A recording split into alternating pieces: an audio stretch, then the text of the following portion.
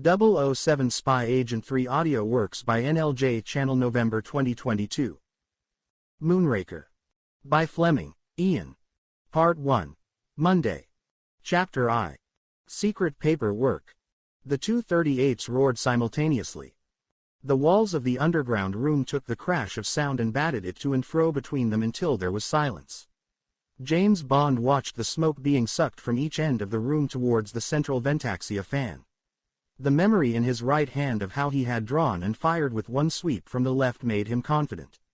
He broke the chamber sideways out of the Colt Detective Special and waited, his gun pointing at the floor, while the instructor walked the 20 yards towards him through the half-light of the gallery. Bond saw that the instructor was grinning. "I don't believe it," he said. "I got you that time." The instructor came up with him. "I'm in hospital, but you're dead, sir," he said. In one hand he held the silhouette target of the upper body of a man. In the other a Polaroid film, postcard size.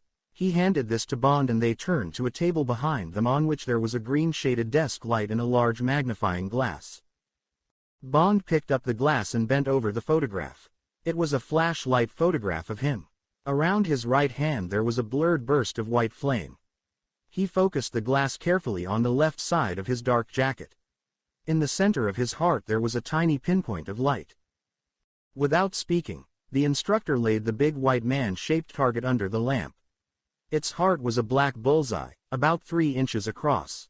Just below and half an inch to the right was the rent made by Bond's bullet. "Through the left wall of the stomach and out at the back," said the instructor, with satisfaction. He took out a pencil and scribbled an addition on the side of the target. 20 rounds and I make it you owe me 7 and 6, sir," he said impassively. Bond laughed. He counted out some silver. "Double the stakes next Monday," he said. "That's all right with me," said the instructor. "But you can't beat the machine, sir. And if you want to get into the team for the Dewar Trophy we ought to give the 38s a rest and spend some time on the Remington. That new long 22 cartridge they've just brought out is going to mean at least 7,900 out of a possible 8,000 to win. Most of your bullets have got to be in the X-ring and that's only as big as a shilling when it's under your nose. At 100 yards it isn't there at all." "To hell with the Dewar Trophy," said Bond. "It's your money I'm after." He shook the unfired bullets in the chamber of his gun into his cupped hand and laid them and the gun on the table. "See you Monday, same time." 10 o'clock'll be fine, sir," said the instructor, jerking down the two handles on the iron door. He smiled at Bond's back as it disappeared up the steep concrete stairs leading to the ground floor. He was pleased with Bond's shooting, but he wouldn't have thought of telling him that he was the best shot in the service. Only M was allowed to know that, and his chief of staff, who would be told to enter the scores of that day's shoot on Bond's confidential record. Bond pushed through the green baize door at the top of the basement steps and walked over to the lift that would take him up to the 8th floor of the tall, gray building near Regent's Park that is the headquarters of the Secret Service. He was satisfied with his score but not proud of it. His trigger finger twitched in his pocket as he wondered how to conjure up that little extra flash of speed that would beat the machine, the complicated box of tricks that sprung the target for just 3 seconds, fired back at him with a blank .38. And shot a pencil of light aimed at him and photographed it as he stood and fired from the circle of chalk on the floor. The lift doors sighed open and Bond got in. The liftman could smell the cordite on him. They always smelled like that when they came up from the shooting gallery. He liked it. It reminded him of the army. He pressed the button for the 8th and rested the stump of his left arm against the control handle. If only the light was better, thought Bond.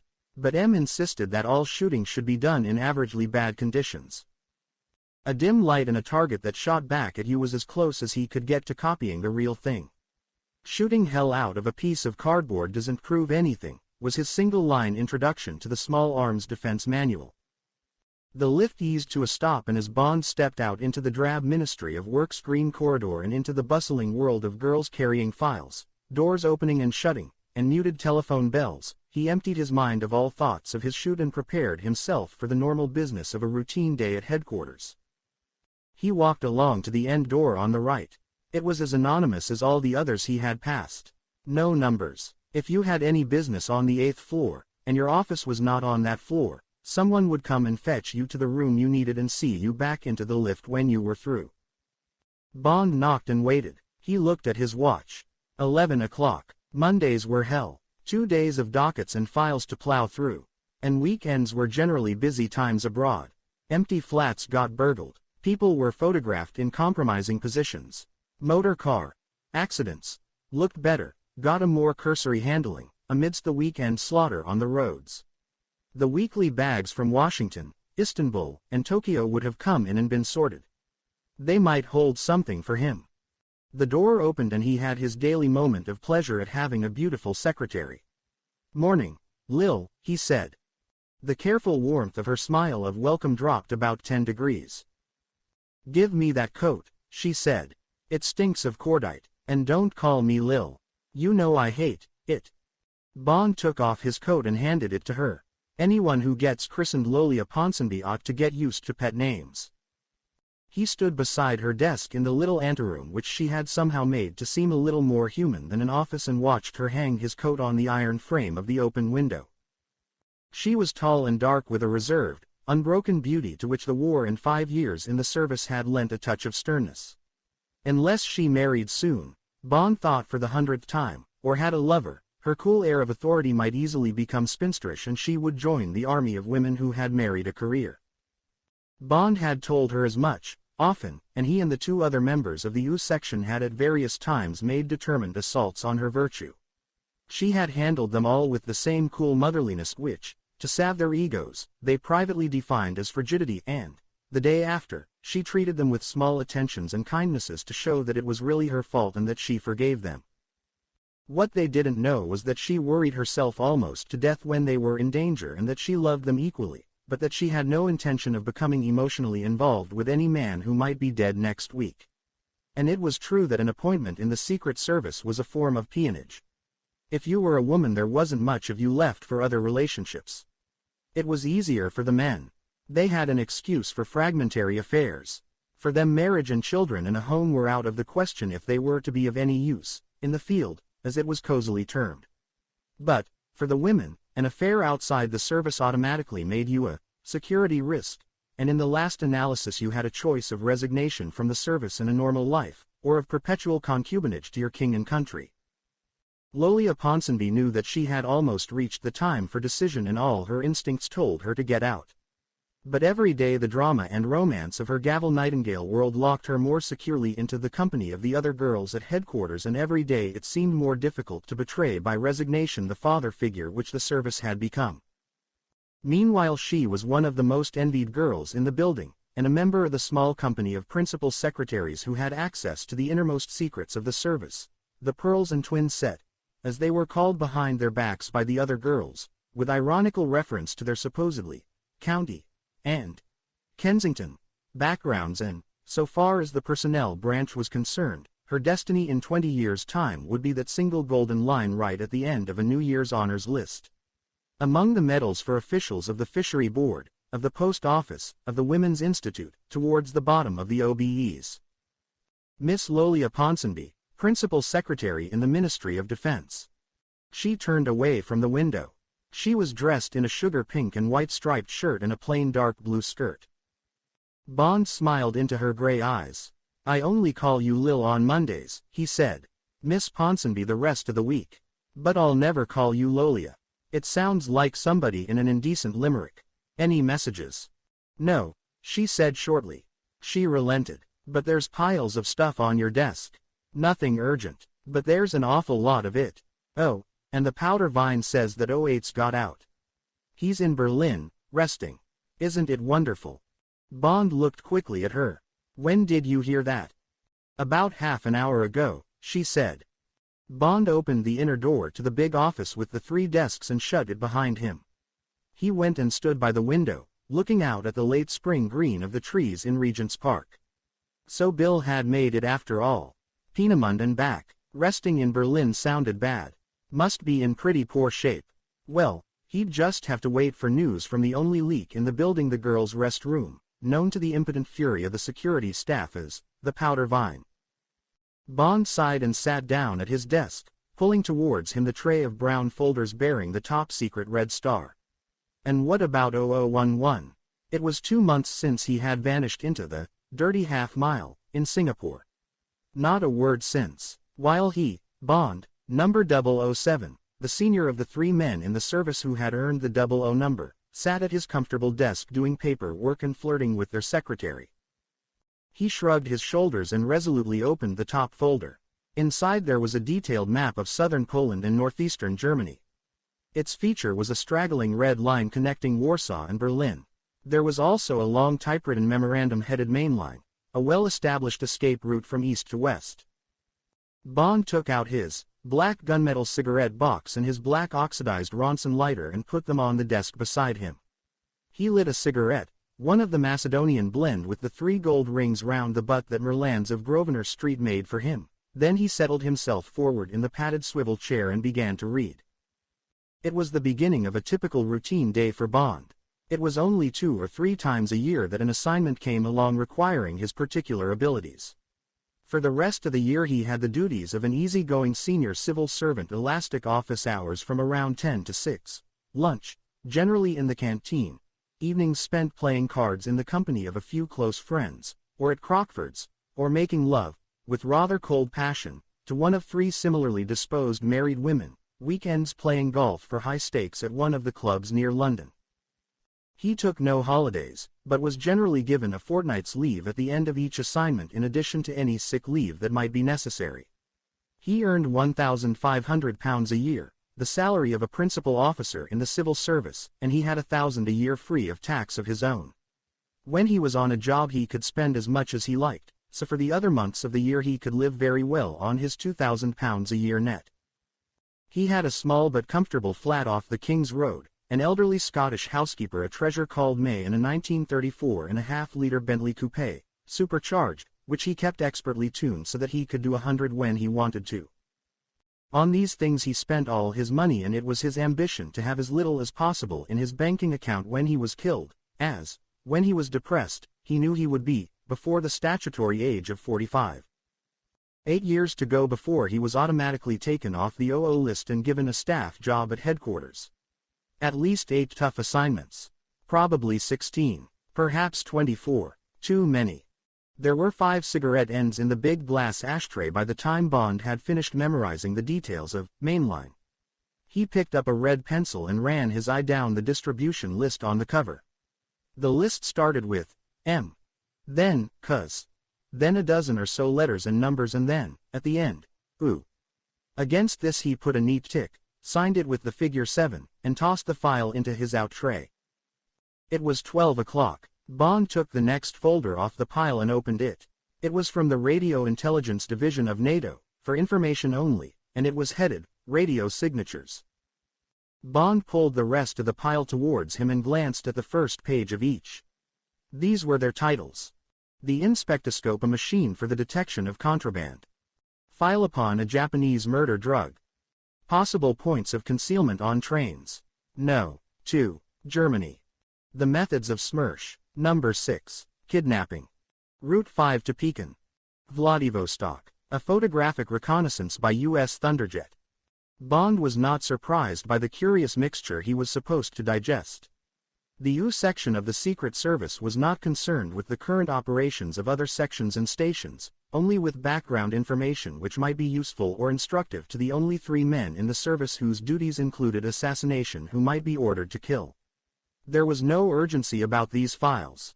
No action was required by him or his 2 colleagues except that each of them jotted down the numbers of dockets which he considered the other 2 should also read when they were next attached to headquarters. When the U section had finished with this lot they would go down to their final destination in records. Bond turned back to the NATO paper. The almost inevitable manner, he read, in which individuality is revealed by minute patterns of behavior, is demonstrated by the indelible characteristics of the fist of each radio operator. This fist, or manner of tapping out messages, is distinctive and recognizable by those who are practiced in receiving messages. It can also be measured by very sensitive mechanisms. To illustrate, in 1943 the United States Radio Intelligence Bureau made use of this fact in tracing an enemy station in Chile operated by Pedro, a young German. When the Chilean police closed in on the station, Pedro, escaped. A year later, expert listeners spotted a new illegal transmitter and were able to recognize Pedro as the operator. In order to disguise his fist, he was transmitting left-handed, but the disguise was not effective and he was captured. NATO radio research has recently been experimenting with a form of scrambler, which can be attached to the wrist of operators with the object of interfering minutely with the nerve centers which control the muscles of the hand.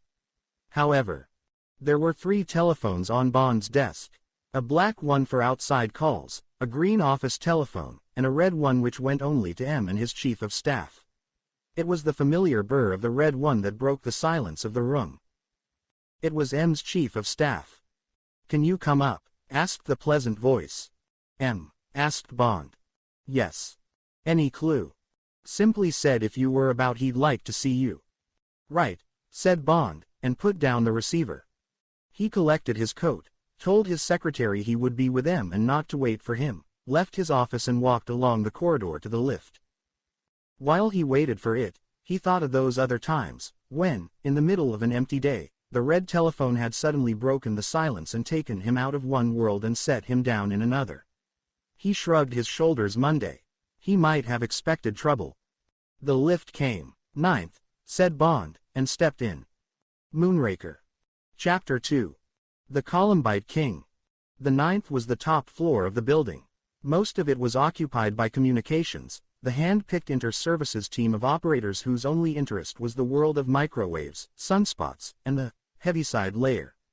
Above them, on the flat roof, were the 3 squat masts of one of the most powerful transmitters in England, explained on the bold bronze list of occupants in the entrance hall of the building by the words, "Radio Tests Limited." The other tenants were declared to be Universal Export Company, Delaney Bros. 1940 Limited, the Omnium Corporation, and Inquiries Miss E. Twining, Ob. Miss Twining was a real person. 40 years earlier she had been a lowly a Ponsonby. Now, in retirement, she sat in a small office on the ground floor and spent her days tearing up circulars, paying the rates and taxes of her ghostly tenants, and politely brushing off salesmen and people who wanted to export something or have their radios mended. It was always very quiet on the 9th floor. As Bond turned to the left outside the lift and walked along the softly carpeted corridor to the green baize door that led to the offices of M and his personal staff, the only sound he heard was a thin high-pitched whine that was so faint that you almost had to listen for it. Without knocking he pushed through the green door and walked into the last room but one along the passage. Miss Moneypenny, M's private secretary, looked up from her typewriter and smiled at him. They liked each other and she knew that Bond admired her looks.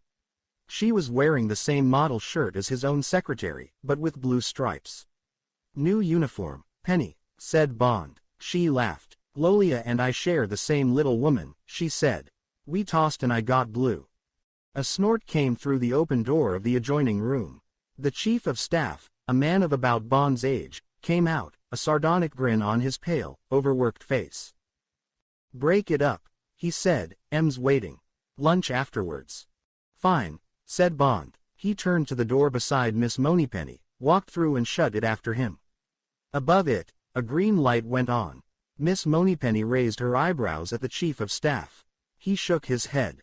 "I don't think it's business, Penny," he said. "Just sent for him out of the blue." He went back into his own room and got on with the day's work. When Bond came through the door, M was sitting at his broad desk, lighting a pipe. He made a vague gesture with the lighted match towards the chair on the other side of the desk and Bond walked over and sat down.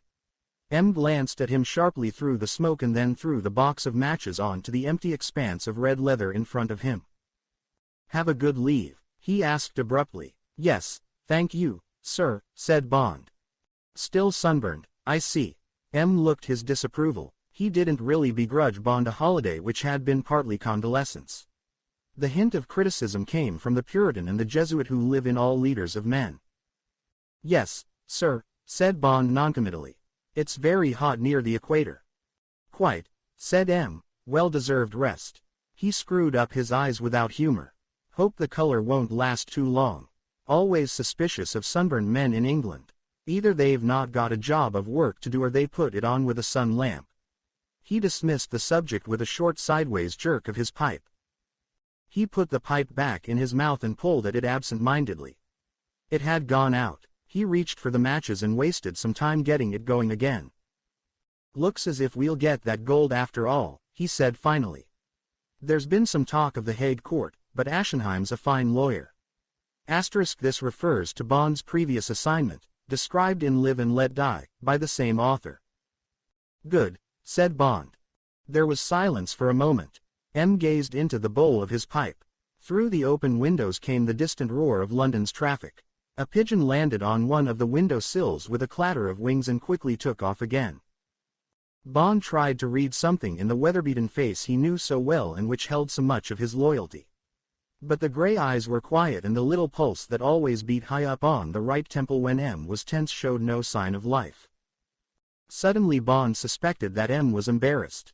He had the feeling that M didn't know where to begin. Bond wanted to help. He shifted in his chair and took his eyes off M. He looked down at his hands and idly picked at a rough nail. M lifted his eyes from his pipe and cleared his throat.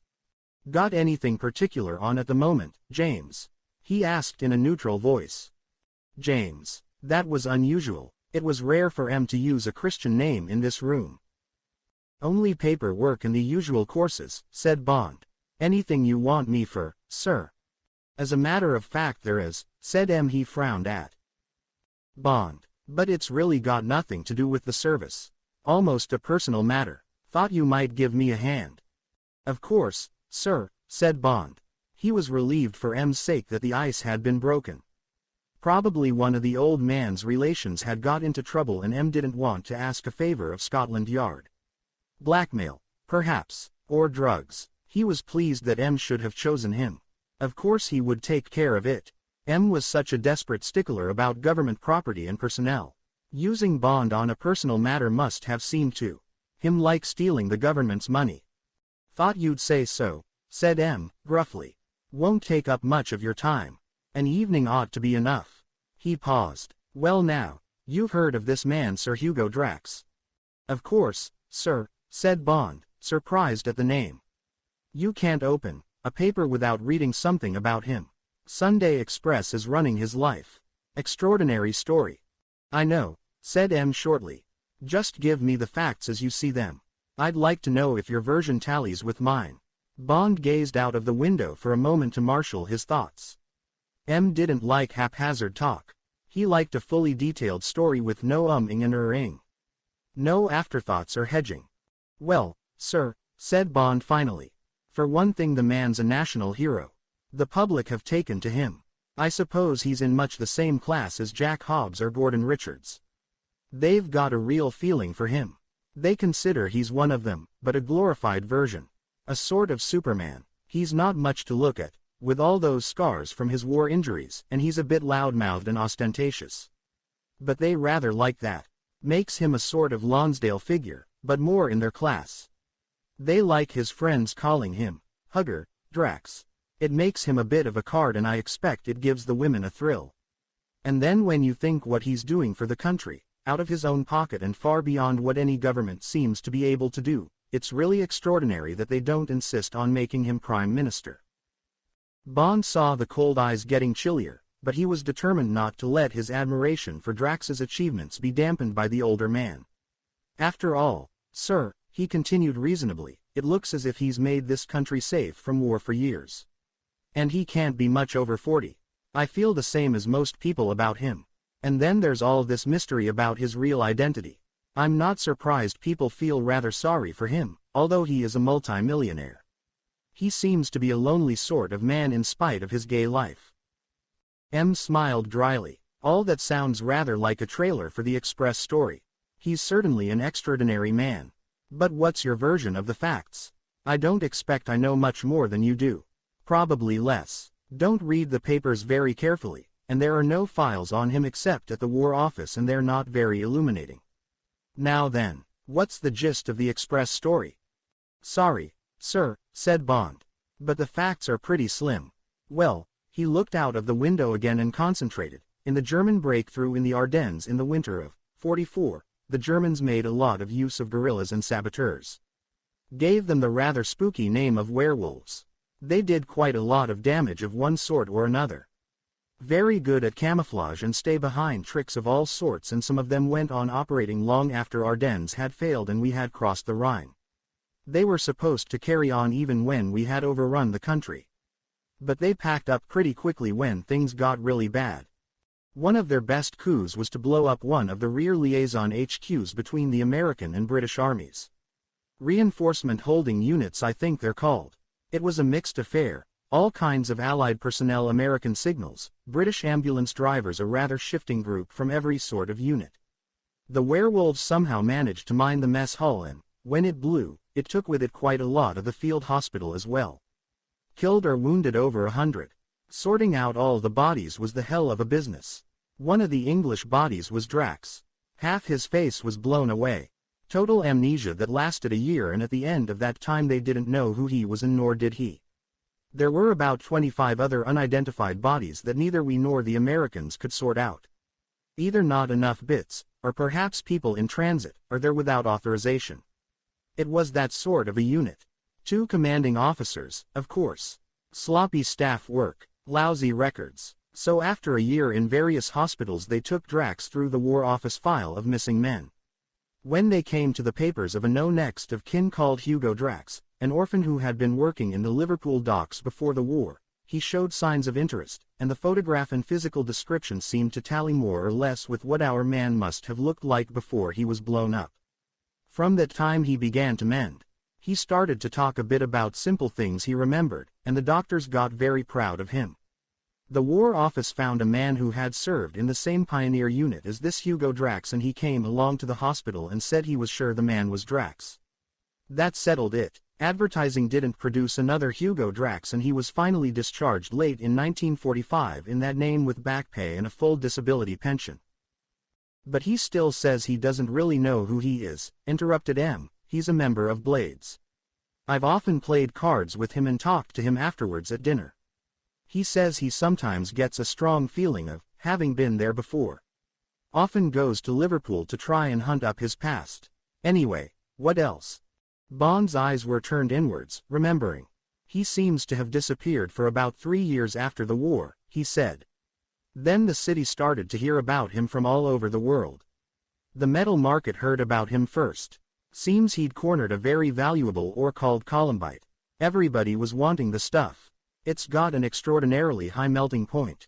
Jet engines can't be made without it. There's very little of it in the world, only a few thousand tons are produced every year, mostly as a byproduct of the Nigerian tin mines. Drax must have looked at the jet age and somehow put his finger on its main scarcity.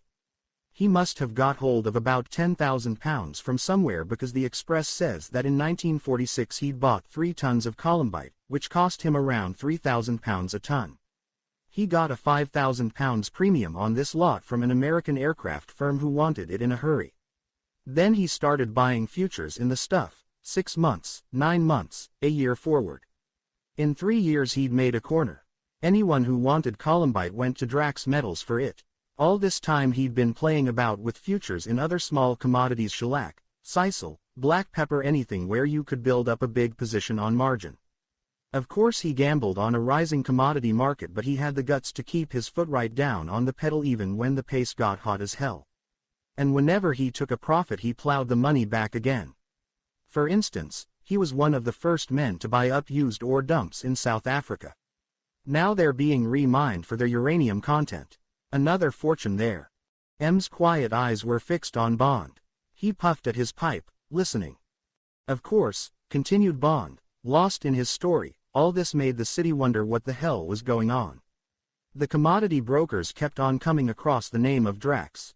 Whatever they wanted, Drax had got it and was holding out for a much higher price than they were prepared to pay. He operated from Tangier Free Port, no taxes, no currency restrictions. By 1950 he was a multi-millionaire. Then he came back to England and started spending it. He simply threw it about. Best houses, best cars, best women. Boxes at the opera, at Goodwood. Prize-winning jersey herds, prize-winning carnations, prize-winning 2-year-olds, 2 yachts, money for the Walker Cup team, £100,000 for the Flood Disaster Fund. Coronation ball for nurses at the Albert Hall. There wasn't a week when he wasn't hitting the headlines with some splash or other. And all the time he went on getting richer and the people simply loved it. It was the Arabian Nights. It lit up their lives. If a wounded soldier from Liverpool could get there in 5 years, why shouldn't they or their sons? It sounded almost as easy as winning a gigantic football pool. And then came his astonishing letter to the Queen.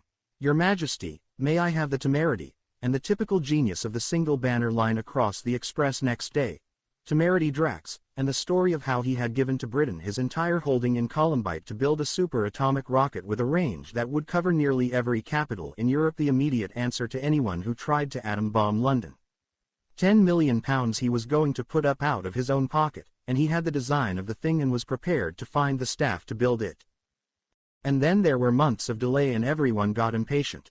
Questions in the House. The opposition nearly forced a vote of confidence. And then the announcement by the Prime Minister that the design had been approved by the Woomera range experts of the Ministry of Supply, and that the Queen had been graciously pleased to accept the gift on behalf of the people of Britain and had conferred a knighthood on the donor. Bond paused, almost carried away by the story of this extraordinary man.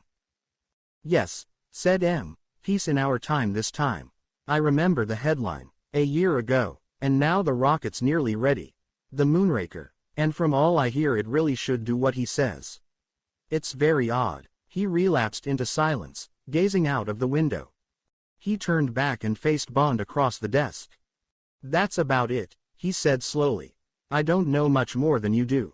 A wonderful story, extraordinary man. He paused, reflecting. There's only one thing. M tapped the stem of his pipe against his teeth.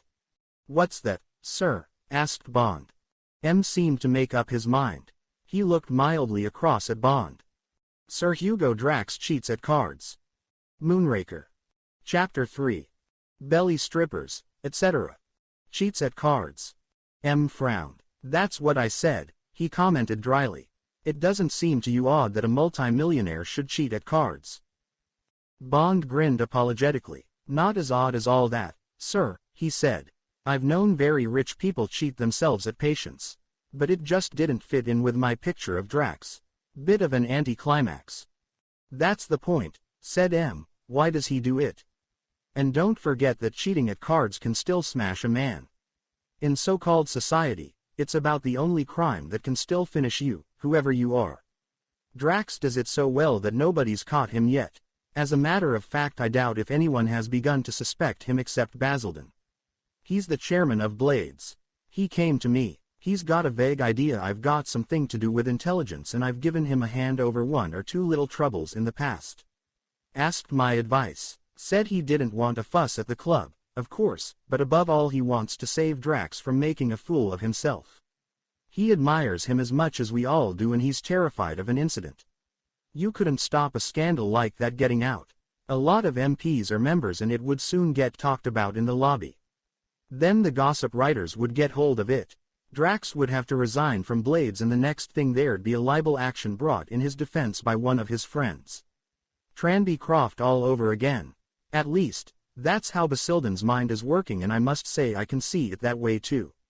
Anyway, said M with finality, I've agreed to help and, he looked levelly at Bond, that's where you come in. You're the best card player in the service, or, he smiled ironically, you should be after the casino jobs you've been on. And I remembered that we'd spent quite a lot of money putting you through a course in card sharping before you went after those Romanians in Monte Carlo before the war. Bond smiled grimly. Steffi Esposito, he said softly. That was the chap, American. Made me work 10 hours a day for a week learning a thing called the riffle stack and how to deal seconds and bottoms and middles. I wrote a long report about it at the time. Must be buried in records. He knew every trick in the game. How to wax the aces so that the pack will break at them. Edge work and line work with a razor on the backs of the high cards. Trimming, arm pressure holdouts, mechanical gadgets up your sleeve that feed you cards. Belly strippers, trimming a whole pack less than a millimeter down both sides, but leaving a slight belly on the cards you're interested in, the aces, for instance.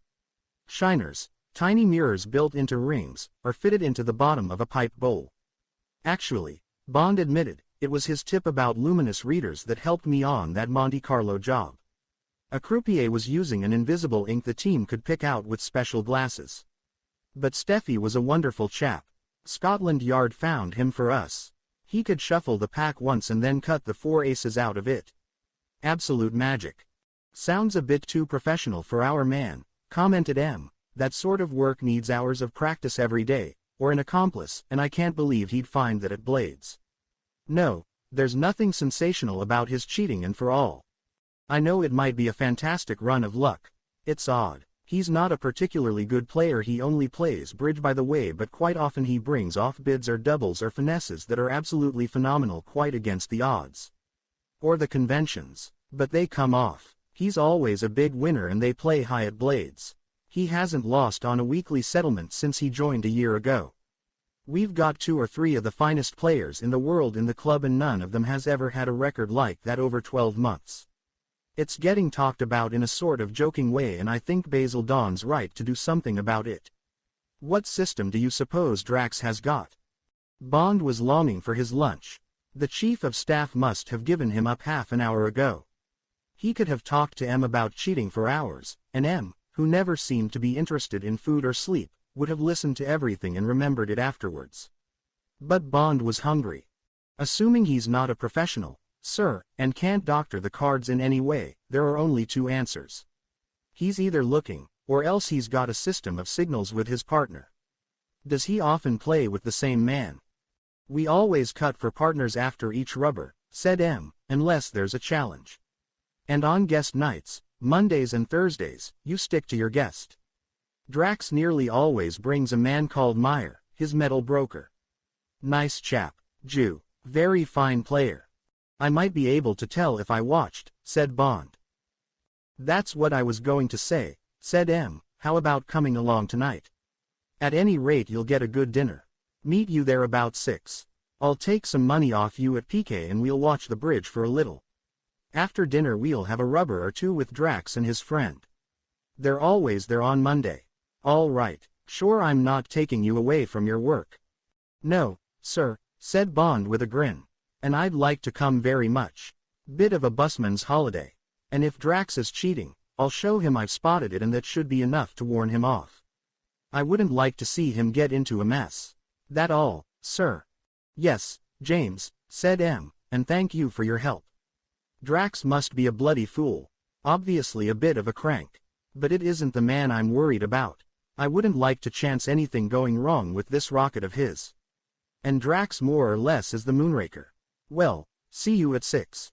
Don't bother about dressing. Some of us do for dinner and some of us don't. Tonight we won't. Better go along now and sandpaper your fingertips or whatever you sharpers do. Bond smiled back at M and got to his feet. It sounded a promising evening. As he walked over to the door and let himself out, he reflected that here at last was an interview with M that didn't cast a shadow. M's secretary was still at her desk. There was a plate of sandwiches and a glass of milk beside her typewriter. She looked sharply at Bond, but there was nothing to be read in his expression. I suppose he gave up, said Bond. Nearly an hour ago, said Miss Moneypenny reproachfully. It's 2:30. He'll be back any minute now. I'll go down to the canteen before it closes, he said. Tell him I'll pay for his lunch next time. He smiled at her and walked out into the corridor and along to the lift. There were only a few people left in the office's canteen. Bond sat by himself and ate a grilled sole, a large mixed salad with his own dressing laced with mustard, some brie cheese and toast, and half a carafe of white Bordeaux. He had 2 cups of black coffee and was back in his office by 3. With half his mind preoccupied with M's problem, he hurried through the rest of the NATO file, said goodbye to his secretary after telling her where he would be that evening, and at 4:30 was collecting his car from the staff garage at the back of the building. Supercharger's whining a bit, sir, said the ex-RAF mechanic who regarded Bond's Bentley as his own property. Take it down tomorrow if you won't be needing her at lunchtime. Thanks, said Bond, that'll be fine. He took the car quietly out into the park and over to Baker Street, the 2-inch exhaust bubbling fatly in his wake. He was home in 15 minutes. He left the car under the plane trees in the little square and let himself into the ground floor of the converted Regency House, went into the book-lined sitting room and, after a moment's search, pulled Scarnion cards out of its shelf and dropped it on the ornate Empire desk near the broad window. He walked through into the smallish bedroom with the white and gold coal wallpaper and the deep red curtains, undressed and threw his clothes, more or less tidily, on the dark blue counterpane of the double bed. Then he went into the bathroom and had a quick shower. Before leaving the bathroom he examined his face in the glass and decided that he had no intention of sacrificing a lifetime prejudice by shaving twice in one day. In the glass, the gray-blue eyes looked back at him with the extra light they held when his mind was focused on a problem that interested him. The lean, hard face had a hungry, competitive edge to it. There was something swift and intent in the way he ran his fingers along his jaw and in the impatient stroke of the hairbrush to put back the comma of black hair that fell down an inch above his right eyebrow. It crossed his mind that, with the fading of his sunburn, the scar down the right cheek that had shown so white was beginning to be less prominent, and automatically he glanced down his naked body and registered that the almost indecent white area left by his bathing trunks was less sharply defined. He smiled at some memory and went through into the bedroom. 10 minutes later, in a heavy white silk shirt, dark blue trousers of navy serge, dark blue socks, and well-polished black moccasin shoes, he was sitting at his desk with a pack of cards in one hand and Scarn's Wonderful Guide to Cheating open in front of him. For half an hour, as he ran quickly through the section on methods, he practiced the vital mechanics grip, 3 fingers curled round the long edge of the cards, and the index finger at the short upper edge away from him palming and nullifying the cut. His hands worked automatically at these basic maneuvers, while his eyes read, and he was glad to find that his fingers were supple and assured and that there was no noise from the cards even with the very difficult single-handed annulment. At 5:30 he slapped the cards on the table and shut the book. He went into his bedroom, filled the wide black case with cigarettes and slipped it into his hip pocket, put on a black knitted silk tie and his coat and verified that his checkbook was in his note-case. He stood for a moment, thinking. Then he selected 2 white silk handkerchiefs, carefully rumpled them, and put one into each side pocket of his coat. He lit a cigarette and walked back into the sitting room and sat down at his desk again and relaxed for 10 minutes, gazing out of the window at the empty square and thinking about the evening that was just going to begin and about Blades, probably the most famous private card club in the world. The exact date of the foundation of Blades is uncertain. The second half of the 18th century saw the opening of many coffee houses and gaming rooms, and premises and proprietors shifted often with changing fashions and fortunes. White's was founded in 1755, Almack's in 1764, and Brooks's in 1774, and it was in that year that the Savoir Vivre, which was to be the cradle of Blades, opened its doors onto Park Street, a quiet backwater off St. James's. The Savoir Vivre was too exclusive to live and it blackballed itself to death within a year. Then, in 1776, Horace Walpole wrote, "A new club has opened off St. James's Street that piques itself in surpassing all its predecessors and in 1,778 feet Blades." First occurs in a letter from Gibbon, the historian, who coupled it with the name of its founder, a German called Longchamp at that time conducting the Jockey Club at Newmarket. From the outset Blades seems to have been a success, and in 1782 we find the Duke of Württemberg writing excitedly home to his younger brother, "This is indeed the ace of clubs. There have been 4 or 5 cans tables going in the room at the same time, with whist and piquet, after which a full hazard table. I have known 2 at the same time. 2 chests each containing 4,000 guinea rouleaux were scarce sufficient for the night's circulation." Mention of hazard perhaps provides a clue to the club's prosperity. Permission to play this dangerous but popular game must have been given by the committee in contravention of its own rules, which laid down that no game is to be admitted to the house of the society but chess, whist, piquet, cribbage, quadrille, ombre and treadville. In any event the club continued to flourish, and remains to this day the home of some of the highest, polite, gambling in the world. It is not as aristocratic as it was, the redistribution of wealth has seen to that, but it is still the most exclusive club in London. The membership is restricted to 200 and each candidate must have 2 qualifications for election. He must behave like a gentleman and he must be able to show £100,000 in cash or gilt-edged securities. The amenities of Blades, apart from the gambling, are so desirable that the committee has had to rule that every member is required to win or lose £500 a year on the club premises, or pay an annual fine of £250. The food and wine are the best in London and no bills are presented, the cost of all meals being deducted at the end of each week pro rata from the profits of the winners. Seeing that about £5,000 changes hands each week at the tables, the impost is not too painful and the losers have the satisfaction of saving something from the wreck, and the custom explains the fairness of the levy on infrequent gamblers. Club servants are the making or breaking of any club, and the servants of Blades have no equal. The half-dozen waitresses in the dining room are of such a high standard of beauty that some of the younger members have been known to smuggle them undetected into debutante balls, and if, at night, one or other of the girls is persuaded to stray into one of the 12 members' bedrooms at the back of the club, that is regarded as the members' private concern. There are one or two other small refinements which contribute to the luxury of the place. Only brand new currency notes and silver are paid out on the premises, and, if a member is staying overnight, his notes and small change are taken away by the valet who brings the early morning tea and the Times and are replaced with new money.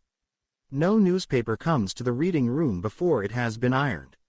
Florist provides the soaps and lotions in the lavatories and bedrooms. There is a direct wire to Ladbrokes from the Porter's Lodge. The club has the finest tents and boxes at the principal race meetings, at Lord's, Henley, and Wimbledon, and members traveling abroad have automatic membership of the leading club in every foreign capital. In short, membership of Blades, in return for the £106 entrance fee and the £50 a year subscription, provides the standard of luxury of the Victorian age together with the opportunity to win or lose, in great comfort, anything up to £20,000 a year.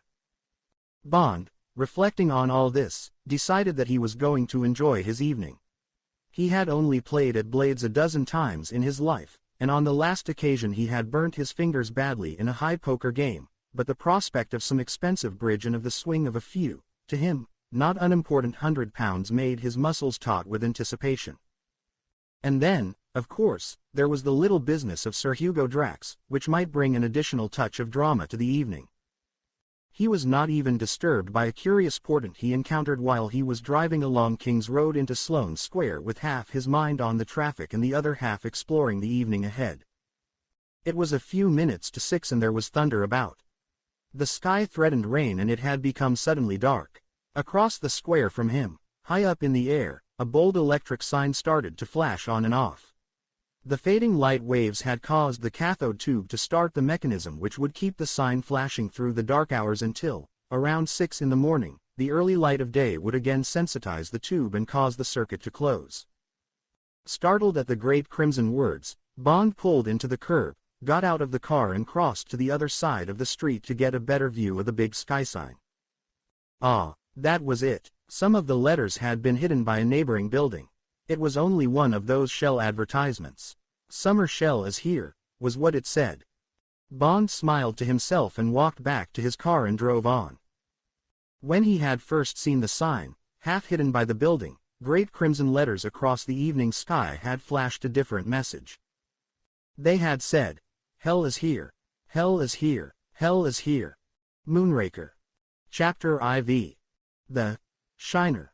Bond left the Bentley outside Brooks's and walked round the corner into Park Street. The Adam frontage of Blades, recessed a yard or so back from its neighbors, was elegant in the soft dusk. The dark red curtains had been drawn across the ground floor bow windows on either side of the entrance, and a uniformed servant showed for a moment as he drew them across the 3 windows of the floor above. In the center of the 3, Bond could see the heads and shoulders of 2 men bent over a game, probably backgammon he thought, and he caught a glimpse of the spangled fire of one of the 3 great chandeliers that illuminate the famous gambling room. Bond pushed through the swing doors and walked up to the old-fashioned porter's lodge ruled over by Brevet, the guardian of Blades and the counselor and family friend of half the members. "Evening, Brevet. Is the Admiral in?" "Good evening, sir," said Brevet, who knew Bond as an occasional guest at the club. "The Admiral's waiting for you in the card room. Page, take Commander Bond up to the Admiral. Lively now." As Bond followed the uniformed page boy across the worn black and white marble floor of the hall and up the wide staircase with its fine mahogany balustrade, he remembered the story of how, at one election, 9 blackballs had been found in the box when there were only 8 members of the committee present. Brevet, who had handed the box from member to member, was said to have confessed to the chairman that he was so afraid the candidate would be elected that he had put in a blackball himself. No one had objected. The committee would rather have lost its chairman than the porter whose family had held the same post at Blades for 100 years. The page pushed open one wing of the tall doors at the top of the stairs and held it for Bond to go through. The long room was not crowded and Bond saw M sitting by himself playing patience in the alcove formed by the left hand of the three bow windows. He dismissed the page and walked across the heavy carpet, noticing the rich background smell of cigar smoke, the quiet voices that came from the three tables of bridge, and the sharp rattle of dice across an unseen backgammon board. "There you are," said M as Bond came up. He waved to the chair that faced him across the card table. "Just let me finish this. I haven't cracked this man Ganfield for months. Drink?" "No, thanks," said Bond. He sat down and lit a cigarette and watched with amusement the concentration M was putting into his game. "Admiral Sir M.M. Something at the Ministry of Defense." M looked like any member of any of the clubs in St. James's Street. Dark gray suit, stiff white collar, the favorite dark blue bow tie with spots, rather loosely tied, the thin black cord of the rimless eyeglass that M seemed only to use to read menus, the keen sailor's face, with the clear, sharp sailor's eyes. It was difficult to believe that an hour before he had been playing with 1,000 live chessmen against the enemies of England, that there might be, this evening, fresh blood on his hands, or a successful burglary, or the hideous knowledge of a disgusting blackmail case. And what could the casual observer think of him, Commander James Bond, GMG, RNVSR, also showmething at the Ministry of Defense, the rather saturnine young man in his middle 30s sitting opposite the Admiral? Something a bit cold and dangerous in that face. Looks pretty fit, may have been attached to Templar in Malaya. Or Nairobi. Mau work. Tough-looking customer. Doesn't look the sort of chap one usually sees in Blades. Bond knew that there was something alien and un-English about himself. He knew that he was a difficult man to cover up, particularly in England. He shrugged his shoulders. Abroad was what mattered. He would never have a job to do in England, outside the jurisdiction of the service. Anyway, he didn't need a cover this evening. This was recreation. M snorted and threw his cards down. Bond automatically gathered in the pack and as automatically gave it the Scarney shuffle, marrying the two halves with the quick downward riffle that never brings the cards off the table. He squared off the pack and pushed it away. M beckoned to a passing waiter. "PK cards, please, Tanner," he said. The waiter went away and came back a moment later with the two thin packs. He stripped off the wrapping and placed them, with two markers, on the table. He stood waiting. "Bring me a whiskey and soda," said M. "Sure you won't have anything?" Bond looked at his watch. It was 6:30. "Could I have a dry martini?" he said. "Made with vodka, large slice of lemon peel." "Rot gut," commented M briefly as the waiter went away. "Now I'll just take a pound or two off you and then we'll go and have a look at the bridge. Our friend hasn't turned up yet."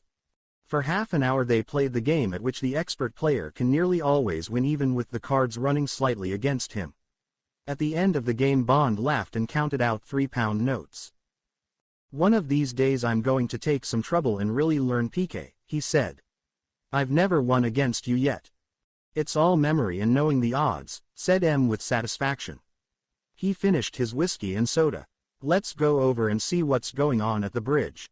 Our man's playing at Basildon's table. Came in about 10 minutes ago. If you NB tice anything, just give me a nod and we'll go downstairs and talk about it." He stood up and Bond followed suit. The far end of the room had begun to fill up and half a dozen tables of bridge were going. At the round poker table under the center chandelier 3 players were counting out chips into 5 stacks, waiting for 2 more players to come in. The kidney-shaped baccarat table was still shrouded and would probably remain so until after dinner, when it would be used for chemin de fer. Bond followed M out of their alcove, relishing the scene down the long room, the oases of green, the tinkle of glasses as the waiters moved amongst the tables, the hum of talk punctuated by sudden exclamations and warm laughter, the haze of blue smoke rising up through the dark red lamp shades that hung over the center of each table. His pulses quickened with the smell of it all and his nostrils flared slightly as the 2 men came down the long room and joined the company. M, with Bond beside him, wandered casually from table to table, exchanging greetings with the players until they reached the last table beneath the fine Lawrence of Beau Brummel over the wide Adam fireplace. "Double, damn you," said the loud, cheerful voice of the player with his back to Bond. Bond thoughtfully noted the head of tight reddish hair that was all he could see of the speaker, then he looked to the left at the rather studious profile of Lord Basildon. The chairman of Blades was leaning back, looking critically down his nose at the hand of cards which he held out and away from him as if it were a rare object. "My hand is so exquisite that I am forced to redouble, my dear Drax," he said. He looked across at his partner. "Tommy," he said, "charge this to me if it goes wrong." "Rot," said his partner. "Meyer, better take Drax out." "Too frightened," said the middle-aged florid man who was playing with Drax. "No bid." He picked up his cigar from the brass ashtray and put it carefully into the middle of his mouth. "No bid here," said Basildon's partner. "And nothing here," came Drax's voice. "5 clubs redoubled," said Basildon. "Your lead, Meyer." Bond looked over Drax's shoulder. Drax had the ace of spades and the ace of hearts. He promptly made them both and led another heart which Basildon took on the table with the king. "Well," said Basildon, "there are 4 trumps against me including the queen. I shall play Drax to have her." He finessed against Drax. Meyer took the trick with the queen. "Hell and damnation," said Basildon. "What's the queen doing in Meyer's hand?" "Well, I'm damned. Anyway, the rest are mine." He fanned his cards down on the table. He looked defensively at his partner. "Can you beat it, Tommy? Drax doubles and Meyer has the queen." There was not more than a natural exasperation in his voice. Drax chuckled. "Didn't expect my partner to have a Yarborough, did you?" he said cheerfully to Basildon. "Well, that's just the 400 above the line. Your deal." He cut the cards to Basildon and the game went on. So it had been Drax's deal the hand before. That might be important. Bond lit a cigarette and reflectively examined the back of Drax's head. M's voice cut in on Bond's thoughts. "You remember my friend Commander Bond, Basil? Thought we'd come along and play some bridge this evening." Basildon smiled up at Bond. "Evening," he said. He waved a hand round the table from the left to right. "Meyer, Dangerfield, Drax." The 3 men looked up briefly and Bond nodded a greeting to the table in general. "You all know the Admiral," added the chairman, starting to deal. Drax half turned in his chair. "Ah, the Admiral," he said boisterously. "Glad to have you aboard, Admiral. Drink?" "No, thanks," said M with a thin smile. "Just had one." Drax turned and glanced up at Bond, who caught a glimpse of a tuft of reddish mustache and a rather chilly blue eye. "What about you?" asked Drax perfunctorily. "No, thanks," said Bond. Drax swiveled back to the table and picked up his cards. Bond watched the big blunt hands sort them. Then he moved round the table with a second clue to ponder. Drax didn't sort his cards into suits as most players do, but only into reds and blacks, ungraded, making his hand very difficult to kibitz and almost impossible for one of his neighbors, if they were so inclined to decipher. Bond knew it for the way people hold their hands who were very careful card players indeed. Bond went and stood beside the chimneypiece. He took out a cigarette and lit it at the flame from a small gas jet enclosed in a silver grill, a relic of the days before the use of matches that protruded from the wall beside him. From where he stood he could see the hand of Meyer, and by moving a pace to the right, of Basildon. His view of Sir Hugo Drax was uninterrupted and he inspected him carefully while appearing to interest himself only in the game. Drax gave the impression of being a little larger than life. He was physically big, about 6 foot tall, Bond guessed, and his shoulders were exceptionally broad. He had a big square head and the tight reddish hair was parted in the middle. On either side of the parting the hair dipped down in a curve towards the temples with the object, Bond assumed, of hiding as much as possible of the tissue of shining puckered skin that covered most of the right half of his face. Other relics of plastic surgery could be detected in the man's right ear, which was not a perfect match with its companion on the left, and the right eye, which had been a surgical failure. It was considerably larger than the left eye, because of a contraction of the borrowed skin used to rebuild the upper and lower eyelids, and it looked painfully bloodshot. Bond doubted if it was capable of closing completely, and he guessed that Drax covered it with a patch at night. To conceal as much as possible of the unsightly taut skin that covered half his face, Drax had grown a bushy reddish mustache and had allowed his whiskers to grow down to the level of the lobes of his ears. He also had patches of hair on his cheekbones. The heavy mustache served another purpose. It helped to hide a naturally prognathous upper jaw and a marked protrusion of the upper row of teeth. Bond reflected that this was probably due to sucking his thumb as a child, and it had resulted in an ugly splaying, or diastema, of what Bond had heard his dentist call the centrals. The mustache helped to hide these ogre's teeth, and it was only when Drax uttered, as he frequently did, his short braying laugh that the splay could be seen. The general effect of the face, the riot of red-brown hair, the powerful nose and jaw, the florid skin was flamboyant. It put Bond in mind of a ring master at a circus. The contrasting sharpness and coldness of the left eye supported the likeness. A bullying, boorish, loud-mouthed vulgarian. That would have been Bond's verdict if he had not known something of Drax's abilities. As it was, it crossed his mind that much of the effect might be Drax's idea of a latter-day Regency buck, the harmless disguise of a man with a smashed face who was also a snob. Looking for further clues, Bond noticed that Drax was sweating rather freely. Despite the occasional growl of thunder outside, it was a cool evening, and yet Drax was constantly mopping his face and neck with a huge bandana handkerchief. He smoked incessantly, stubbing out the cork-tipped Virginia cigarettes after a dozen lungfuls of smoke and almost immediately lighting another from a box of 50 in his coat pocket. His big hands, their backs thickly covered with reddish hair, were always on the move, fiddling with his cards, handling the cigarette lighter that stood beside a plain flat silver cigarette case in front of him, twisting a lock of hair on the side of his head, using the handkerchief on his face and neck. Occasionally he put a finger greedily to his mouth and worried a nail. Even at a distance Bond could see that every fingernail was bitten down to the quick. The hands themselves were strong and capable, but the thumbs had something ungainly about them which it took Bond a moment or two to define. He finally detected that they were unnaturally long and reached level with the top joint of the index finger. Bond concluded his inspection with Drax's clothes, which were expensive and in excellent taste: a dark blue pinstripe in lightweight flannel, double-breasted with turnback cuffs, a heavy white silk shirt with a stiff collar, an unobtrusive tie with a small gray and white check, modest cuff links, which looked like Cartier, and a plain gold Patek Philippe watch with a black leather strap.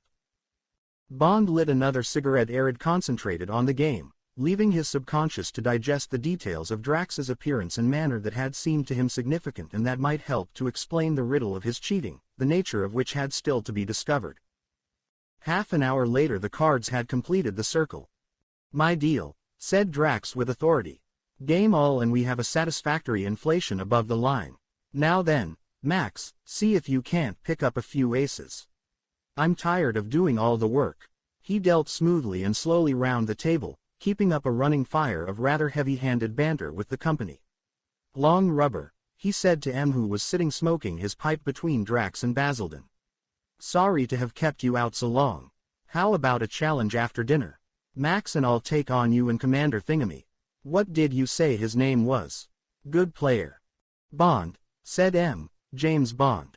"Yes, I think we'd like that very much. What do you say, James?" Bond's eyes were glued to the bent head and slowly moving hands of the dealer. "Yes, that was it. Got you, you bastard. A shiner, a simple, bloody shiner that wouldn't have lasted 5 minutes in a pro's game." M saw the glint of assurance in Bond's eyes as they met across the table. "Fine," said Bond cheerfully.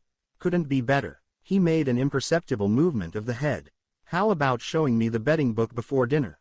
You always say it'll amuse me." M nodded. "Yes, come along. It's in the secretary's office. Then Basildon can come down and give us a cocktail and tell us the result of this death struggle." He got up. "Order what you want," said Basildon with a sharp glance at M. "I'll be down directly we've polished them off." "Around 9 then," said Drax, glancing from M to Bond. "Show him the bet about the girl in the balloon." He picked up his hand. "Looks like I shall have the casino's money to play with," he said after a rapid glance at his cards. 3 no trumps." He shot a triumphant glance at Basildon. "Put that in your pipe and smoke it." Bond, following M out of the room, missed Basildon's reply. They walked down the stairs and along to the secretary's office in silence. The room was in darkness. M switched on the light and went and sat down in the swivel chair in front of the busy-looking desk. He turned the chair to face Bond, who had walked over to the empty fireplace and was taking out a cigarette. "Any luck?" he asked, looking up at him. "Yes, said Bond. He cheats all right. Ah, said M unemotionally. How does he do it? Only on the deal, said Bond. You know that silver cigarette case he has in front of him, with his lighter. He never takes cigarettes from it. Doesn't want to get finger marks on the surface. It's plain silver and very highly polished. When he deals, it's almost concealed by the cards in his big hands. And he doesn't move his hands away from it. Deals 4 piles quite close to him. Every card is reflected in the top of the case. It's just as good as a mirror, although it looks perfectly innocent lying there. As he's such a good businessman, it would be normal for him to have a first-class memory. You remember I told you about shiners? Well, that's just a version of one. No wonder he brings off these miraculous finesses every once in a while. That double we watched was easy. He knew his partner had the guarded queen. With his 2 aces the double was a certainty. The rest of the time he just plays his average game. But knowing all the cards on every 4th deal is a terrific edge. It's not surprising he always shows a profit. But one doesn't notice him doing it, protested M. It's quite natural to look down when one's dealing, said Bond. Everybody does, and he covers up with a lot of banter, much more than he produces when someone else is dealing.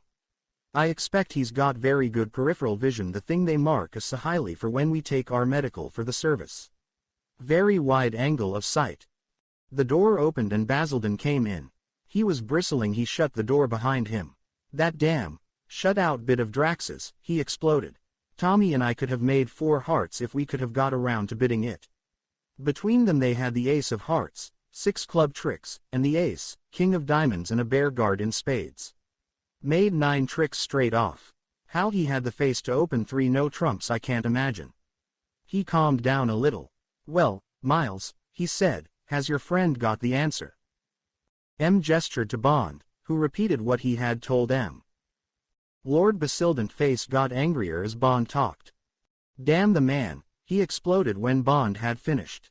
What the hell does he want to do that for? Bloody millionaire. Rolling in money. Fine scandal we're in for.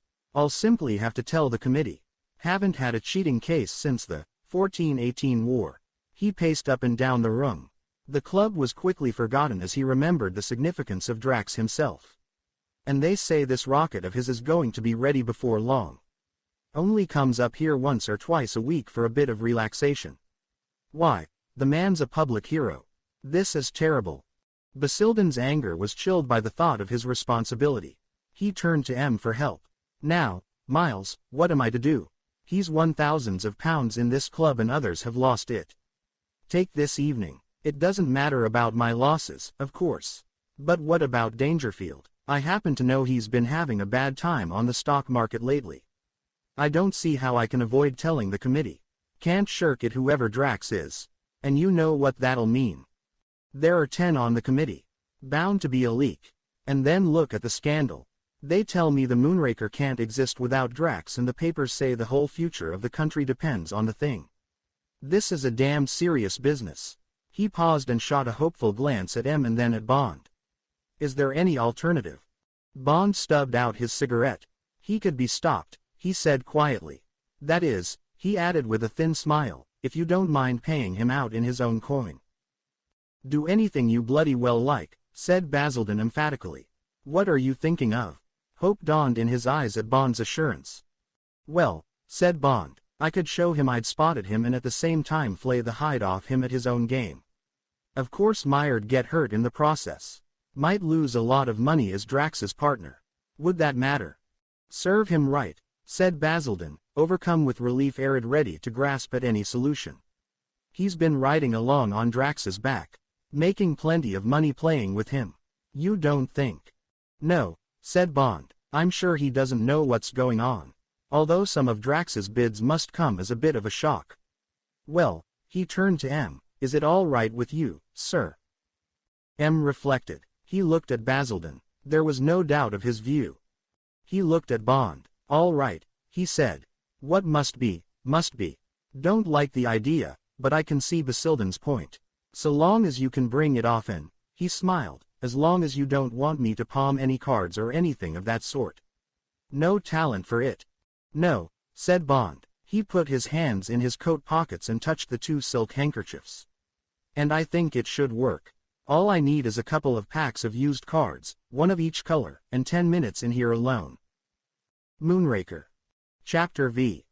Dinner at Blades. It was 8 o'clock as Bond followed M through the tall doors, across the well of the staircase from the card room, that opened into the beautiful white and gold Regency dining room of Blades. M chose not to hear a call from Basildon, who was presiding over the big center table where there were still 2 places vacant. Instead, he walked firmly across the room to the end one of a row of 6 smaller tables, waved Bond into the comfortable armchair that faced outwards into the room, and himself took the one on Bond's left so that his back was to the company. The head steward was already behind Bond's chair. He placed a broad menu card beside his plate and handed another to M. Blades was written in fine gold script across the top. Below there was a forest of print. "Don't bother to read through all that," said M, "unless you've got no ideas." One of the first rules of the club, and one of the best, was that any member may speak for any dish, cheap or dear, but he must pay for it. The same's true today, only the odds are one doesn't have to pay for it. Just order what you feel like. He looked up at the steward. "Any of that beluga caviar left, Porterfield?" "Yes, sir. There was a new delivery last week." "Well," said M, "caviar for me. Deviled kidney and a slice of your excellent bacon. Peas and new potatoes. Strawberries in Kirsch. What about you, James?" "I've got a mania for really good smoked salmon," said Bond. Then he pointed down the menu. "Lamb cutlets. The same vegetables as you, as it's May. Asparagus with béarnaise sauce sounds wonderful. And perhaps a skein of pineapple." He sat back and pushed the menu away. "Thank heaven for a man who makes up his mind," said M. He looked up at the steward. "Have you got all that, Porterfield?" "Yes, sir." The steward smiled. "You wouldn't care for a marrow bone after the strawberries, sir? We got half a dozen in today from the country, and I'd specially kept one in case you came in." "Of course. You know I can't resist them. Bad for me, but it can't be helped. God knows what I'm celebrating this evening. But it doesn't often happen. Ask Grimley to come over, would you?" "He's here now, sir," said the steward, making way for the wine waiter. "Ah, Grimley, some vodka, please." He turned to Bond. "Not the stuff you had in your cocktail. This is real pre-war Wolfschmidt from Riga. Like some with your smoked salmon?"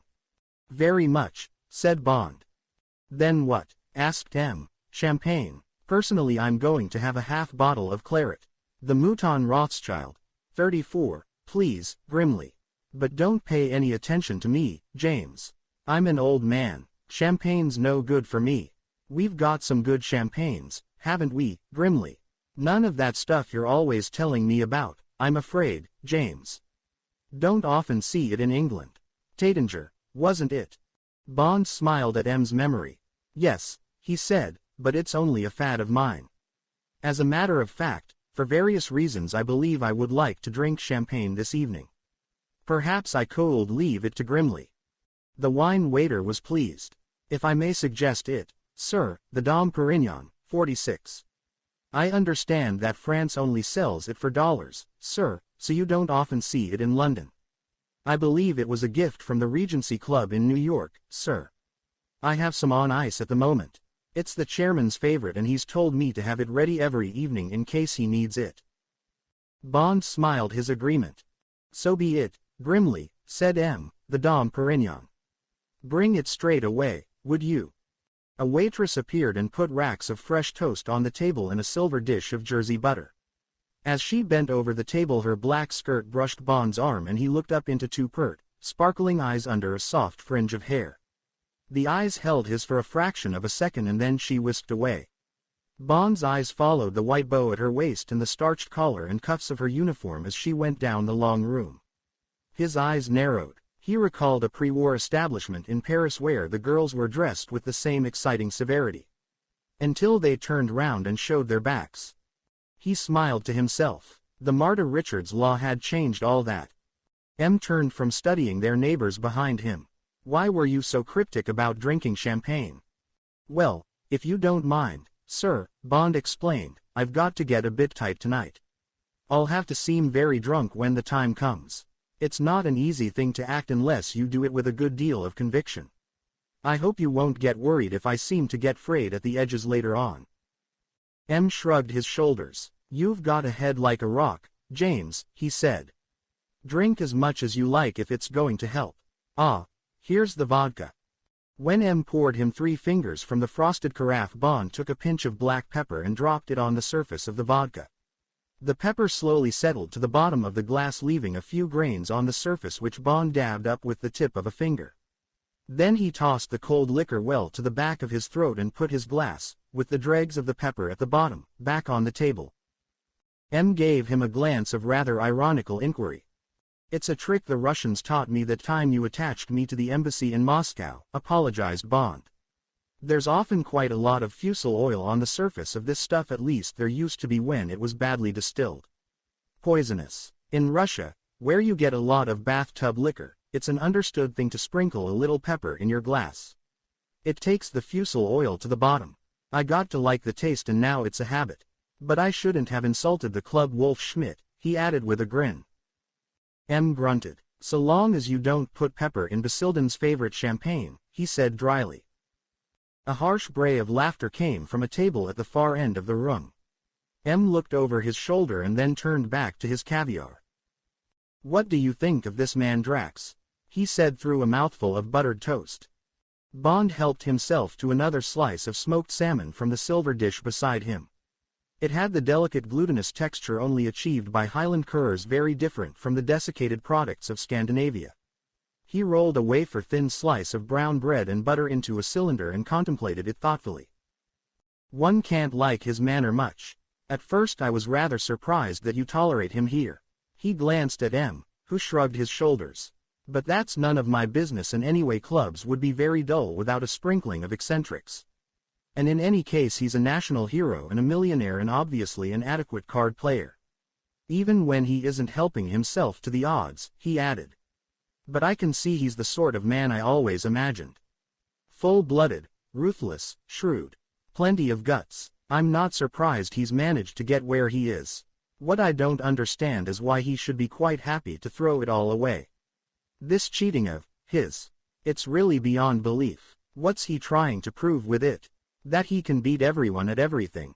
He seems to put so much passion into his cards as if it wasn't a game at all, but some sort of trial of strength. You've only got to look at his fingernails. Bitten to the quick, and he sweats too much. There's a lot of tension there somewhere. It comes out in those ghastly jokes of his. They're harsh. There's no light touch about them. He seemed to want to squash Basildon like a fly. Hope I shall be able to keep my temper. That manner of his is pretty riling. He even treats his partner as if he was muck. He hasn't quite got under my skin, but I shan't at all mind sticking a very sharp pin in him tonight. He smiled at M, if it comes off, that is. I know what you mean, said M, but you may be being a bit hard on the man. After all, it's a big step from the Liverpool docks, or wherever he came from, to where he is now. And he's one of those people who was born with naturally hairy heels. Nothing to do with snobbery. I expect his mates in Liverpool found him just as loud-mouthed as Blades does.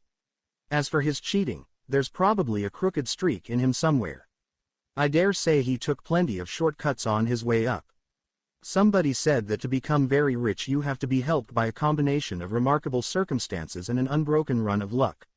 It certainly isn't only the qualities of people that make them rich. At least that's my experience. At the beginning, getting together the first 10,000, or the first 100,000, things have got to go damn right. And in that commodity business after the war, with all the regulations and restrictions, I expect it was often a case of being able to drop £1,000 in the right pocket. Officials. The ones who understand nothing but addition, division and silence. The useful ones. M paused while the next course came. With it arrived the champagne in a silver ice bucket, and the small wicker basket containing M's half-bottle of claret. The wine steward waited until they had delivered a favorable judgment on the wines and then moved away. As he did so a page came up to their table. "Commander Bond?" he asked. Bond took the envelope that was handed to him and slid it open. He took out a thin paper packet and carefully opened it under the level of the table. It contained a white powder. He took a silver fruit knife off the table and dipped the tip of the blade into the packet so that about half its contents were transferred to the knife. He reached for his glass of champagne and tipped the powder into it. "Now what?" said M with a trace of impatience. There was no hint of apology in Bond's face. It wasn't M who was going to have to do the work that evening. Bond knew what he was doing. Whenever he had a job of work to do, he would take infinite pains beforehand and leave as little as possible to chance. Then if something went wrong, it was the unforeseeable. For that he accepted no responsibility.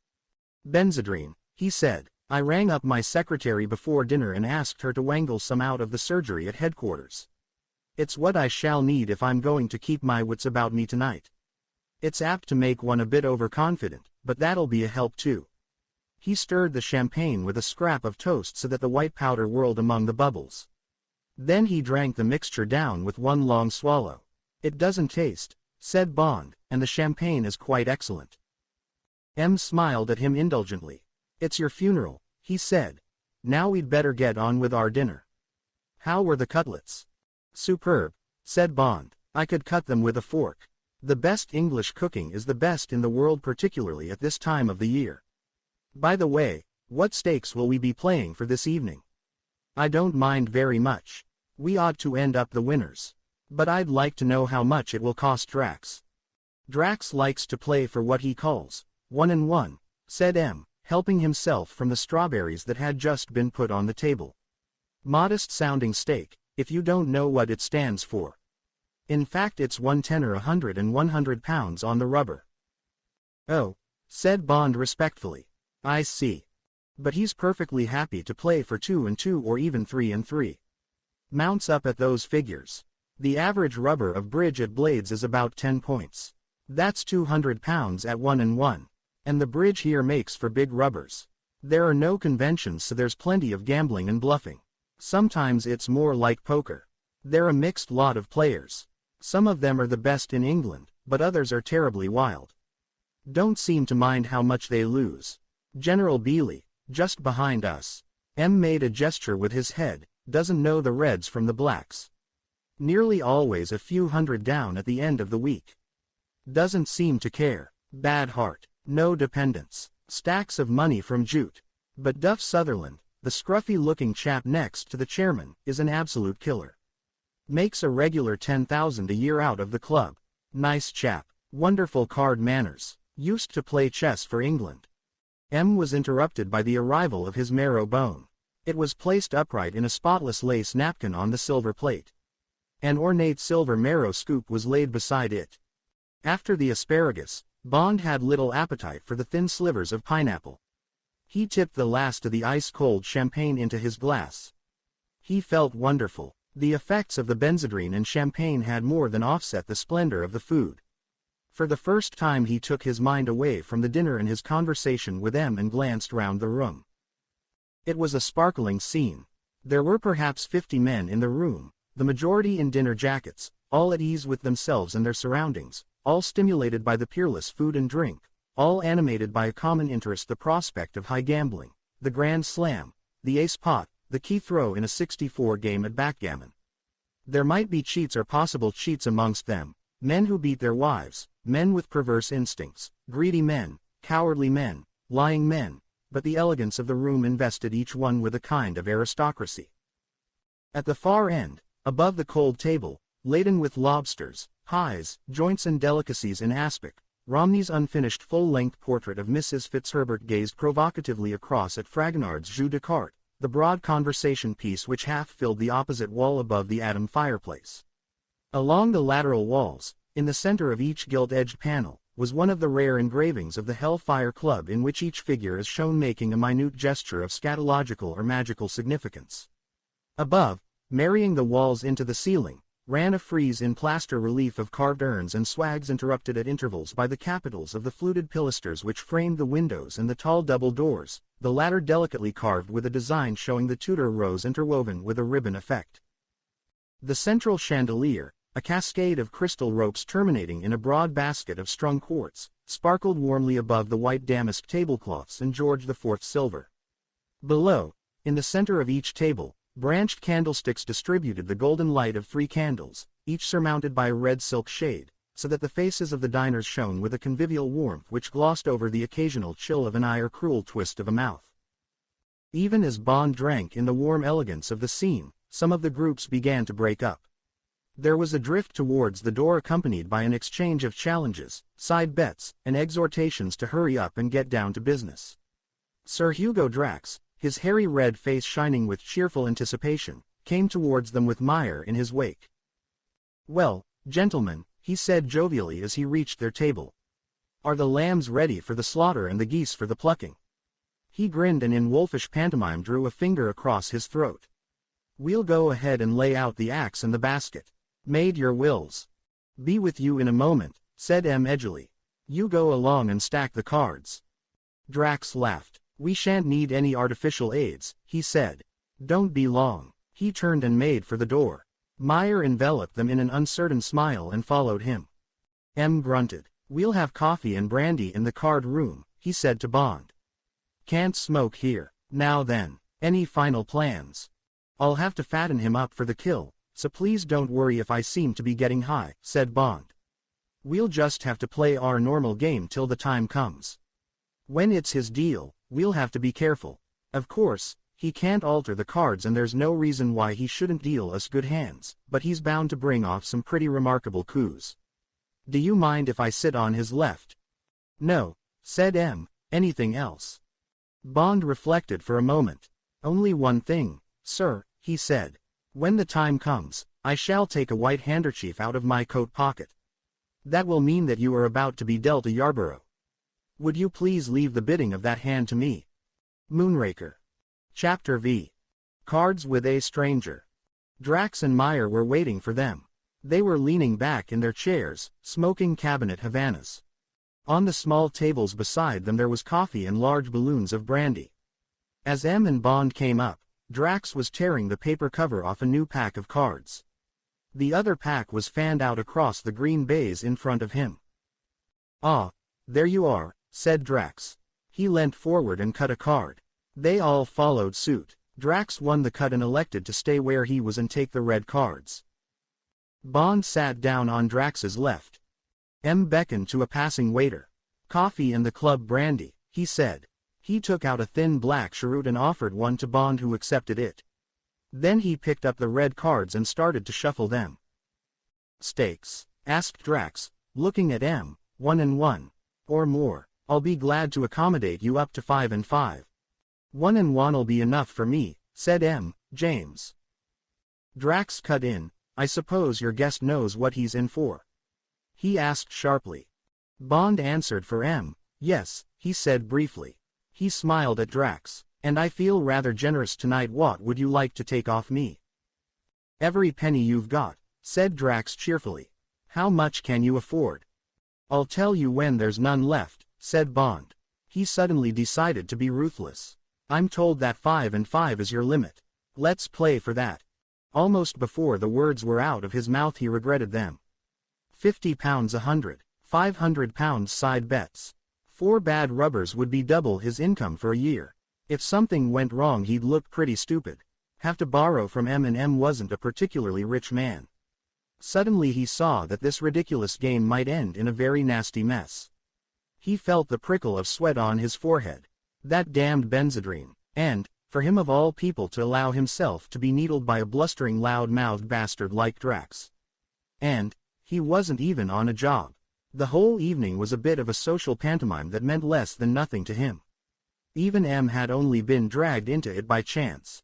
And all of a sudden he'd let himself be swept up into a duel with this multimillionaire, into a gamble for literally all Bond possessed, for the simple reason that the man had got filthy manners and he'd wanted to teach him a lesson.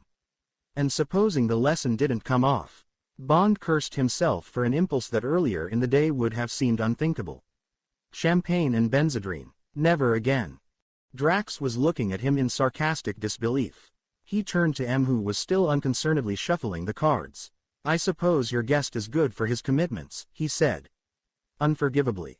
Bond saw the bloods rush up M's neck and into his face. M paused for an instant in his shuffling. When he continued, Bond noticed that his hands were quite calm. M looked up and took the cheroot very deliberately out from between his teeth. His voice was perfectly controlled.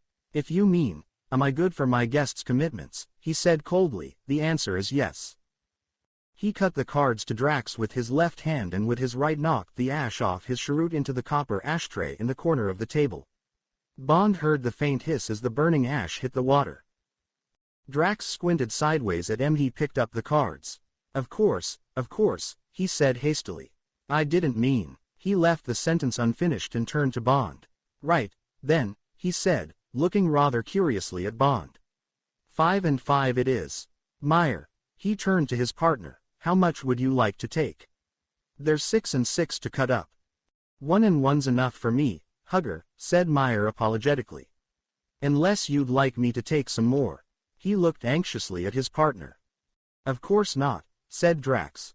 I like a high game. Never get enough on, generally. Now then, he started to deal. Off we go.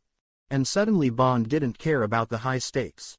Suddenly all he wanted to do was to give this hairy ape the lesson of his life, give him a shock which would make him remember this evening forever, remember Bond, remember M, remember the last time he would cheat at Blades, remember the time of day, the weather outside, what he had had for dinner. For all its importance, Bond had forgotten the Moonraker. This was a private affair between two men. As he watched the casual downward glance at the cigarette case between the two hands and felt the cool memory ticking up the card values as they passed over its surface, Bond cleared his mind of all regrets, absolved himself of all blame for what was about to happen, and focused his attention on the game. He settled himself more comfortably into his chair and rested his hands on the padded leather arms. Then he took the thin cheroot from between his teeth, laid it on the burnished copper surround of the ashtray beside him and reached for his coffee. It was very black and strong. He emptied the cup and picked up the balloon glass with its fat measure of pale brandy. As he sipped it and then drank, again, more deeply, he looked over the rim at met his eye and smiled briefly. Hope you like it, he said. Comes from one of the Rothschild estates at Cognac. About 100 years ago one of the family bequeathed us a barrel of it every year in perpetuity. During the war they hid a barrel for us every year and then sent us over the whole lot in 1945. Ever since then we've been drinking doubles. And, he gathered up his cards, now we shall have to concentrate. Bond picked up his hand. It was average, a bare 2.5 quick tricks, the suits evenly distributed.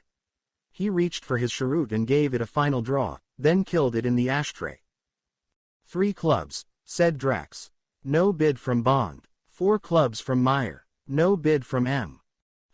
Thought Bond. He's not quite got the cards for a game called this tune. Shutout call knows that his partner has got a bare raise. M may have got a perfectly good bid. We may have all the hearts between us, for instance. But M never gets a bid. Presumably they'll make 4 clubs. They did, with the help of one finesse through Bond. M turned out not to have had hearts, but a long string of diamonds, missing only the king, which was in Meyer's hand and would have been caught. Drax didn't have nearly enough length for a 3 call. Meyer had the rest of the clubs. Anyway, thought Bond as he dealt the next hand, we were lucky to escape without a game call. Their good luck continued. Bond opened a no trump, was put up to 3 by M, and they made it with an over trick. On Meyer's deal they went 1 down in 5 diamonds, but on the next hand M opened 4 spades and Bond's 3 small trumps and an outside king, queen were all M needed for the contract. First rubber to M and Bond. Drax looked annoyed. He had lost £900 on the rubber and the cards seemed to be running against them. Shall we go straight on? He asked. No point in cutting. M smiled across at Bond. The same thought was in both their minds. So Drax wanted to keep the deal. Bond shrugged his shoulders. No objection, said M. These seats seem to be doing their best for us. Up to now, said Drax, looking more cheerful.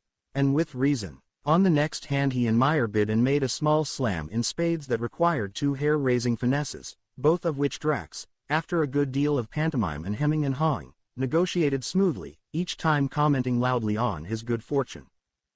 Hugger, you're wonderful, said Meyer fulsomely. How the devil do you do it? Bond thought it time to sow a tiny seed. Memory, he said. Drax looked at him, sharply. What do you mean, memory? He said. What's that got to do with taking a finesse? I was going to add, and card sense, said Bond smoothly. They're the two qualities that make great card players. Oh, said Drax slowly. Yes, I see. He cut the cards to Bond, and as Bond dealt he felt the other man's eyes examining him carefully. The game proceeded at an even pace. The cards refused to get hot and no one seemed inclined to take chances.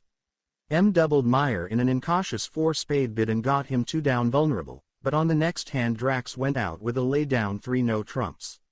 Bond's win on the first rubber was wiped out and a bit more besides. Anyone care for a drink? Asked M as he cut the cards to Drax for the third rubber. James. A little more champagne. The second bottle always tastes better. I'd like that very much, said Bond. The waiter came. The others ordered whiskeys and sodas. Drax turned to Bond. This game needs livening up, he said. 100 we win this hand.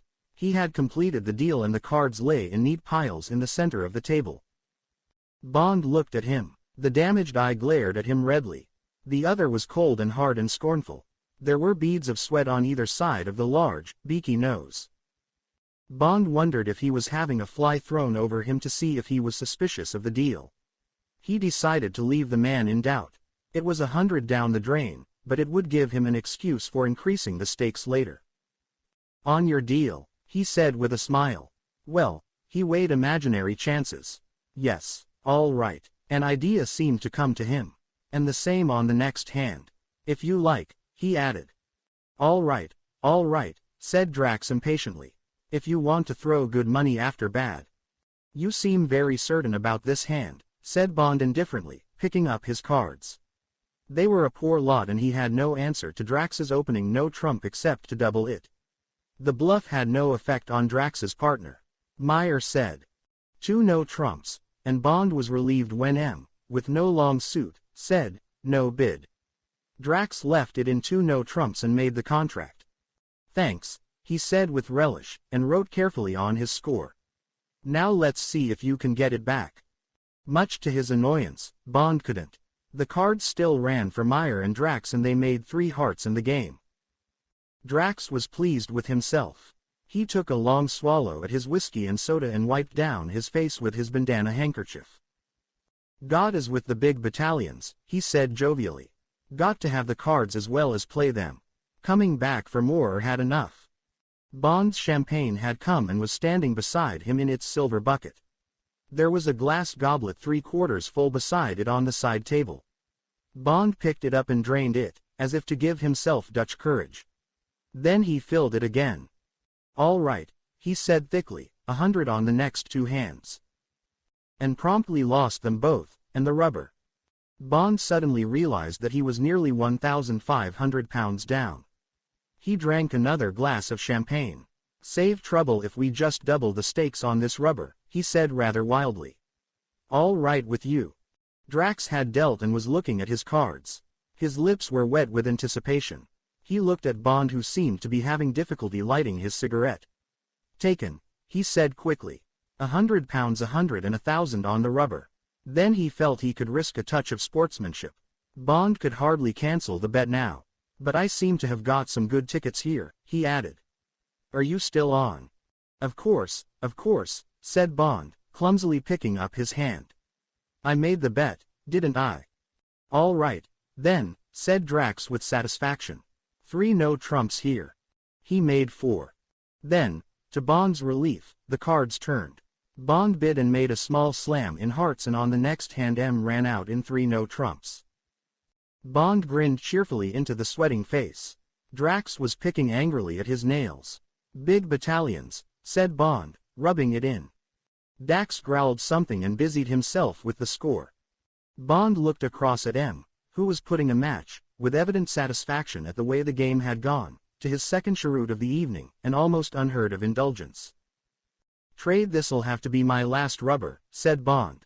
Got to get up early. Hope you'll forgive me. M looked at his watch. It's past midnight, he said. What about you, Meyer? Meyer, who had been a silent passenger for most of the evening and who had the look of a man caught in a cage with a couple of tigers, seemed relieved at being offered a chance of making his escape. He leapt at the idea of getting back to his quiet flat in Albany and the soothing companionship of his collection of Battersea snuff boxes. "Quite all right with me, Admiral," he said quickly.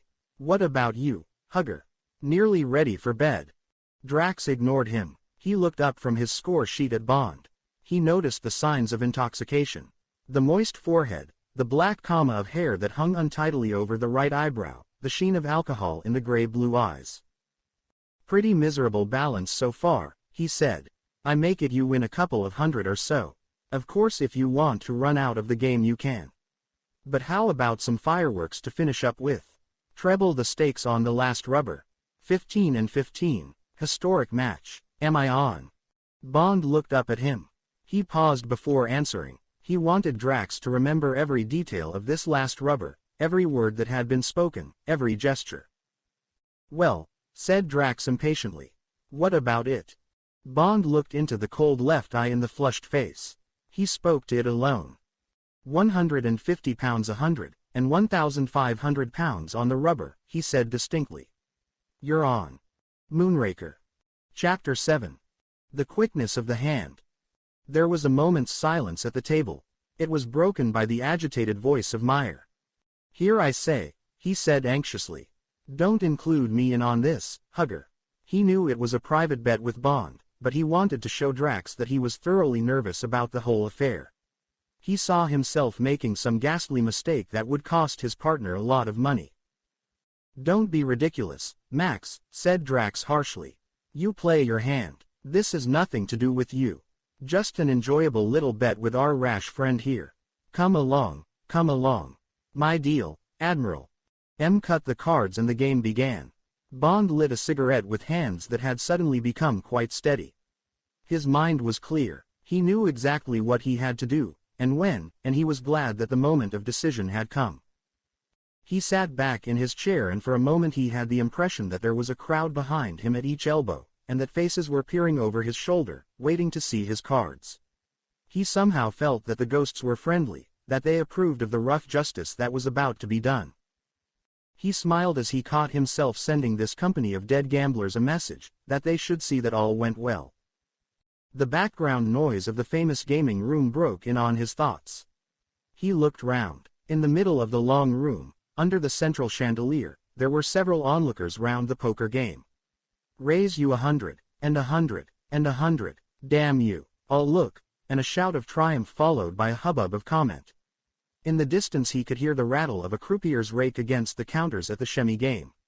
Nearer at hand, at his end of the room, there were 3 other tables of bridge over which the smoke of cigars and cigarettes rose towards the barreled ceiling. Nearly every night for more than 150 years there had been just such a scene, he reflected, in this famous room.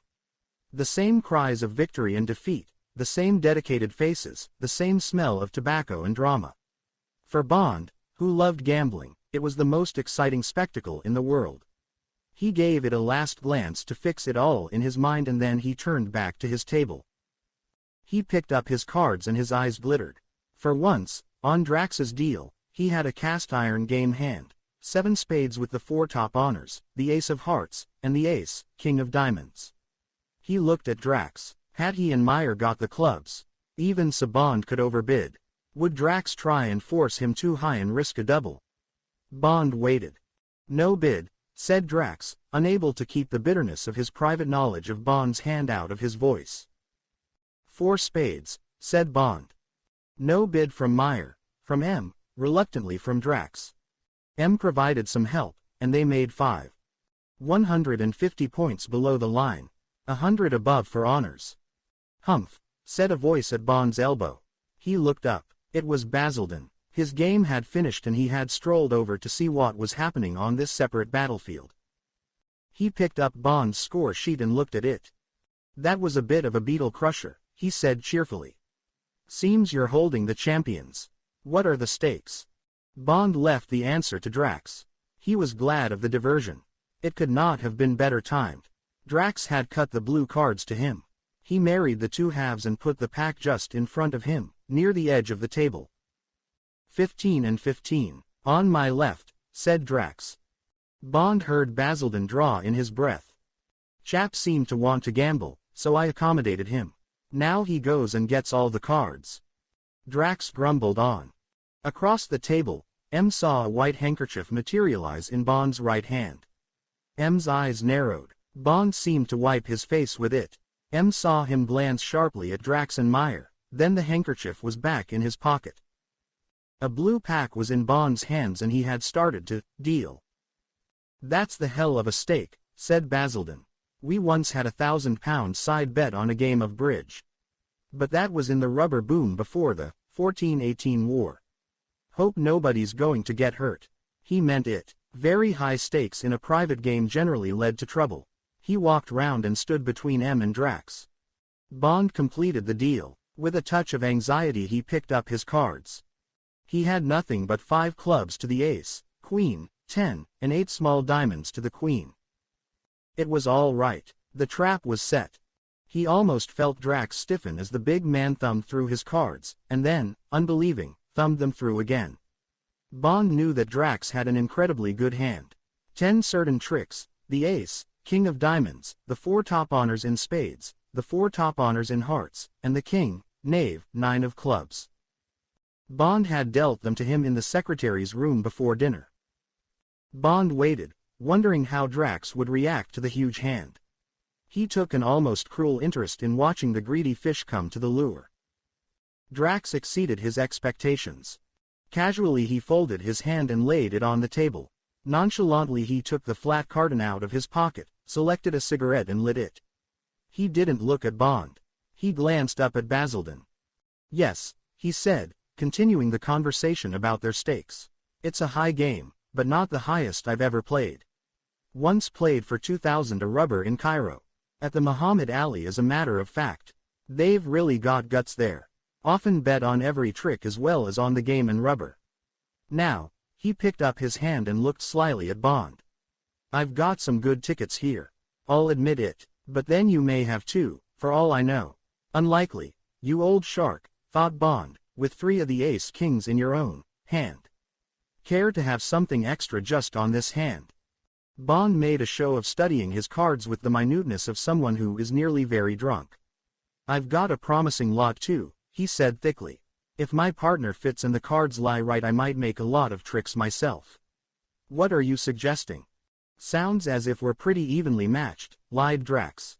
"What do you say to 100 a trick on the side?" "From what you say it shouldn't be too painful." Bond looked thoughtful and rather fuddled. He took another careful look at his hand, running through the cards one by one. "All right," he said. "You're on. And frankly you've made me gamble. You've obviously got a big hand, so I must shut you out and chance it." Bond looked blearily across at M. "Pay your losses on this one, partner," he said. "Here we go. 7 clubs." In the dead silence that followed, Basildon, who had seen Drax's hand, was so startled that he dropped his whiskey and soda on the floor. He looked dazedly down at the broken glass and let it lie. Drax said, "What?" in a startled voice and hastily ran through his cards again for reassurance. "Did you say grand slam in clubs?" he asked, looking curiously at his obviously drunken opponent. "Well, it's your funeral. What do you say, Max?" "No bid," said Meyer, feeling in the air the electricity of just that crisis he had hoped to avoid. Why the hell hadn't he gone home before this last rubber? He groaned inwardly. "No bid," said M apparently unperturbed. "Double." The word came viciously out of Drax's mouth. He put down his hand and looked cruelly, scornfully at this tipsy oaf who had at last, inexplicably, fallen into his hands. "That mean you double the side bets too?" asked Bond. "Yes," said Drax greedily. "Yes, that's what I meant." "All right," said Bond. He paused. He looked at Drax and gnawed at his hand. "Redouble. The contract and the side bets. £400 a trick on the side." It was at that moment that the first hint of a dreadful, incredible doubt entered Drax's mind. But again he looked at his hand, and again he was reassured. At the very worst he couldn't fail to make 2 tricks. A muttered, "No bid," from Meyer. A rather strangled, "No bid," from M. An impatient shake of the head from Drax. Basildon stood, his face very pale, looking intently across the table at Bond. Then he walked slowly round the table, scrutinizing all the hands. What he saw was this. And suddenly Basildon understood. It was a laydown grand slam for Bond against any defense. Whatever Meyer led, Bond must get in with a trump in his own hand or on the table. Then, in between clearing trumps, finessing of course against Drax, he would play 2 rounds of diamonds, trumping them in dummy and catching Drax's ace and king in the process. After 5 plays he would be left with the remaining trumps and 6 winning diamonds. Drax's aces and kings would be totally valueless. It was sheer murder. Basildon, almost in a trance, continued round the table and stood between M and Meyer so that he could watch Drax's face and Bond's. His own face was impassive, but his hands, which he had stuffed into his trouser pockets so that they would not betray him, were sweating. He waited, almost fearfully, for the terrible punishment that Drax was about to receive, 13 separate lashes whose scars no card player would ever lose. Come along, said Drax impatiently. Lead something, Max, can't be here all night. You poor fool, thought Basildon. In 10 minutes you'll wish that Meyer had died in his chair before he could pull out that first card. In fact, Meyer looked as if at any moment he might have a stroke. He was deathly pale, and the perspiration was dropping off his chin onto his shirt front. For all he knew, his first card might be a disaster. At last, reasoning that Bond might be void in his own long suits, spades and hearts, he led the knave of diamonds. It made no difference what he led, but when M's hand went down showing chicane in diamonds, Drax snarled across at his partner. Haven't you got anything else, you damn fool? Want to hand it to him on a plate? Whose side are you on, anyway? Meyer cringed into his clothes. Best I could do, hugger, he said miserably, wiping his face with his handkerchief. But by this time Drax had got his own worries. Bond trumped on the table, catching Drax's king of diamonds, and promptly led a club. Drax put up his 9. Bond took it with his 10 and led a diamond, trumping it on the table. Drax's ace fell, another club from the table, catching Drax's knave. Then the ace of clubs. As Drax surrendered his king, for the first time he saw what might be happening. His eyes squinted anxiously at Bond, waiting fearfully for the next card. Had Bond got the diamonds? Hadn't Meyer got them guarded? After all, he had opened with them. Drax waited, his cards slippery with sweat. Morphy, the great chess player, had a terrible habit. He would never raise his eyes from the game until he knew his opponent could not escape defeat. Then he would slowly lift his great head and gaze curiously at the man across the board. His opponent would feel the gaze and would slowly, humbly raise his eyes to meet Morphy's. At that moment he would know that it was no good continuing the game. The eyes of Morphy said so. There was nothing left but surrender. Now, like Morphy, Bond lifted his head and looked straight into Drax's eyes. Then he slowly drew out the queen of diamonds and placed it on the table. Without waiting for Meyer to play he followed it, deliberately, with the 8, 7, 6, 5, 4, and the 2 winning clubs. Then he spoke. That's all, Drax, he said quietly, and sat slowly back in his chair. Drax's first reaction was to lurch forward and tear Meyer's cards out of his hand. He faced them on the table, scrabbling feverishly among them for a possible winner. Then he flung them back across the baize. His face was dead white, but his eyes blazed redly at Bond. Suddenly he raised one clenched fist and crashed it on the table among the pile of impotent aces and kings and queens in front of him. Very low, he spat the words at Bond. You're a che. That's enough, Drax. Basildon's voice came across the table like a whiplash. None of that talk here. I've been watching the whole game. Settle up. If you've got any complaints, put them in writing to the committee. Drax got slowly to his feet. He stood away from his chair and ran a hand through his wet red hair. The color came slowly back into his face and with it an expression of cunning. He glanced down at Bond and there was in his good eye a contemptuous triumph which Bond found curiously disturbing. He turned to the table. Good night, gentlemen, he said, looking at each of them with the same oddly scornful expression. I owe about £15,000. I will accept Meyer's addition. He leant forward and picked up his cigarette case and lighter. Then he looked again at Bond and spoke very quietly, the red mustache lifting slowly from the splayed upper teeth. I should spend the money quickly, Commander Bond, he said. Then he turned away from the table and walked swiftly out of the room. Part 2. Tuesday, Wednesday. Moonraker. Chapter 8. The Red Telephone. Although he had not got to bed until 2, Bond walked into his headquarters punctually at 10 the next morning. He was feeling dreadful, as well as acidity and liver as a result of drinking nearly 2 whole bottles of champagne. He had a touch of the melancholy and spiritual deflation that were partly the after-effects of the Benzedrine and partly reaction to the drama of the night before. When he went up in the lift towards another routine day, the bitter taste of the midnight hours was still with him. After Meyer had scuttled thankfully off to bed, Bond had taken the 2 packs of cards out of the pockets of his coat and had put them on the table in front of Basildon, and M1 was the blue pack that Drax had cut to him and that he had pocketed, substituting instead, under cover of his handkerchief, the stacked blue pack in his right-hand pocket. The other was the stacked red pack in his left-hand pocket, which had not been needed. He fanned the red pack out on the table and showed M and Basildon that it would have produced the same freak grand slam that had defeated Drax. "It's a famous Culbertson hand," he explained. "He used it to spoof his own quick-trick conventions.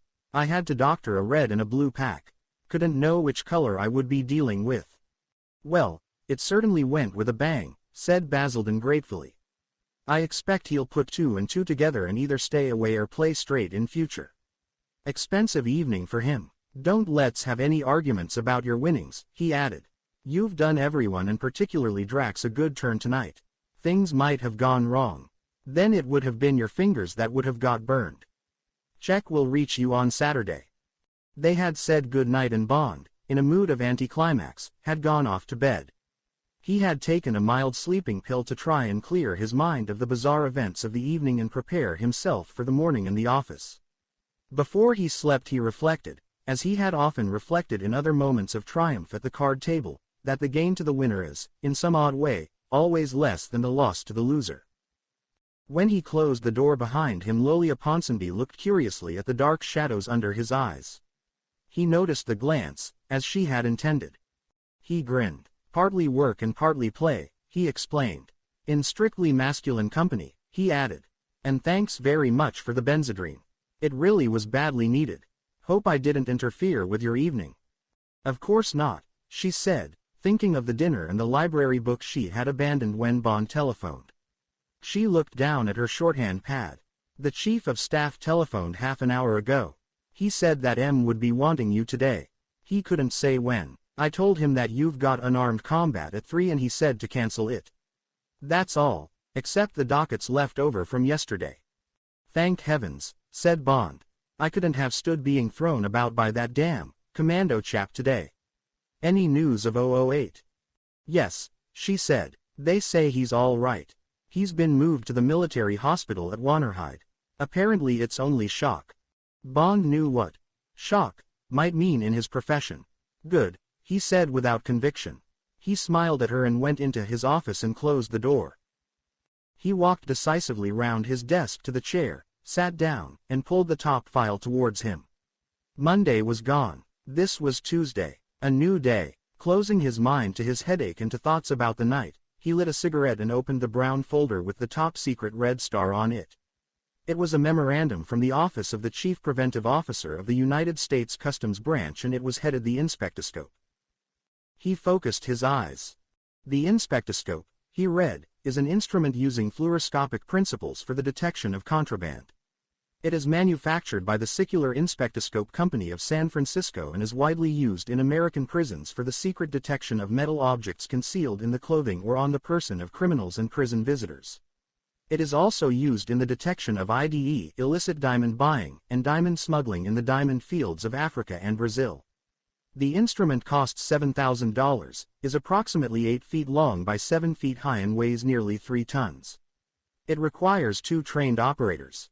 Experiments have been made with this instrument in the customs hull of the International Airport at Idlewild with the following results." Bond skipped 2 pages containing details of a number of petty smuggling cases and studied the summary of conclusions, from which he deduced, with some irritation, that he would have to think of some place other than his armpit for carrying his .25 Beretta the next time he traveled abroad. He made a mental note to discuss the problem with the technical devices section. He ticked and initialed the distribution slip and automatically reached for the next folder entitled File Upon. A Japanese murder drug. File Upon. His mind was trying to wander and he dragged it sharply back to the typewritten pages. File Upon is the chief factor in the increase in crime in Japan. According to the Welfare Ministry, there are now 1,500,000 addicts in the country, of whom 1 million are under the age of 20, and the Tokyo Metropolitan Police attribute 70% of juvenile crime to the influences of the drug. Addiction, as in the case of marijuana in the United States, begins with one shot. The effect is stimulating, and the drug is habit-forming. It is also cheap, about 10 yen, 6 pence, a shot, and the addict rapidly increases his shots to the neighborhood of 100 a day. In these quantities the addiction becomes expensive and the victim automatically turns to crime to pay for the drug. That the crime often includes physical assault and murder is due to a peculiar property of the drug. It induces an acute persecution complex in the addict, who becomes prey to the illusion that people want to kill him and that he is always being followed with harmful intent. He will turn with his feet and fists, or with a razor, on a stranger in the streets who he thinks has scrutinized him offensively. Less advanced addicts tend to avoid an old friend who has reached the 100 shots a day dosage, and this of course merely increases his feeling of persecution. In this way murder becomes an act of self-defense, virtuous and justified, and it will readily be seen what a dangerous weapon it can become in the handling and direction of organized crime by a mastermind. Philippon has been traced as the motive power behind the notorious Bar Mecca murder case, and as a result of that unpleasant affair the police rounded up more than 5,000 purveyors of the drug in a matter of weeks. As usual, Korean nationals are being blamed. Suddenly Bond rebelled. What the hell was he doing reading all this stuff? When would he conceivably require to know about a Japanese murder drug called Philopon? Inattentively he skimmed through the remaining pages, ticked himself off the distribution slip, and threw the docket into his out tray. His headache was still sitting over his right eye as if it had been nailed there. He opened one of the drawers of his desk and took out a bottle of Fensic. He considered asking his secretary for a glass of water, but he disliked being cosseted. With distaste he crunched 2 tablets between his teeth and swallowed down the harsh powder. Then he lit a cigarette and got up and stood by the window. He looked across the green panorama far below him and, without seeing it, let his eyes wander aimlessly along the jagged horizon of London while his mind focused on the strange events of the night before. And the more he thought about it, the stranger it all seemed. Why should Drax, a millionaire, a public hero, a man with a unique position in the country, why should this remarkable man cheat at cards? What could he achieve by it? What could he prove to himself? Did he think that he was so much a law unto himself, so far above the common herd and their puny canons of behavior that he could spit in the face of public opinion? Bond's mind paused. Spit in their faces. That just about described his manner at Blades. The combination of superiority and scorn. As if he was dealing with human muck so far beneath contempt that there was no need to put up even a pretense of decent behavior in its company. Presumably Drax enjoyed gambling. Perhaps it eased the tensions in him, the tensions that showed in his harsh voice, his nail-biting, the constant sweating. But he mustn't lose. It would be contemptible to lose to these inferior people. So, at whatever risk, he must cheat his way to victory. As for the possibility of detection, presumably he thought that he could bluster his way out of any corner. If he thought about it at all. And people with obsessions, reflected Bond, were blind to danger. They even courted it in a perverse way. Kleptomaniacs would try to steal more and more difficult objects. Sex maniacs would parade their importunities as if they were longing to be arrested. Pyromaniacs often made no attempt to avoid being linked with their fire-raising. But what obsession was it that was consuming this man? What was the origin of the compulsive urge that was driving him down the steep hill into the sea? All the signs pointed to paranoia. Delusions of grandeur and, behind that, of persecution. The contempt in his face. The bullying voice. The expression of secret triumph with which he had met defeat after a moment of bitter collapse. The triumph of the maniac who knows that whatever the facts may say he is right. Whoever may try to thwart him he can overcome. For him there is no defeat because of his secret power. He knows how to make gold. He can fly like a bird. He is almighty, the man in the padded cell who is God. Yes, thought Bond, gazing blindly out over Regent's Park. That is the solution. Sir Hugo Drax is a raving paranoiac. That is the power which has driven him on, by devious routes, to make his millions. That is the mainspring of the gift to England of this giant rocket that will annihilate our enemies. Thanks to the all-powerful Drax. But who can tell how near to breaking point this man is? Who has penetrated behind that bluster, behind all that red hair on his face? Who has read the signs as more than the effect of his humble origins or of sensitivity about his war wounds? Apparently no one. Then was he, Bond, right in his analysis? What was it based on? Was this glimpse through a shuttered window into a man's soul sufficient evidence? Perhaps others had caught such a glimpse. Perhaps there had been other moments of supreme tension in Singapore, Hong Kong, Nigeria, Tangier, when some merchant sitting across a table from Drax had noticed the sweat and the bitten nails and the red blaze of the eyes in the face from which all the blood had suddenly been drained. If one had time, thought Bond, one ought to seek those people out, if they existed, and really find out about this man, perhaps get him in the killing bottle before it was too late. Too late. Bond smiled to himself. What was he being so dramatic about? What had this man done to him? Made him a present of £15,000. Bond shrugged. It was none of his business anyway. But that last remark of his, spend it quickly, Commander Bond. What had he meant by that? It must be those words, Bond reflected, that had stayed in the back of his mind and made him ponder so carefully over the problem of Drax. Bond turned brusquely away from the window. To hell with it, he thought. I'm getting obsessed myself. Now then, £15,000. A miraculous windfall. All right then, he would spend it quickly. He sat down at his desk and picked up a pencil. He thought for a moment and then wrote carefully on a memorandum pad headed, Top Secret. 1 Rolls Bentley convertible, say £5,000. 2 3 diamond clips at £250 each, £750. He paused. That still left nearly £10,000. Some clothes, paint the flat, a set of the new Henry cotton irons, a few dozen of the Taittinger champagne. But those could wait. He would go that afternoon and buy the clips and talk to Bentleys. Put all the rest into gold shares. Make a fortune. Retire. In angry protest the red telephone splintered the silence. Can you come up? M wants you. It was the Chief of Staff, speaking urgently. Coming, said Bond, suddenly alert. Any clue? Search me, said the Chief of Staff. Hasn't touched his signals yet. Been over at the yard in the Ministry of Supply all the morning. He rang off. Moonraker. Chapter X. Take it from here. A few minutes later Bond was walking through the familiar door and the green light had gone on over the entrance. M looked sharply at him. You look pretty dreadful, 007, he said. Sit down.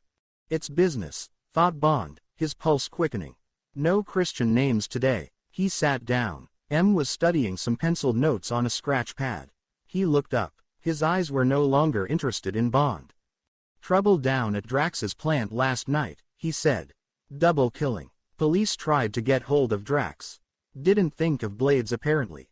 Caught up with him when he got back to the Ritz about 1:30 this morning.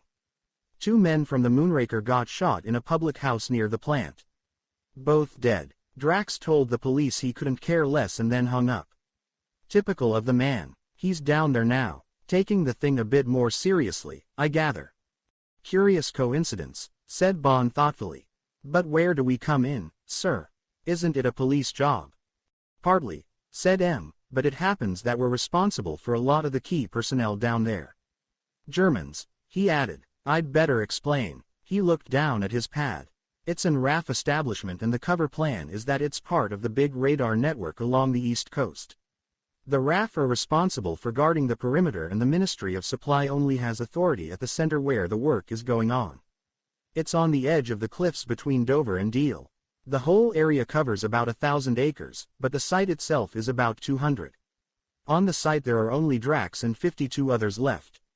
All the construction team have gone. Pack of cards and a joker, reflected Bond.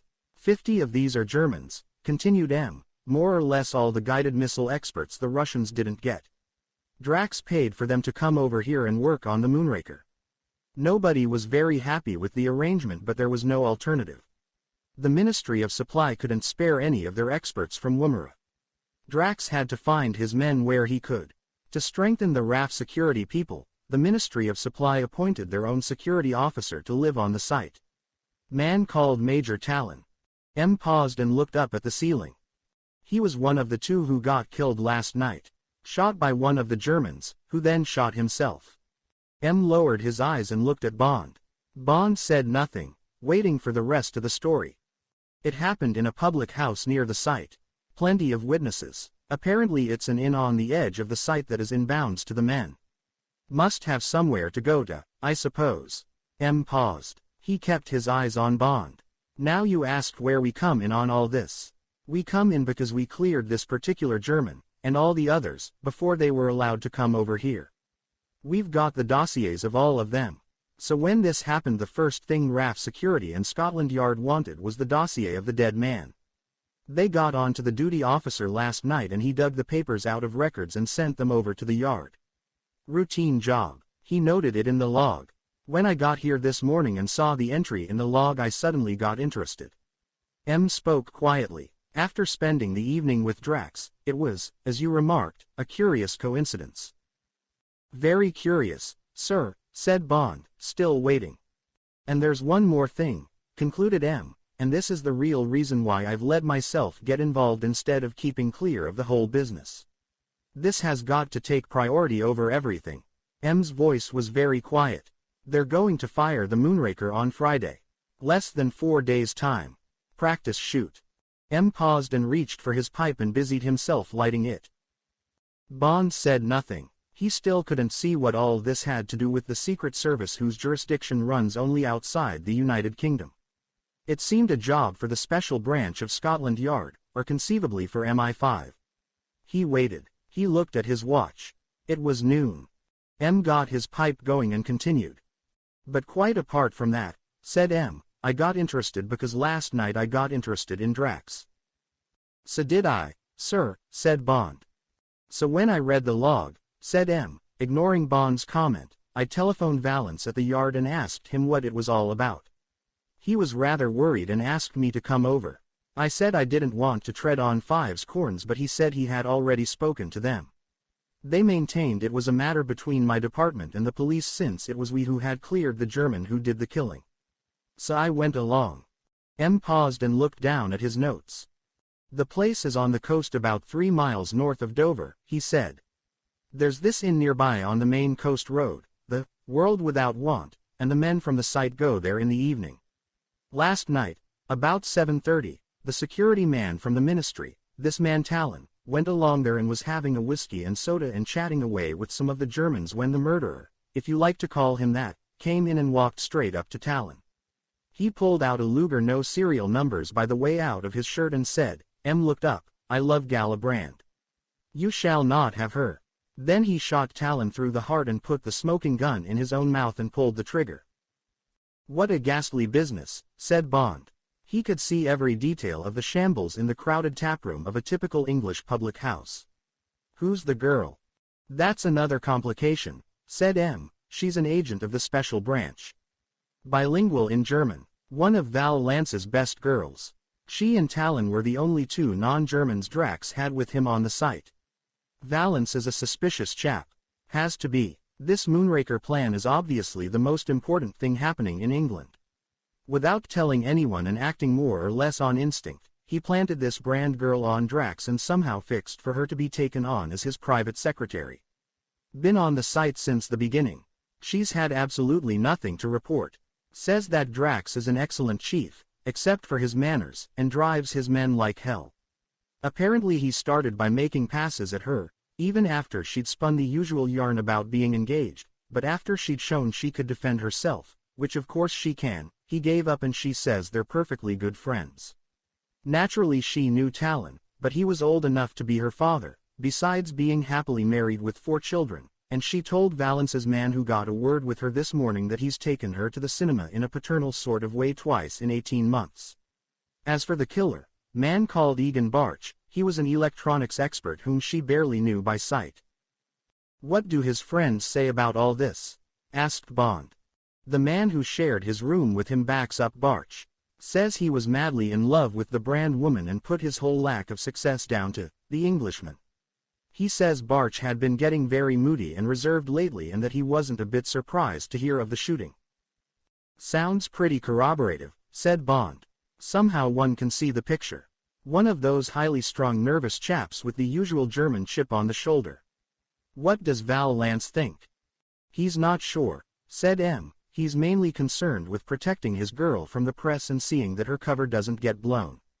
All the papers are onto it, of course. It'll be in the midday editions. And they're all howling for a picture of the girl. Valance is having one cooked up and got down to her that'll look more or less like any girl, but just sufficiently like her. She'll send it out this evening. Fortunately the reporters can't get near the place. She's refusing to talk and Valance is praying that some friend or relation won't blow the gaff. They're holding the inquest today and Valance is hoping that the case will be officially closed by this evening and that the papers will have to let it die for lack of material. What about this practice shoot? Asked Bond. They're sticking to the schedule, said M. Noon on Friday. They're using a dummy warhead and firing her vertically with only 3/4 tanks. They're clearing about 100 square miles of the North Sea from about latitude 52 up. That's north of a line joining the Hague and the Wash. Full details are going to be given out by the PM on Thursday night. M stopped talking. He swiveled his chair round so that he could look out of the window. Bond heard a distant clock chime the 4/4. 1 o'clock. Was he going to miss his lunch again? If M would stop ferreting about in the business of other departments he could have a quick lunch and get round to Bentley's. Bond shifted slightly in his chair. M turned back and faced him again across the desk. The people who are most worried about all this, he said, are the Ministry of Supply. Talon was one of their best men. His reports had been completely negative all along. Then he suddenly rang up the Assistant Under-Secretary yesterday afternoon and said he thought something fishy was going on at the site and he asked to see the minister personally at 10 o'clock this morning. Wouldn't say anything more on the telephone. And a few hours later he gets shot.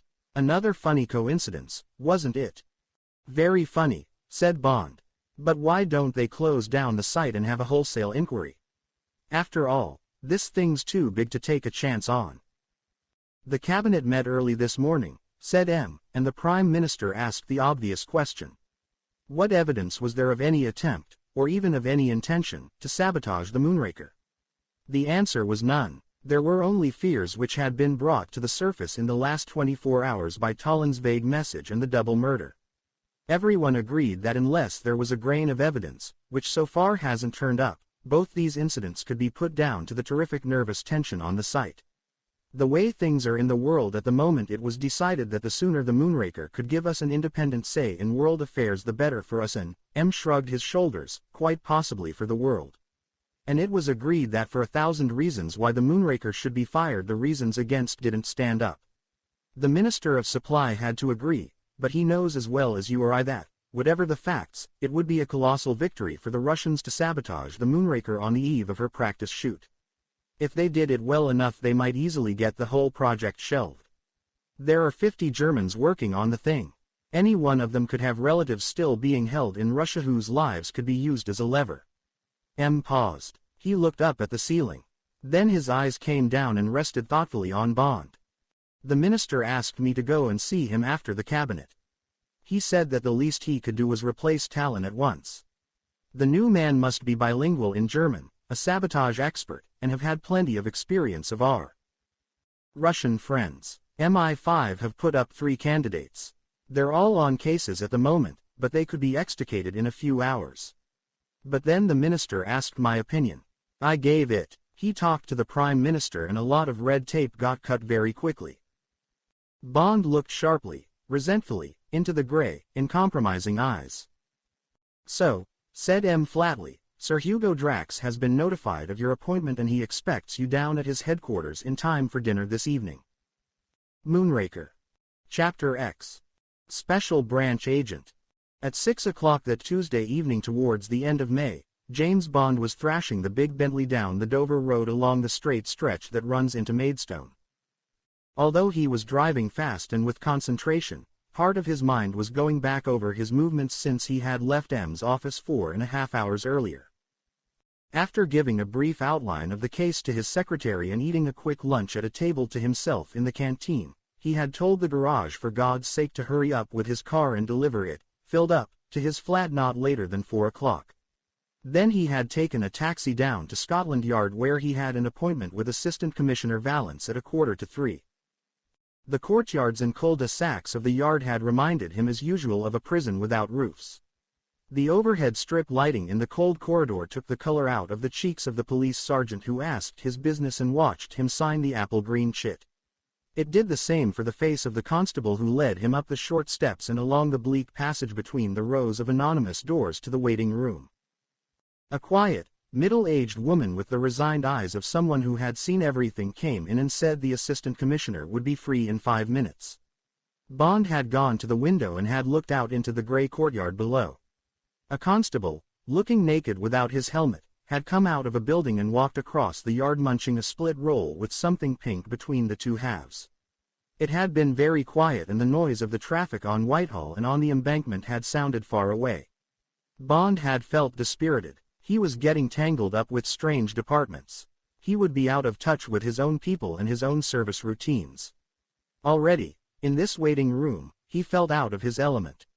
Only criminals or informers came and waited here, or influential people vainly trying to get out of a dangerous driving charge or desperately hoping to persuade Valance that their sons were not really homosexuals.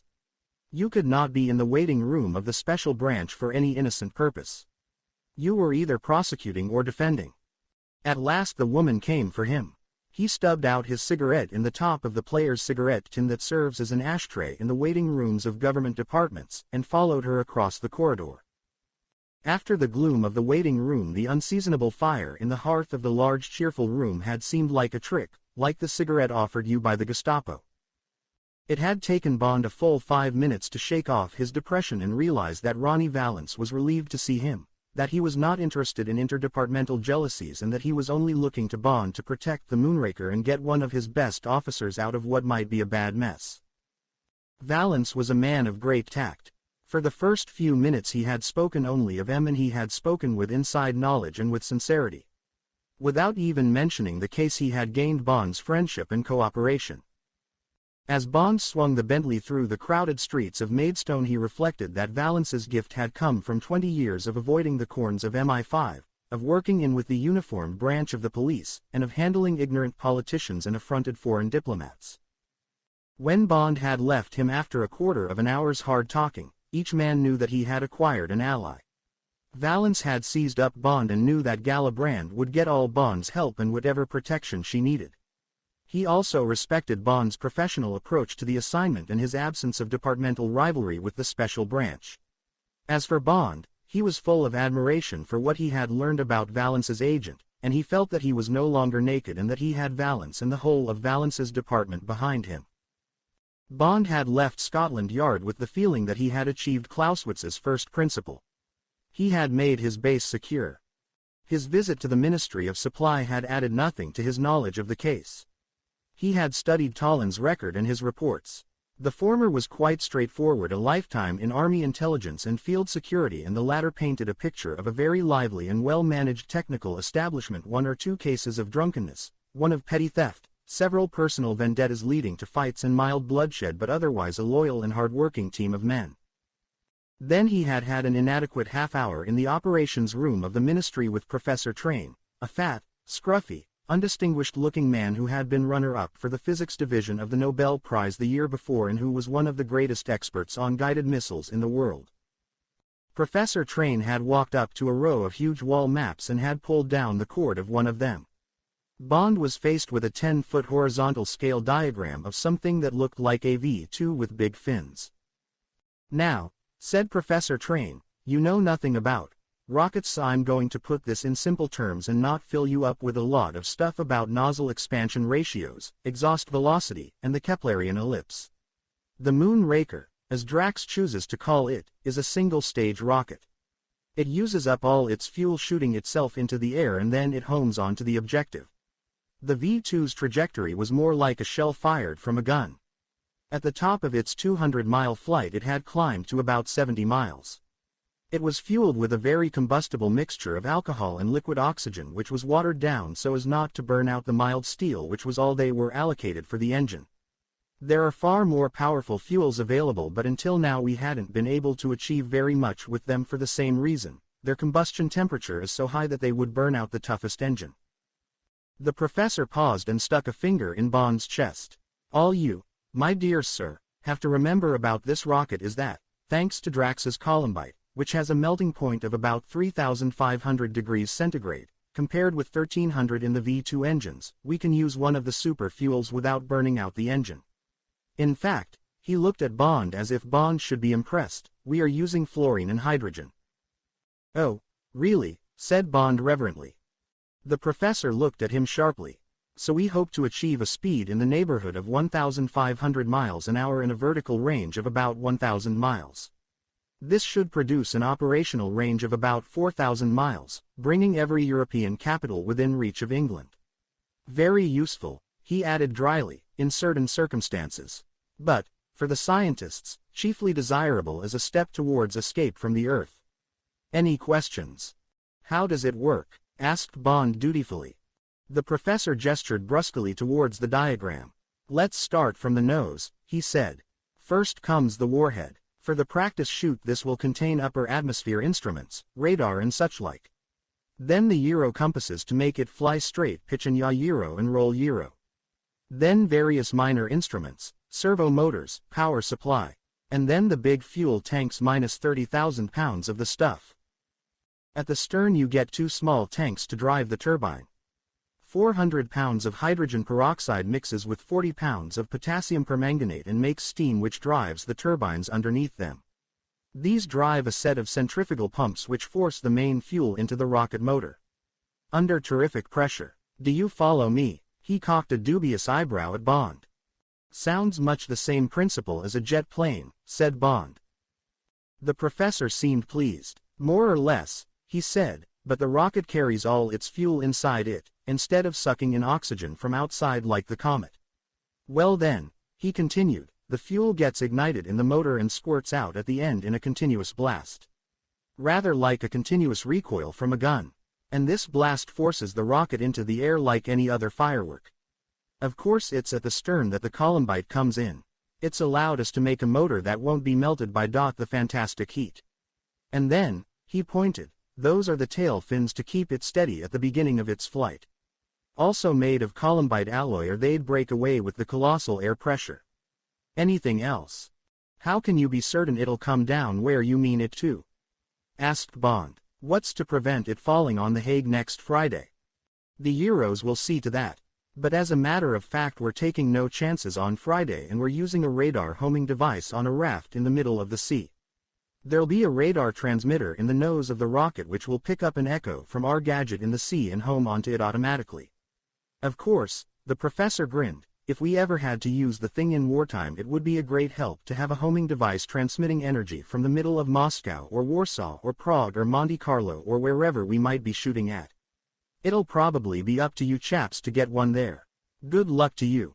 Bond smiled non-committally. One more question, he said.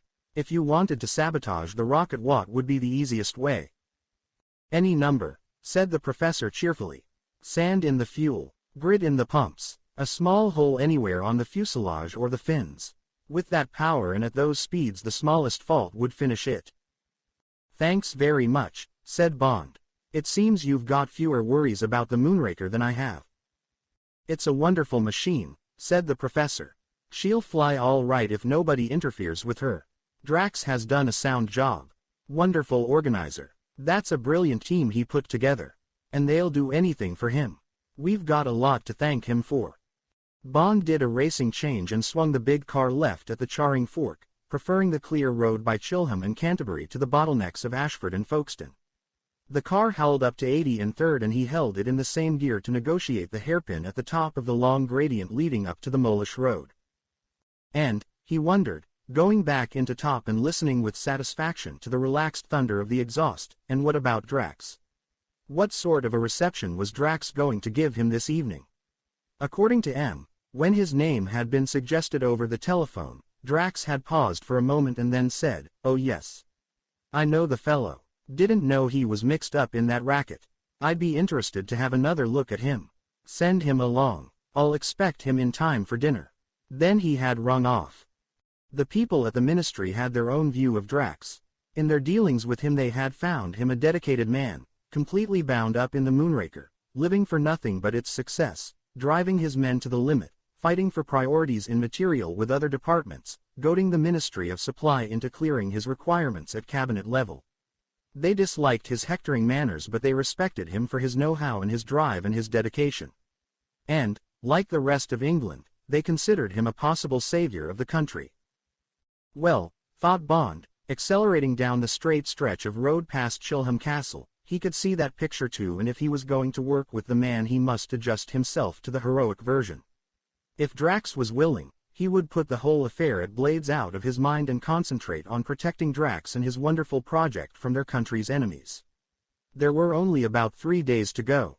The security precautions were already minute and Drax might resent suggestions for increasing them.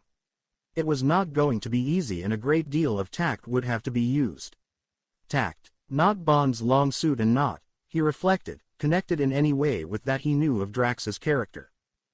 Bond took the short cut out of Canterbury by the old Dover Road and looked at his watch. It was 6:30, another 15 minutes to Dover and then another 10 minutes along the Deal Road. Were there any other plans to be made? The double killing was out of his hands, thank heaven. Murder and suicide while of unsound mind, had been the coroner's verdict. The girl had not even been called. He would stop for a drink at the World Without Want, and have a quick word with the innkeeper. The next day he would have to try and smell out the something fishy that Talon had wanted to see the minister about. No clue about that. Nothing had been found in Talon's room, which presumably he would now be taking over. Well, at any rate that would give him plenty of leisure to go through Talon's papers. Bond concentrated on his driving as he coasted down into Dover. He kept left and was soon climbing out of the town again past the wonderful cardboard castle.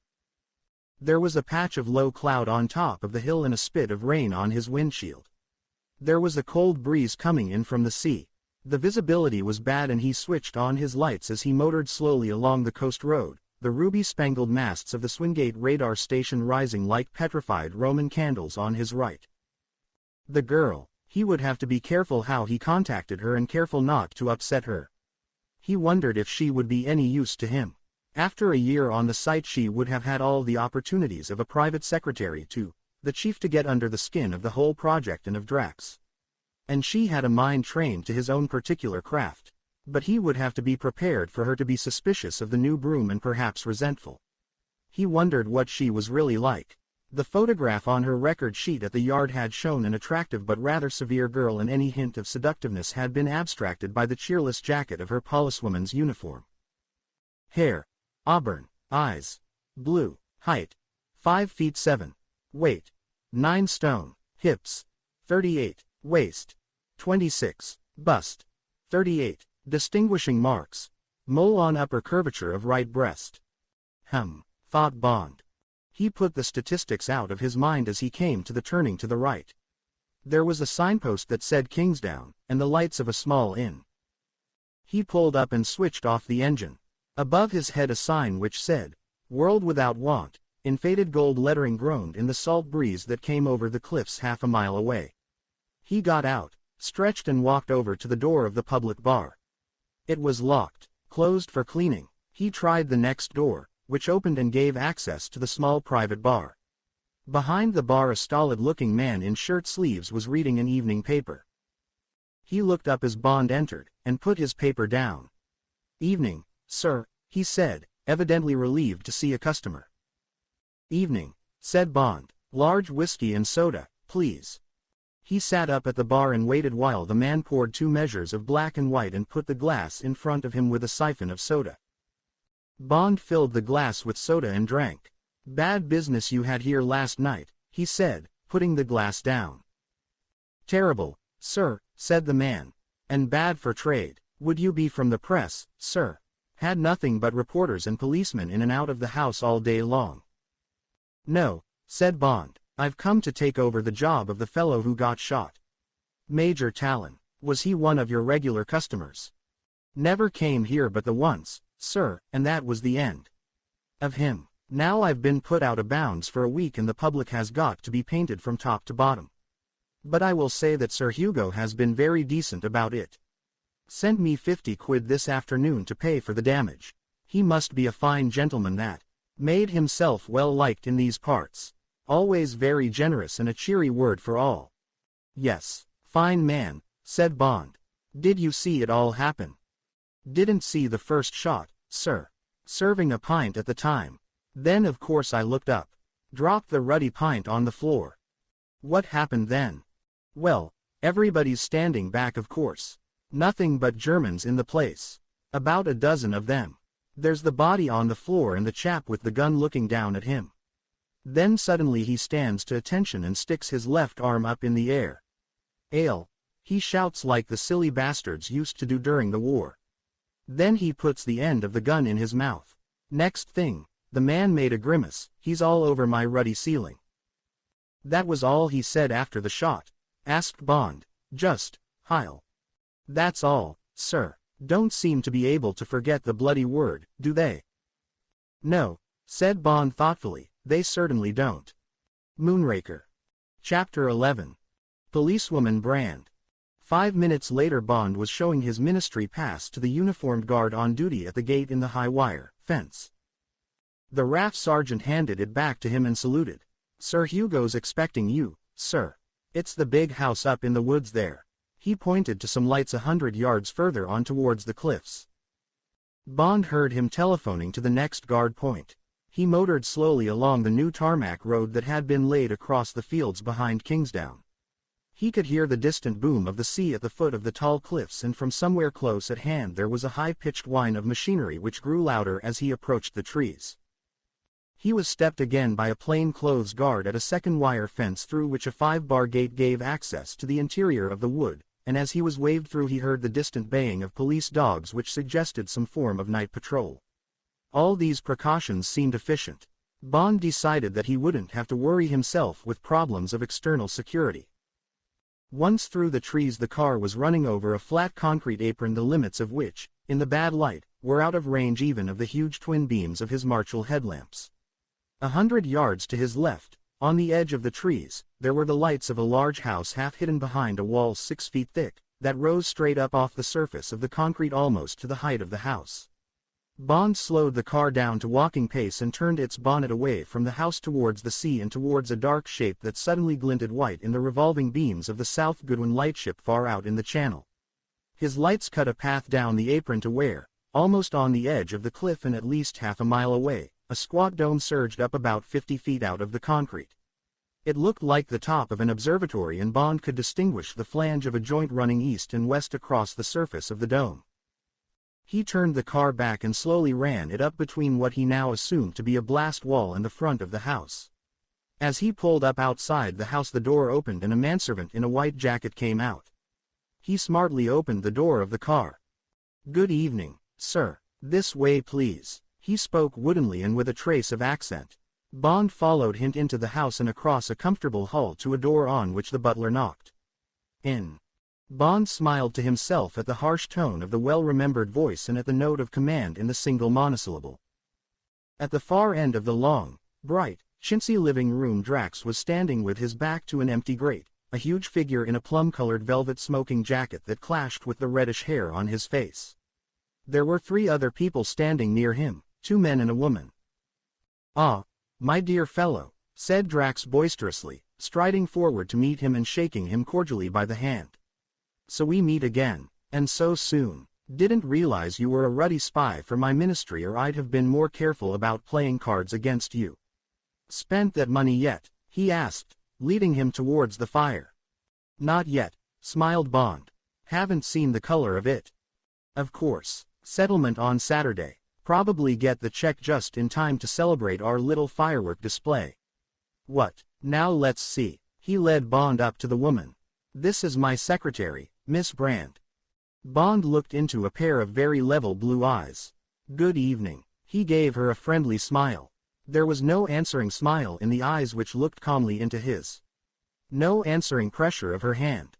"How do you do?" she said indifferently, almost, Bond sensed, with hostility. It crossed Bond's mind that she had been well chosen. Another Lolia Ponsonby, reserved, efficient, loyal, virginal. Thank heavens, he thought. A professional. My right-hand man, Dr. Walter. The thin elderly man with a pair of angry eyes under the shock of black hair seemed not to notice Bond's outstretched hand. He sprang to attention and gave a quick nod of the head. Walter, said the thin mouth above the black imperial, correcting Drax's pronunciation. And my what shall I say my dog's body? What you might call my ADC, Willie Krebs. There was the touch of a slightly damp hand.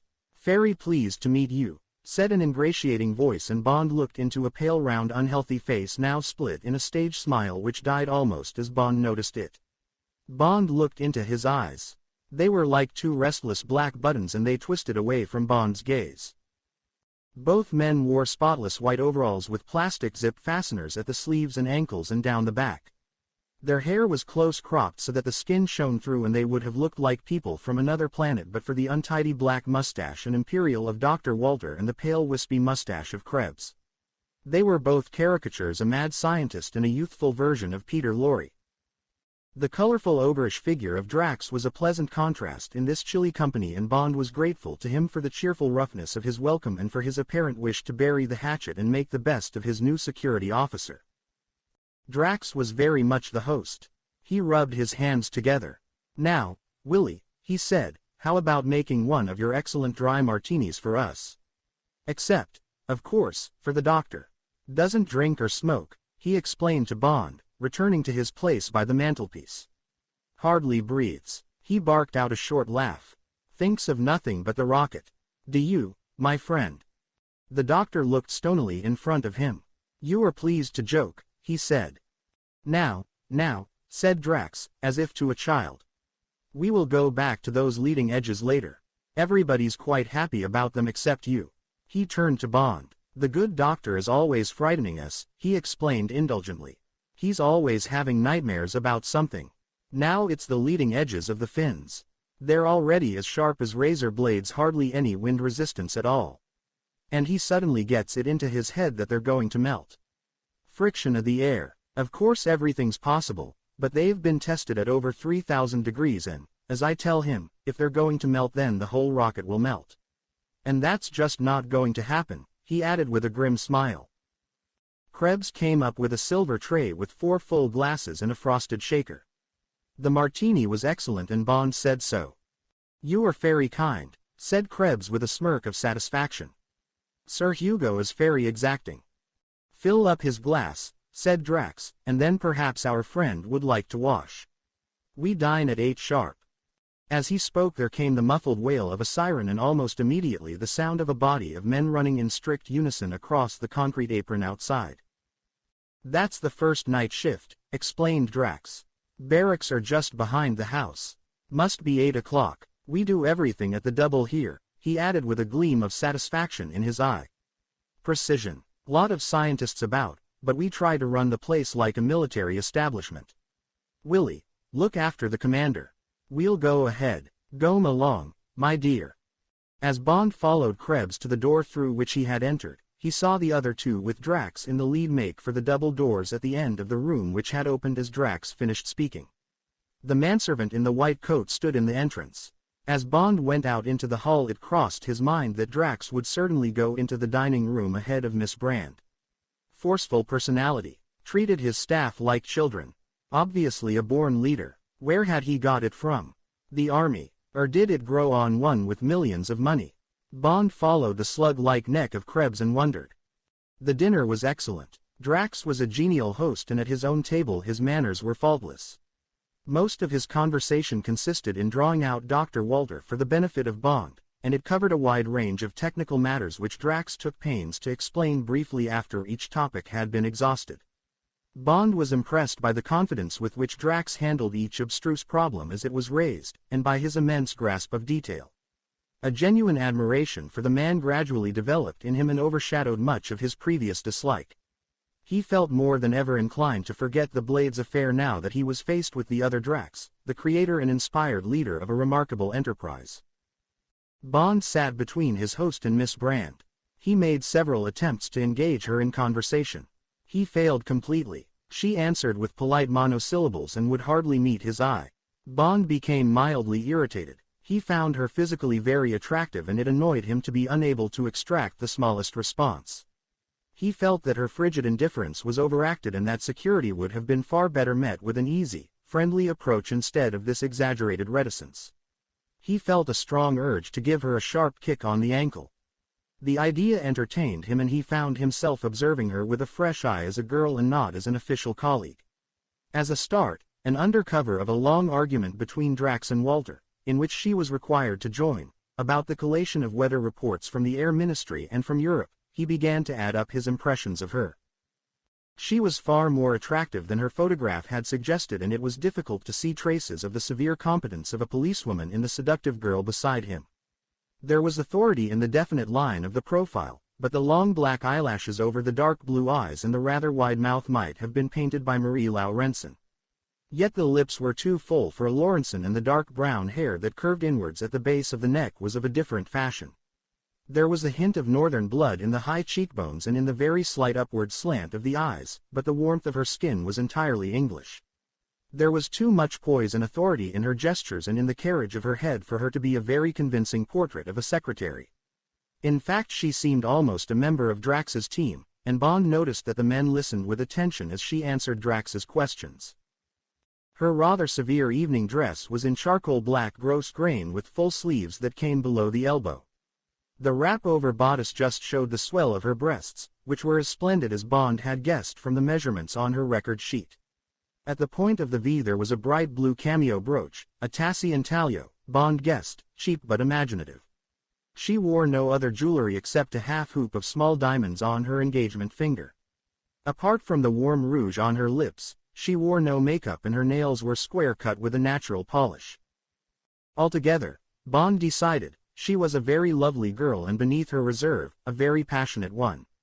And, he reflected, she might be a policewoman and an expert at jiu-jitsu, but she also had a mole on her right breast.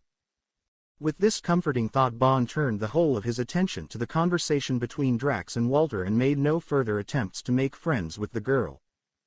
Dinner ended at 9. "Now we will go over and introduce you to the Moonraker," said Drax, rising abruptly from the table. "Walter will accompany us. He has much to do. Come along, my dear Bond." Without a word to Krebs or the girl he strode out of the room. Bond and Walter followed him. They left the house and walked across the concrete towards the distant shape on the edge of the cliff. The moon had risen and in the distance the squat dome shone palely in its light. 100 yards from the site Drax stopped. "I will explain the geography," he said. "Walter, you go ahead. They will be waiting for you to have another look at those fins. Don't worry about them, my dear fellow. Those people at High Duty Alloys know what they're doing. Now," he turned to Bond and gestured towards the milk-white dome, "in there is the Moonraker.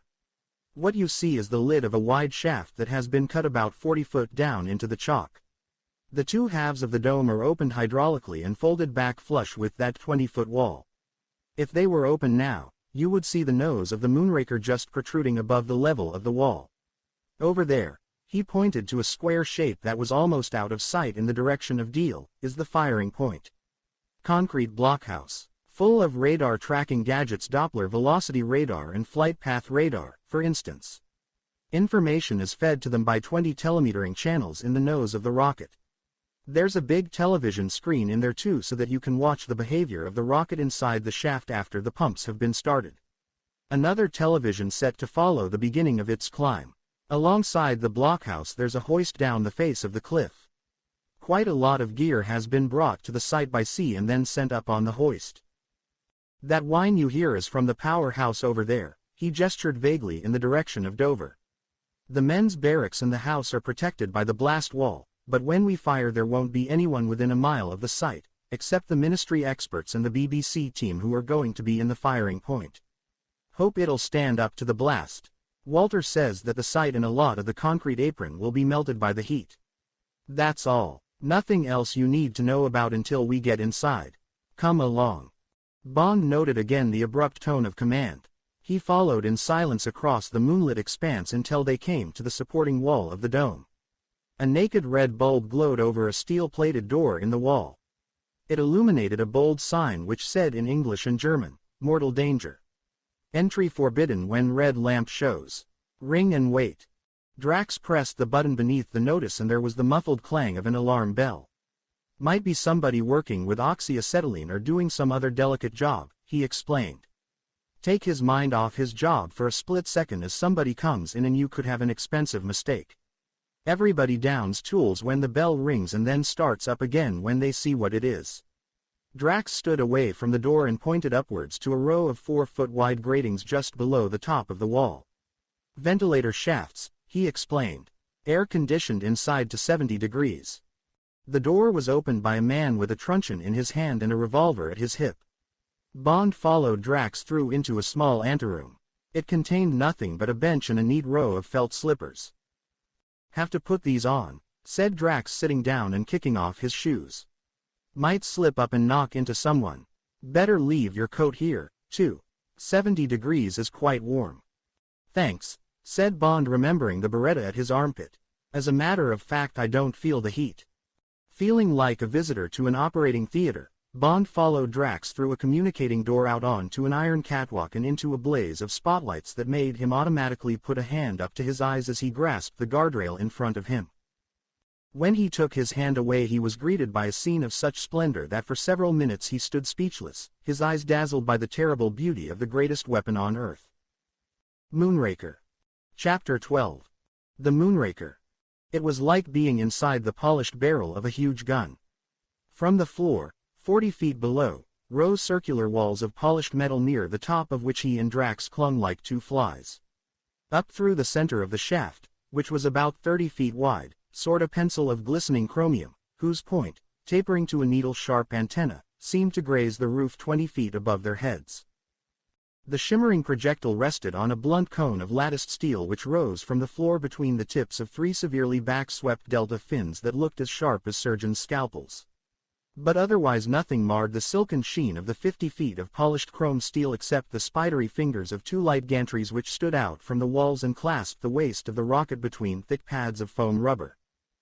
Where they touched the rocket, small access doors stood open in the steel skin and, as Bond looked down, a man crawled out of one door onto the narrow platform of the gantry and closed the door behind him with a gloved hand. He walked gingerly along the narrow bridge to the wall and turned a handle. There was a sharp whine of machinery and the gantry took its padded hand off the rocket and held it poised in the air like the forelegs of a praying mantis. The whine altered to a deeper tone and the gantry slowly telescoped in on itself.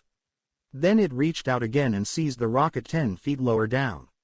Its operator crawled out along its arm and opened another small access door and disappeared inside. "Probably checking the fuel feed from the after tanks," said Drax. "Gravity feed. Ticky bit of design. What do you think of her?" He looked with pleasure at Bond's rapt expression. "One of the most beautiful things I've ever seen," said Bond. It was easy to talk. There was hardly a sound in the great steel shaft and the voices of the men clustered below under the tail of the rocket were no more than a murmur. Drax pointed upwards. "Warhead," he explained. "Experimental one now. Full of instruments, telemeters and so forth. Then the Euros just opposite us here. Then mostly fuel tanks all the way down until you get to the turbines near the tail. Driven by superheated steam, made by decomposing hydrogen peroxide. The fuel, fluorine and hydrogen," he glanced sharply at Bond. "That's top secret by the way, falls down the feed tubes and gets ignited as soon as it's forced into the motor. Sort of controlled explosion which shoots the rocket into the air. That steel floor under the rocket slides away. There's a big exhaust pit underneath. Comes out at the base of the cliff. You'll see it tomorrow. Looks like a huge cave. When we ran a static test the other day the chalk melted and ran out into the sea like water. Hope we don't burn down the famous white cliffs when we come to the real thing. Like to come and have a look at the works." Bond followed silently as Drax led the way down the steep iron ladder that curved down the side of the steel wall. He felt a glow of admiration and almost of reverence for this man and his majestic achievement. How could he ever have been put off by Drax's childish behavior at the card table? Even the greatest men have their weaknesses. Drax must have an outlet for the tension of the fantastic responsibility he was carrying. It was clear from the conversation at dinner that he couldn't shed much on to the shoulders of his highly strung deputy. From him alone had to spring the vitality and confidence to buoy up his whole team. Even in such a small thing as winning at cards, it must be important to him to be constantly reassuring himself, constantly searching out omens of good fortune and success, even to the point of creating these omens for himself. Who, Bond asked himself, wouldn't sweat and bite his nails when so much had been dared, when so much was at stake? As they filed down the long curve of the stairway, their figures grotesquely reflected back at them by the mirror of the rocket's chromium skin, Bond almost felt the man in the street's affection for the man whom, only a few hours previously, he had been dissecting without pity, almost with loathing. When they reached the steel-plated floor of the shaft, Drax paused and looked up.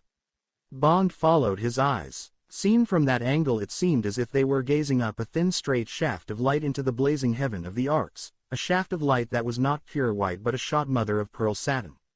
There were shimmers of red in it picked up from the crimson canisters of a giant foam fire extinguisher that stood near them, a man in an asbestos suit beside it aiming its nozzle at the base of the rocket.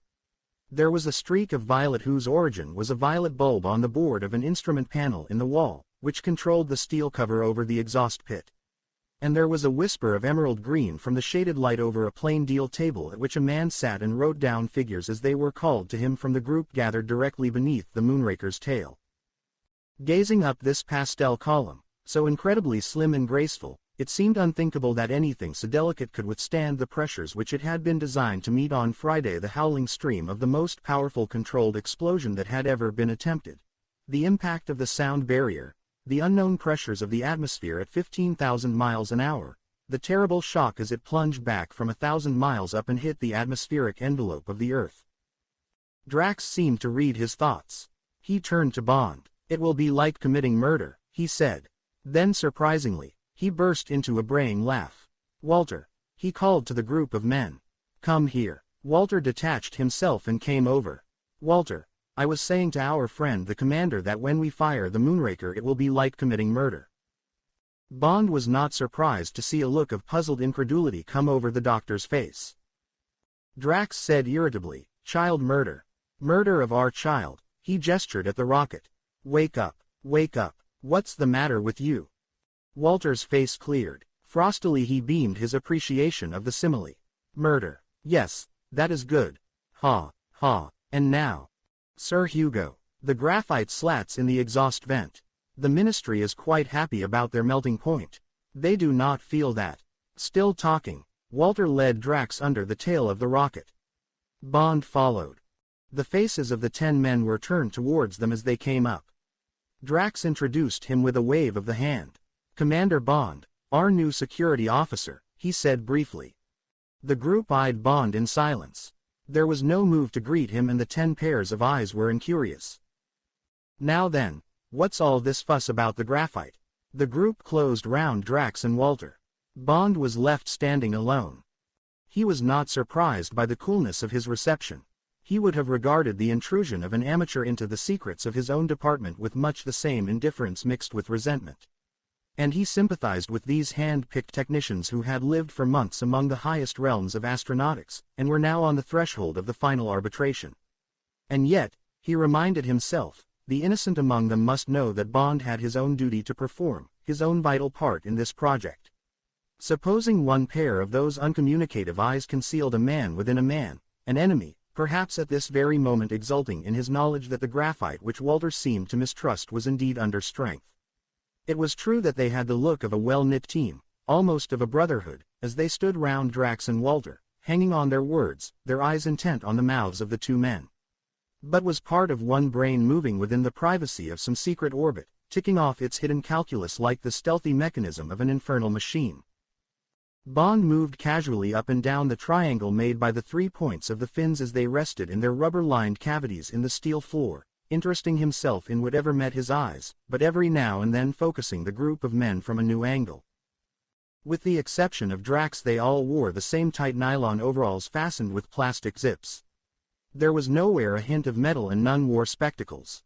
As in the case of Walter and Krebs, their heads were close-shaved, presumably, Bond would have thought, to prevent a loose hair falling into the mechanism. And yet, and this struck Bond as a most bizarre characteristic of the team. Each man sported a luxuriant mustache to whose culture it was clear that a great deal of attention had been devoted. They were in all shapes and tints. Fair or mousy or dark, handlebar, walrus, Kaiser, Hitler. Each face bore its own hairy badge amongst which the rank, reddish growth of Drax's facial hair blazed like the official stamp of their paramount chief. Why, wondered Bond, should every man on the site wear a mustache? He had never liked the things, but combined with these shaven heads, there was something positively obscene about this crop of hairy tufts.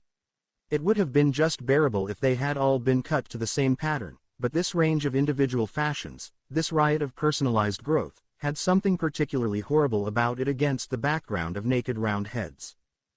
There was nothing else to notice. The men were of average height and they were all on the slim side, tailored, Bond supposed, more or less to the requirements of their work. Agility would be needed on the gantries, and compactness for maneuvering through the access doors and around the tiny compartments in the rocket.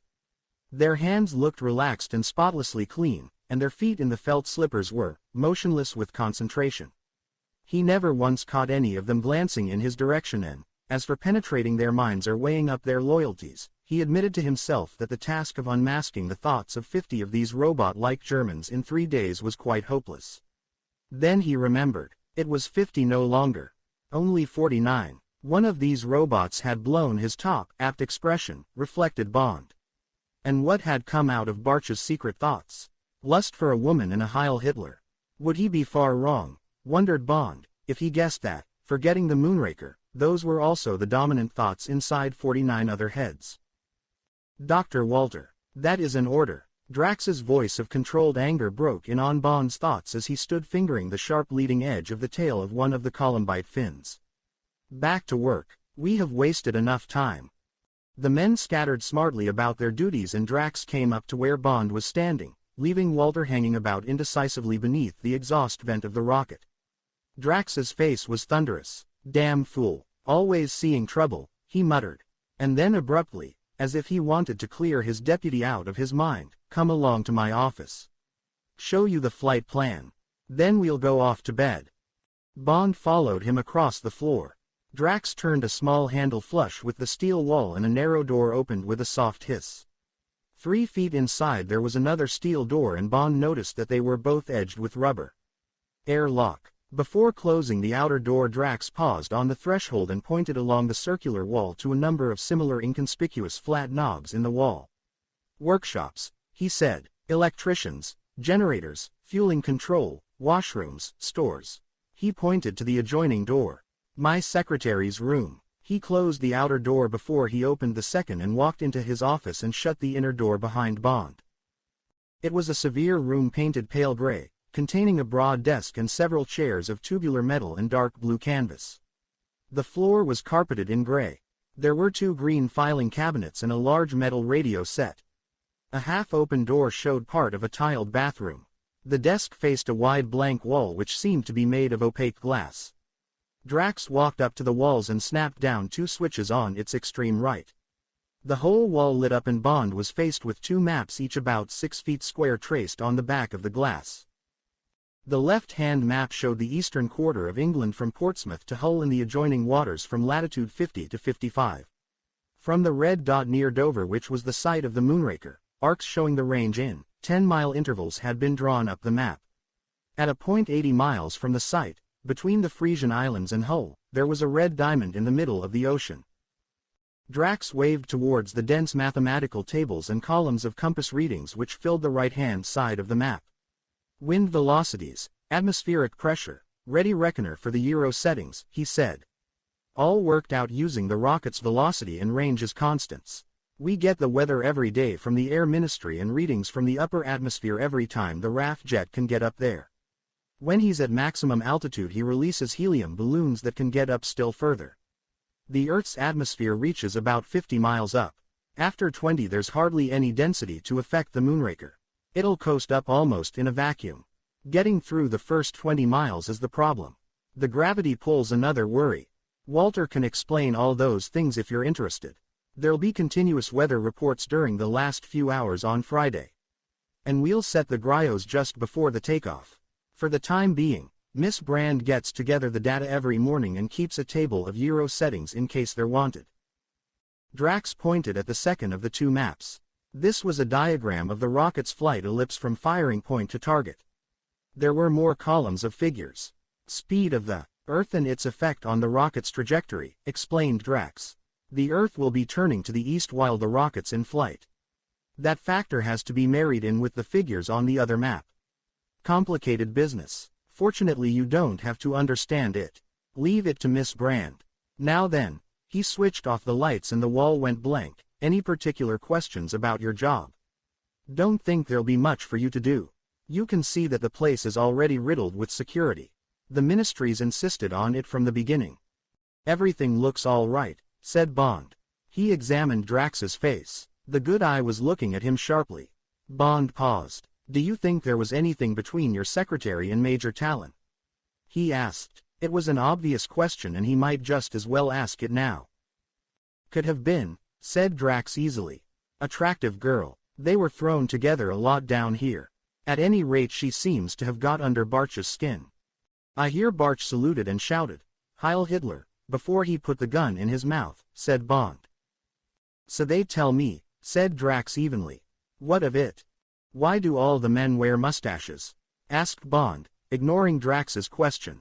Again he had the impression that his question had nettled the other man. Drax gave one of his short barking laughs. My idea, he said. They're difficult to recognize in those white overalls and with their heads shaved. So I told them all to grow mustaches. The thing's become quite a fetish. Like in the RAF during the war. See anything wrong with it? Of course not, said Bond. Rather startling at first. I would have thought that large numbers on their suits with a different color for each shift would have been more effective. Well, said Drax, turning away towards the door as if to end the conversation, I decided on mustaches. Moonraker.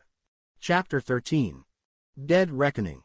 On Wednesday morning Bond woke early in the dead man's bed. He had slept little. Drax had said nothing on their way back to the house and had bidden him a curt good night at the foot of the stairs. Bond had walked along the carpeted corridor to where light shone from an open door and had found his things neatly laid out in a comfortable bedroom. The room was furnished in the same expensive taste as the ground floor and there were biscuits and a bottle of Vichy, not a Vichy bottle of tap water, Bond established beside the heel bed. There were no signs of the previous occupant except a leather case containing binoculars on the dressing table and a metal filing cabinet which was locked. Bond knew about filing cabinets. He tilted it against the wall, reached underneath, and found the bottom end of the bar lock which protrudes downwards when the top section has been locked. Upwards pressure released the drawers one by one and he softly lowered the edge of the cabinet back onto the floor with the unkind reflection that Major Talon would not have survived very long in the Secret Service. The top drawer contained scale maps of the site and its component buildings and Admiralty Chart number 1895 of the Straits of Dover. Bond laid each sheet on the bed and examined them minutely. There were traces of cigarette ash in the folds of the Admiralty Chart. Bond fetched his toolbox, a square leather case that stood beside the dressing table. He examined the numbers on the wheels of the combination lock and, satisfied that they had not been disturbed, turned them to the code number. The box was closely fitted with instruments. Bond selected a fingerprint powder spray and a large magnifying glass. He puffed the fine grayish powder foot by foot over the whole expanse of the chart. A forest of fingerprints showed. By going over these with the magnifying glass he established that they belonged to two people. He isolated two of the best sets, took a Leica with a flashbulb attachment out of the leather case and photographed them. Then he carefully examined through his glass the 2-minute furrows in the paper which the powder had brought to light. These appeared to be two lines drawn out from the coast to form a cross bearing in the sea. It was a very narrow bearing, and both lines seemed to originate from the house where Bond was. In fact, thought Bond, they might indicate observations of some object in the sea made from each wing of the house. The two lines were drawn not with a pencil, but, presumably to avoid detection, with a stylus which had barely furrowed the paper. At the point where they met there was the trace of a question mark, and this point was on the 12-fathom fine about 50 yards from the cliff on a direct bearing from the house to the South Goodwin lightship. There was nothing else to be gathered from the chart. Bond glanced at his watch. 20 minutes to 1. He heard distant footsteps in the hall and the click of a light being extinguished. On an impulse he rose and softly switched off the lights in his room, leaving only the shaded reading light beside the bed. He heard the heavy footsteps of Drax approaching up the stairs. There was the click of another switch and then silence. Bond could imagine the great hairy face turned down the corridor, looking, listening. Then there was a creak and the sound of a door being softly opened and as softly closed. Bond waited, visualizing the motions of the man as he prepared for bed. There was the muffled sound of a window being thrown open and the distant trumpet of a nose being blown. Then silence. Bond gave Drax another 5 minutes, then he went over to the filing cabinet and softly pulled out the other drawers. There was nothing in the second and third, but the bottom one was solid with files arranged under index letters. They were the dossiers of all the men working on the site. Bond pulled out the section and went back to the bed and started to read. In each case the formula was the same. Full name, address, date of birth, description, distinguishing marks, profession or trade since the war record, political record and present sympathies, criminal record, health, next of kin. Some of the men had wives and children whose particulars were noted, and with each dossier there were photographs, full face and profile, and the fingerprints of both hands. 2 hours and 10 cigarettes later he had worked through all of them and had discovered 2 points of general interest. First, that every one of the 50 men appeared to have led a blameless life without a breath of political or criminal odium. This seemed so unlikely that he decided to refer every single dossier back to Station D for a thorough recheck at the first opportunity. The second point was that none of the faces in the photographs bore a mustache. Despite Drax's explanations, this fact raised a second tiny question mark in Bond's mind. Bond got up from the bed and locked everything away, putting the Admiralty chart and one of the files in his leather case. He turned the wheels of the combination lock and thrust the case far under his bed so that it rested directly beneath his pillow at the inside angle of the wall. Then he quietly washed and cleaned his teeth in the adjoining bathroom and eased the window wide open. The moon was still shining, as it must have shone, Bond thought, when, aroused perhaps by some unusual noise, Talon had climbed up to the roof, maybe only a couple of nights before, and had seen, out at sea, what he had seen. He would have had his glasses with him, and Bond, remembering, turned back from the window and picked them up. They were a very powerful German pair, booty perhaps from the war, and the 7x50 on the top plates told Bond that they were night glasses. And then the careful Talon must have walked softly but not softly enough to the other end of the roof and had raised his glasses again, estimating the distance from the edge of the cliff to the object in the sea, and from the object to the Goodwin lightship. Then he would have come back the way he had gone, and softly re-entered his room. Bond saw Talon, perhaps for the first tune since he had been in the house, carefully lock the door and walk over to the filing cabinet and take out the chart which he had hardly glanced at till then, and on it softly mark the lines of his rough bearing. Perhaps he looked at it for a long while before putting the minute question mark beside it. And what had the unknown object been? Impossible to say. A boat, a light, a noise. Whatever it was, Talon had not been supposed to see it. And somebody had heard him. Somebody had guessed he had seen it and had waited until Talon had left his room next morning. Then that man had come into his room and had searched it. Probably the chart had revealed nothing. But there were the night glasses by the window. That had been enough. And that night Talon had died. Bond pulled himself up. He was going too fast, building up a case on the flimsiest evidence. Barch had killed Talon, and Barch was not the man who had heard the noise, the man who had left fingerprints on the chart, the man whose dossier Bond had put away in his leather case. That man had been the oily ADC, Krebs, the man with the neck like a white slug. They were his prints on the chart. For a quarter of an hour Bond had compared the impressions on the chart with the prints on Krebs's dossier. But who said Krebs had heard a noise or done anything about it if he had? Well, to begin with, he looked like a natural snooper. He had the eyes of a petty thief. And those prints of his had definitely been made on the chart after Talon had studied it. Krebs's fingers overlaid Talon's at several points. But how could Krebs possibly be involved, with Drax's eye constantly on him? The confidential assistant. But what about Cicero, the trusted valet of the British ambassador in Ankara during the war? the hand in the pocket of the striped trousers hanging over the back of the chair. The ambassador's keys, the safe, the secrets. This picture looked very much the same.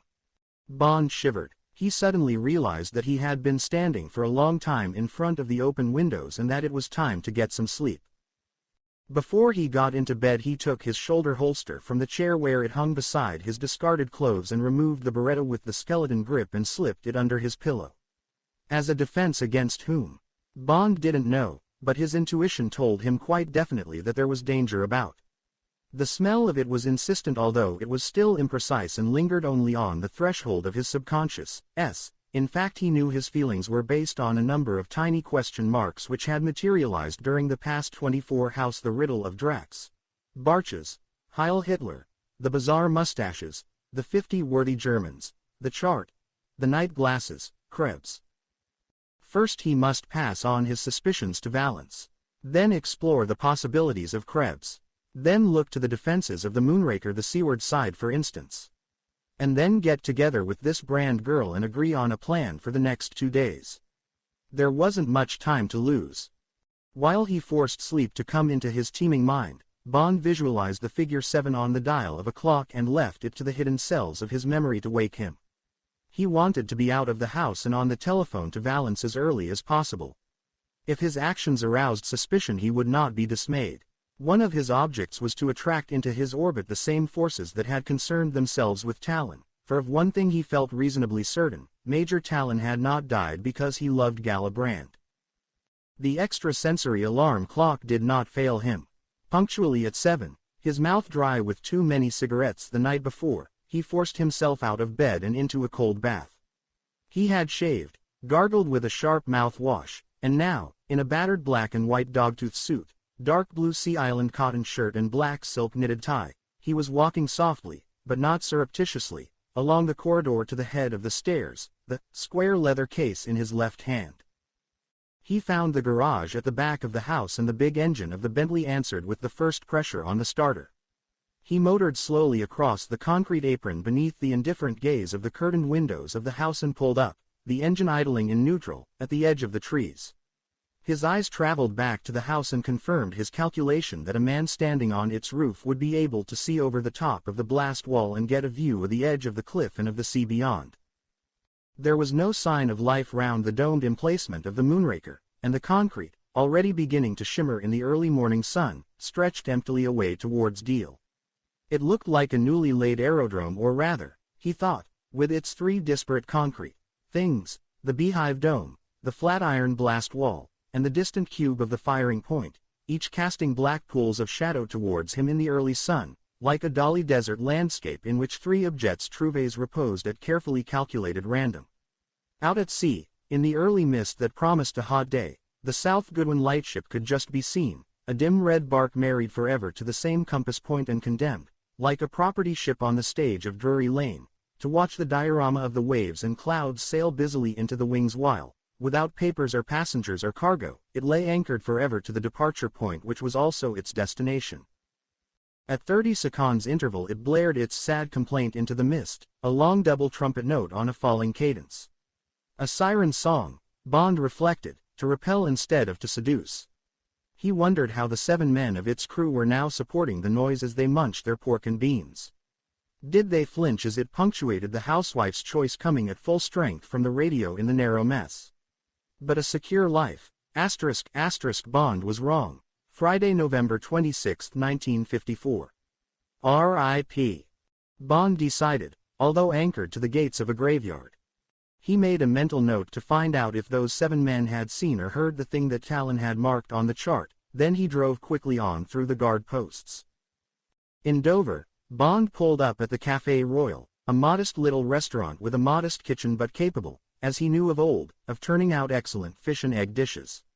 The Italian-Swiss mother and son who ran it welcomed him as an old friend, and he asked for a plate of scrambled eggs and bacon and plenty of coffee to be ready in half an hour. Then he drove on to the police station and put a call into Valance through the Scotland Yard switchboard. Valance was at home having breakfast. He listened without comment to Bond's guarded talk, but he expressed surprise that Bond had not had an opportunity to have a talk with Galibrand. "She's a bright girl, that," he said. If Mr. K is up to something, she's sure to have an idea what it is. And if T heard a noise on Sunday night, she may have heard it too. Though I'll admit she's said nothing about it. Bond said nothing about the reception he had had from Valence's agent. Going to talk to her this morning, he said, and I'll send up the chart and the like of film for you to have a look at.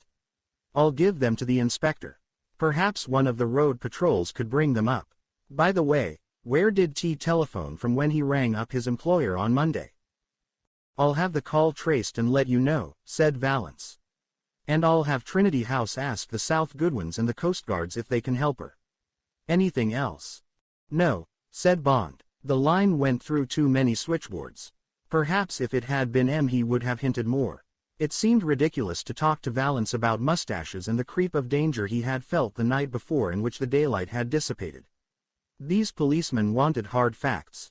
They were better, he decided, at solving crimes than at anticipating them. No, that's all. He hung up. He felt more cheerful after an excellent breakfast. He read the Express and the Times and found a bare report of the inquest on Talon. The Express had made a big play with the girl's photograph, and he was amused to see what a neutral likeness Valence had managed to produce. He decided that he must try and work with her. He would take her completely into his confidence whether she was receptive or not. Perhaps she also had her suspicions and intuitions which were so vague that she was keeping them to herself. Bond drove back fast to the house. It was just 9 o'clock, and as he came through the trees on to the concrete there was the wail of a siren, and from the woods behind the house a double file of 12 men appeared running, in purposeful unison, towards the launching dome. They marked time while one of their number rang the bell, then the door opened and they filed through and out of sight. Scratch a German and you find precision, thought Bond. Moonraker. Chapter 14. Itching Fingers. Half an hour before, Galibrand had stubbed out her breakfast cigarette, swallowed the remains of her coffee, left her bedroom and walked across to the site, looking very much the private secretary in a spotless white shirt and dark blue pleated skirt. Punctually at 8:30 she was in her office. There was a sheaf of Air Ministry teleprints on her desk, and her first action was to transfer a digest of their contents onto a weather map and walk through the communicating door into Drax's office and pin the map to the board that hung in the angle of the wall beside the blank glass wall.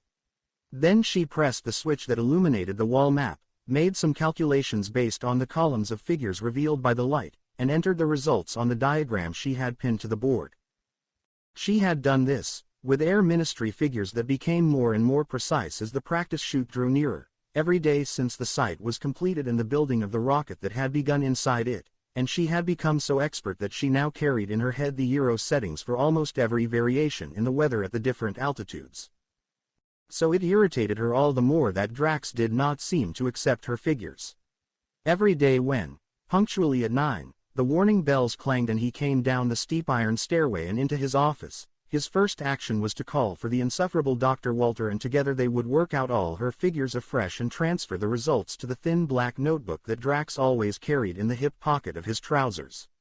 She knew that this was an invariable routine, and she had become tired of watching it through an inconspicuous hole she had drilled, so as to be able to send Valence a weekly record of Drax's visitors, in the thin wall between the two offices.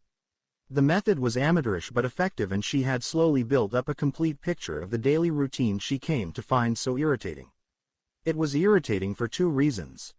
It meant that Drax didn't trust her figures, and it undermined her chance of having some part, however modest, in the final launching of the rocket.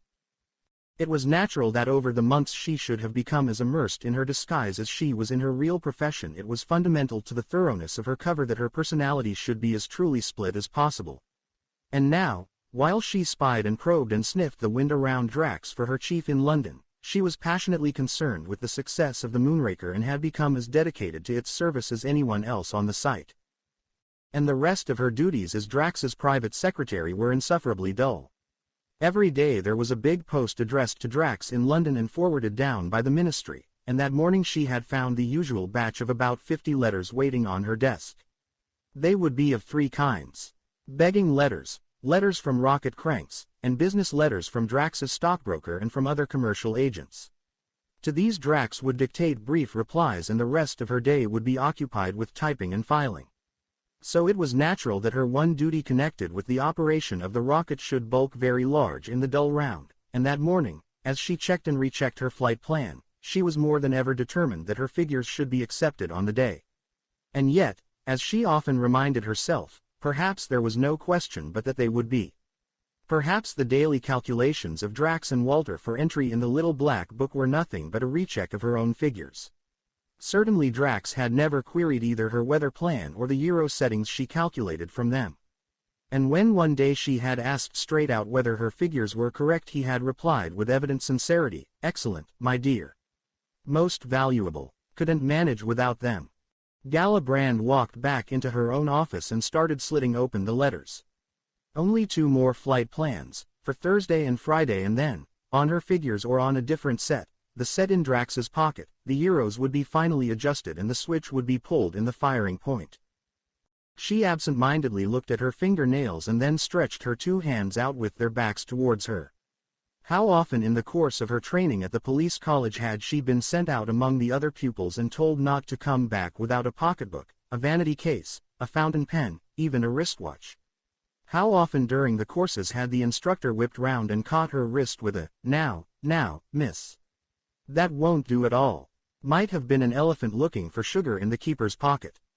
Try again. Coolly she flexed her fingers and then, her mind made up, turned back to the pile of letters. At a few minutes to 9 the alarm bells rang and she heard Drax arrive in the office. A moment later she heard him open the double doors again and call for Walter. Then came the usual mumble of voices whose words were drowned by the soft whir of the ventilators. She arranged the letters in their 3 piles and sat forward relaxed, her elbows resting on the desk and her chin in her left hand. Commander Bond, James Bond, clearly a conceited young man like so many of them in the Secret Service.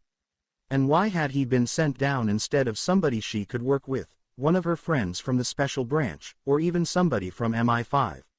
The message from the Assistant Commissioner had said that there was no one else available at short notice, that this was one of the stars of the Secret Service who had the complete confidence of the Special Branch and the blessings of MI5. Even the Prime Minister had had to give permission for him to operate, for just this one assignment, inside England. But what use could he be in the short time that was left? He could probably shoot all right and talk foreign languages and do a lot of tricks that might be useful abroad. But what good could he do down here without any beautiful spies to make love to? Because he was certainly good-looking. Galibrand automatically reached into her bag for her vanity case. She examined herself in the little mirror and dabbed at her nose with a powder puff. Rather like Hoagie Carmichael in a way. That black hair falling down over the right eyebrow. Much the same bones, but there was something a bit cruel in the mouth, and the eyes were cold. Were they gray or blue?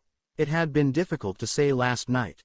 Well, at any rate she had put him in his place and shown him that she wasn't impressed by dashing young men from the Secret Service, however romantic they might look. There were just as good-looking men in the Special Branch, and they were real detectives, not just people that Phillips Oppenheim had dreamed up with fast cars and special cigarettes with gold bands on them and shoulder holsters. Oh, she had spotted that all right and had even brushed against him to make sure. Ah well, she supposed she would have to make some sort of show of working along with him, though in what direction heaven only knew. If she had been down there ever since the place had been built without spotting anything, what could this Bond man hope to discover in a couple of days? And what was there to find out? Of course there were 1 or 2 things she couldn't understand. Should she tell him about Krebs, for instance? The first thing was to see that he didn't blow her cover by doing something stupid. She would have to be cool and firm and extremely careful. But that didn't mean, she decided, as the buzzer went and she collected her letters in her shorthand book, that she couldn't be friendly. Entirely on her own terms, of course. Her second decision made, she opened the communicating door and walked into the office of Sir Hugo Drax. When she came back into her room half an hour later she found Bond sitting back in her chair with Whitaker's almanac open on the desk in front of him. She pursed her lips as Bond got up and wished her a cheerful good morning. She nodded briefly and walked round her desk and sat down. She moved the Whitakers carefully aside and put her letters and notebook in its place. "You might have a spare chair for visitors," said Bond with a grin which she defined as impertinent, "and something better to read than reference books."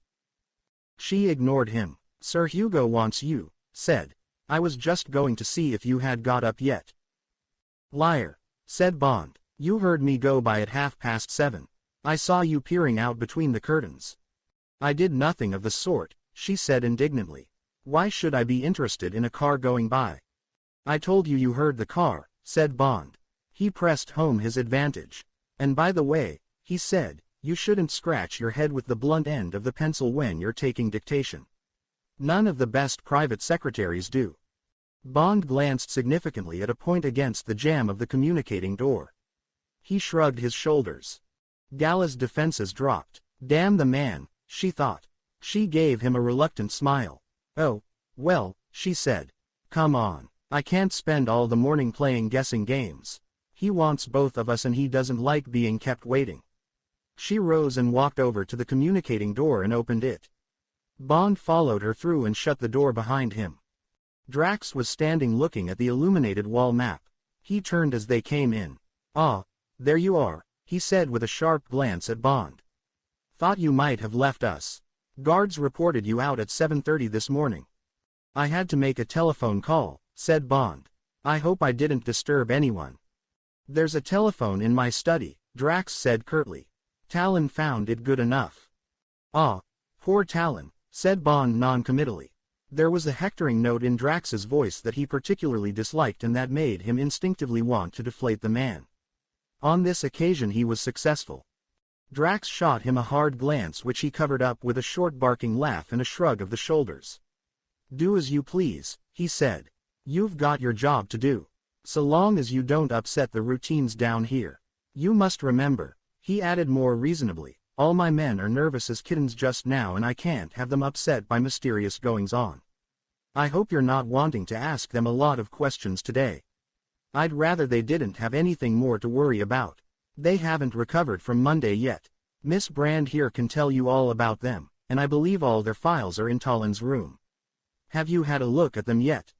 No key to the filing cabinet, said Bond truthfully. Sorry, my fault, said Drax. He went to the desk and opened a drawer from which he took a small bunch of keys and handed them to Bond. Should have given you these last night. The inspector chap on the case asked me to hand them over to you. Sorry. Thanks very much, said Bond. He paused. By the way, how long have you had Krebs? He asked the question on an impulse. There was a moment's quiet in the room. Krebs, repeated Drax thoughtfully. He walked over to his desk and sat down. He reached into his trouser pocket and pulled out a packet of his cork-tipped cigarettes. His blunt fingers scrabbled with its cellophane wrapping. He extracted a cigarette and stuffed it into his mouth under the fringe of his reddish mustache and lit it.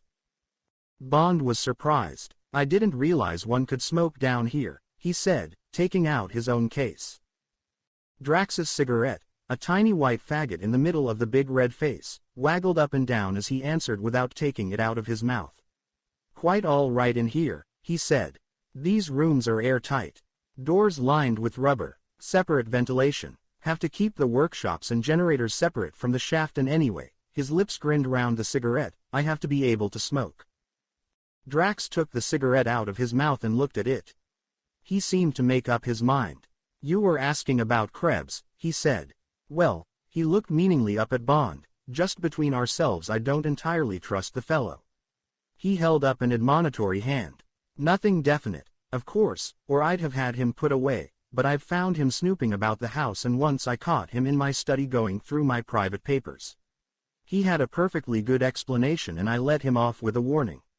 But quite honestly I have my suspicions of the man. Of course, he can't do any harm. He's part of the household staff and none of them are allowed in here but, he looked candidly into Bond's eyes, I would have said you ought to concentrate on him. Bright of you to have bowled him out so quickly, he added with respect. What put you on to him? Oh, nothing much, said Bond. He's got a shifty look. But what you say's interesting and I'll certainly keep an eye on him. He turned to Gala Brand who had remained silent ever since they had entered the room. And what do you think of Krebs, Miss Brand? He asked politely. The girl spoke to Drax. I don't know much about these things, Sir Hugo, she said with a modesty and a touch of impulsiveness which Bond admired. But I don't trust the man at all. I hadn't meant to tell you, but he's been poking around my room, opening letters and so forth. I know he has. Drax was shocked. Has he indeed? He said. He bashed his cigarette out in the ashtray and killed the glowing fragments one by one. So much for Krebs, he said, without looking up. Moonraker. Chapter 15. Rough Justice. There was a moment's silence in the room during which Bond reflected how odd it was that suspicions should have fallen so suddenly and so unanimously on one man. And did that automatically clear all the others? Might not Krebs be the inside man of a gang? Or was he working on his own, and, if so, with what object? And what did his snooping have to do with the death of Talon and Barch? Drax broke the silence. Well, that seems to settle it, he said, looking to Bond for confirmation. Bond gave a noncommittal nod. Just have to leave him to you. At all events, we must see he is kept well away from the site. As a matter of fact, I shall be taking him to London tomorrow. Last-minute details to be settled with the Ministry, and Walter can't be spared. Krebs is the only man I've got who can do the work of an ADC. That'll keep him out of trouble.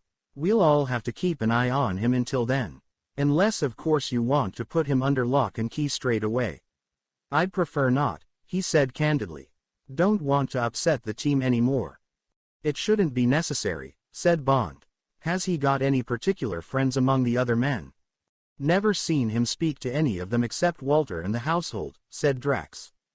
Dare say he considers himself a cut above the others. Personally, I don't believe there's much harm in the chap, or I wouldn't have kept him. He's left alone in that house all day long, and I expect he's one of those people who like playing the detective and prying into other people's affairs. What do you say? Perhaps we could leave it like that. Bond nodded, keeping his thoughts to himself.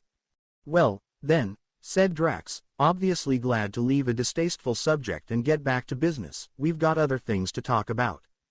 2 more days to go, and I'd better tell you the program. He got up from his chair and paced heavily up and down the room behind his desk. Today is Wednesday, he said. At 1 o'clock the site will be closed for fueling. This will be supervised by Dr. Walter and myself and 2 men from the Ministry. Just in case anything goes wrong, a television camera will record everything we do. Then, if there is an explosion, our successors will know better next time. He barked a short laugh.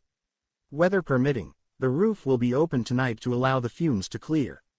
My men will stand guard in watches at 10-yard intervals 100 yards from the site. There will be 3 armed men on the beach opposite the exhaust hole in the cliff. Tomorrow morning the site will be opened again until midday for a final check, and from that moment, except for the gyro settings, the Moonraker will be ready to go. The guards will be permanently on duty round the site. On Friday morning I shall personally supervise the gyro settings. The men from the Ministry will take over the firing point and the RAF will man the radar. The BBC will set up their vans behind the firing point and will begin their running commentary at 11:45. At midday exactly I shall press the plunger, a radio beam will break an electric circuit and, he smiled broadly, we shall see what we shall see. He paused, fingering his chin. Now what else? Well now, shipping will be cleared from the target area from midnight on Thursday. The Navy will provide a patrol of the boundaries of the area all through the morning. There will be a BBC commentator in one of the ships. The Ministry of Supply experts will be in a salvage ship with deep-sea television, and after the rocket has landed they will try to bring up the remains. You may be interested to know, continued Drax, rubbing his hands with almost childish pleasure, that a messenger from the Prime Minister has brought me the very welcome news that not only will there be a special cabinet meeting to listen to the broadcast, but the palace will also be listening into the launching. Splendid, said Bond, pleased for the man's sake. Thank you, said Drax. Now I want to be quite certain that you are satisfied with my security arrangements on the site itself. I don't think we need worry about what goes on outside. The RAF and the police seem to be doing a very thorough job. Everything seems to have been taken care of, said Bond. There doesn't seem to be very much for me to do in the time that's left. Nothing that I can think of, agreed Drax, except our friend Krebs. This afternoon he will be in the television van taking notes, so he will be out of trouble. Why don't you have a look at the beach and the bottom of the cliff while he's out of action? That's the only weak spot I can think of. I've often thought that if someone wanted to get into the site he would try the exhaust pit. Take Miss Brand with you. 2 pairs of eyes, and so forth, and she won't be able to use her office until tomorrow morning." "Good," said Bond. "I'd certainly like to have a look at the seaward side after lunch, and if Miss Brand's got nothing better to do." He turned towards her with his eyebrows raised. Gala Brand looked down her nose. "Certainly, if Sir Hugo wishes," she said without enthusiasm. Drax rubbed his hands together. "Then that's settled," he said. "And now I must get down to work. Miss Brand, would you ask Dr. Walter to come along if he's free?" "See you at lunch," he said to Bond, on a note of dismissal. Bond nodded. "I think I'll walk over and have a look at the firing point," he said, not quite knowing why he lied. He turned and followed Gala Brand out through the double doors into the base of the shaft. A huge black snake of rubber piping meandered over the shining steel floor, and Bond watched the girl pick her way among its coils to where Walter was standing alone. He was gazing up at the mouth of the fuel pipe being hoisted to where a gantry, outstretched to the threshold of an access door halfway up the rocket, indicated the main fuel tanks. She said something to Walter and then stood beside him looking upwards as the pipe was delicately manhandled through into the interior of the rocket. Bond thought she looked very innocent standing there with her brown hair falling back from her head and the curve of her ivory throat sweeping down into the plain white shirt. With her hands clasped behind her back, gazing raptly upwards at the glittering 50 feet of the Moonraker, she might have been a schoolgirl looking up at a Christmas tree except for the impudent pride of the jutting breasts, swept up by the thrown back head and shoulders. Bond smiled to himself as he walked to the foot of the iron stairway and started to climb. That innocent, desirable girl, he reminded himself, is an extremely efficient policewoman. She knows how to kick, and where. She can break my arm probably more easily and quickly than I can break hers, and at least half of her belongs to the special branch of Scotland Yard. Of course, he reflected, looking down just in time to see her follow Dr. Walters into Drax's office, there is always the other half. Outside, the brilliant May sunshine seemed particularly golden after the blue-white of the arcs, and Bond could feel it hot on his back as he walked purposefully across the concrete towards the house. The foghorn from the Goodwins was silent, and the morning was so quiet that he could hear the rhythmic thump of a ship's engines as a coaster negotiated the inner leads, between the Goodwins and the shore, on its way northwards. He approached the house under cover of the wide blast wall and then quickly crossed the few yards to the front door, the crepe rubber soles of his shoes making no noise. He eased open the door and left it ajar and walked softly into the hall and stood listening. There was the early summer noise of a bumblebee fussing against the pane of one of the windows and a distant clatter from the barracks behind the house. Otherwise the silence was deep and warm and reassuring. Bond walked carefully across the hall and up the stairs, placing his feet flat on the ground and using the extreme edges of the steps where the boards would be less likely to creak. There was no noise in the corridor, but Bond saw that his door at the far end was open. He took his gun from under his armpit and walked swiftly down the carpeted passage. Krebs had his back to him. He was kneeling forward in the middle of the floor with his elbows on the ground. His hands were at the wheels of the combination lock of Bond's leather case. His whole attention was focused on the click of the tumblers in the lock. The target was tempting and Bond didn't hesitate. His teeth showed in a hard smile. He took 2 quick paces into the room and his foot lashed out. All his force was behind the point of his shoe and his balance and timing were perfect. The scream of a jay was driven out of Krebs as, like the caricature of a leaping frog, he hurtled over Bond's case, across a yard or so of carpet, and into the front of the mahogany dressing table. His head hit the middle of it so hard that the heavy piece of furniture rocked on its base. The scream was abruptly cut off and he crashed in an inert spread eagle on the floor and lay still. Bond stood looking at him and listening for the sound of hurrying footsteps, but there was still silence in the house. He walked over to the sprawling figure and bent down and heaved it over on its back. The face around the smudge of yellow mustache was pale and some blood had oozed down over the forehead from a cut in the top of the skull. The eyes were closed and the breathing was labored. Bond knelt down on one knee and went carefully through every pocket of Krebs's neat gray pinstripe suit, laying the disappointingly meager contents on the carpet beside the body. There was no pocketbook and no papers. The only objects of interest were a bunch of skeleton keys, a a spring knife with a well-sharpened stiletto blade, and an obscene little truss-shaped black leather cosh. Bond pocketed these and then went to his bedside table and fetched the untouched bottle of Vichy water. It took 5 minutes to revive Krebs and get him into a sitting position with his back to the dressing table, and another 5 for him to be capable of speaking. Gradually the color came back to his face and the craftiness to his eyes. "I answer no questions except to Sir Hugo," he said as Bond started the interrogation. "You have no right to question me. I was doing my duty." His voice was surly and assured. Bond took the empty Vichy bottle by the neck. "Think again," he said, "or I'll beat the daylight out of you until this breaks and then use the neck for some plastic surgery. Who told you to go over my room?" "Lek mich am Arsch." Krebs spat the obscene insult at him. Bond bent down and cracked him sharply across the shins. Krebs's body cringed, but, as Bond raised his arm again, he suddenly shot up from the floor and dived under the descending bottle. The blow caught him hard on the shoulder, but it didn't check his momentum and he was out of the door and halfway down the corridor before Bond started in pursuit. Bond stopped outside the door and watched the flying figure swerve down the stairs and out of sight. Then, as he heard the scurrying squeak of the rubber-soled shoes as they fled down the stairs and across the hall, he laughed abruptly to himself and went back into his room and locked the door. Short of beating the man's brains out, it hadn't looked as if he would get much out of Krebs. He had given him something to think about. Crafty little brute. His injuries couldn't have been so bad after all. Well, it would be up to Drax to punish him. Unless, of course, Krebs had been carrying out Drax's orders. Bond cleaned up the mess in his room and sat down on his bed and gazed at the opposite wall with unseeing eyes. It had not been only instinct that had made him tell Drax he was going to the firing point instead of to the house. It had seriously crossed his mind that the snooping of Krebs was on Drax's orders, and that Drax ran his own security system. And yet how did that tally with the deaths of Talon and Barch? Or had the double killing been a coincidence unrelated to the marks on the chart and the fingerprints of Krebs? As if summoned by his thoughts, there came a knock on the door and the butler came in. He was followed by a police sergeant in road patrol uniform who saluted and handed Bond a telegram. Bond took it over to the window. It was signed Baxter, which meant Valance, and it read: "Firstly, call was from house. Secondly, fog required operation of foghorns. The ship heard, observed nothing. Thirdly, your compass reckoning too near shore, thus out of sight of St. Margaret's or Deal Coast Guard ends."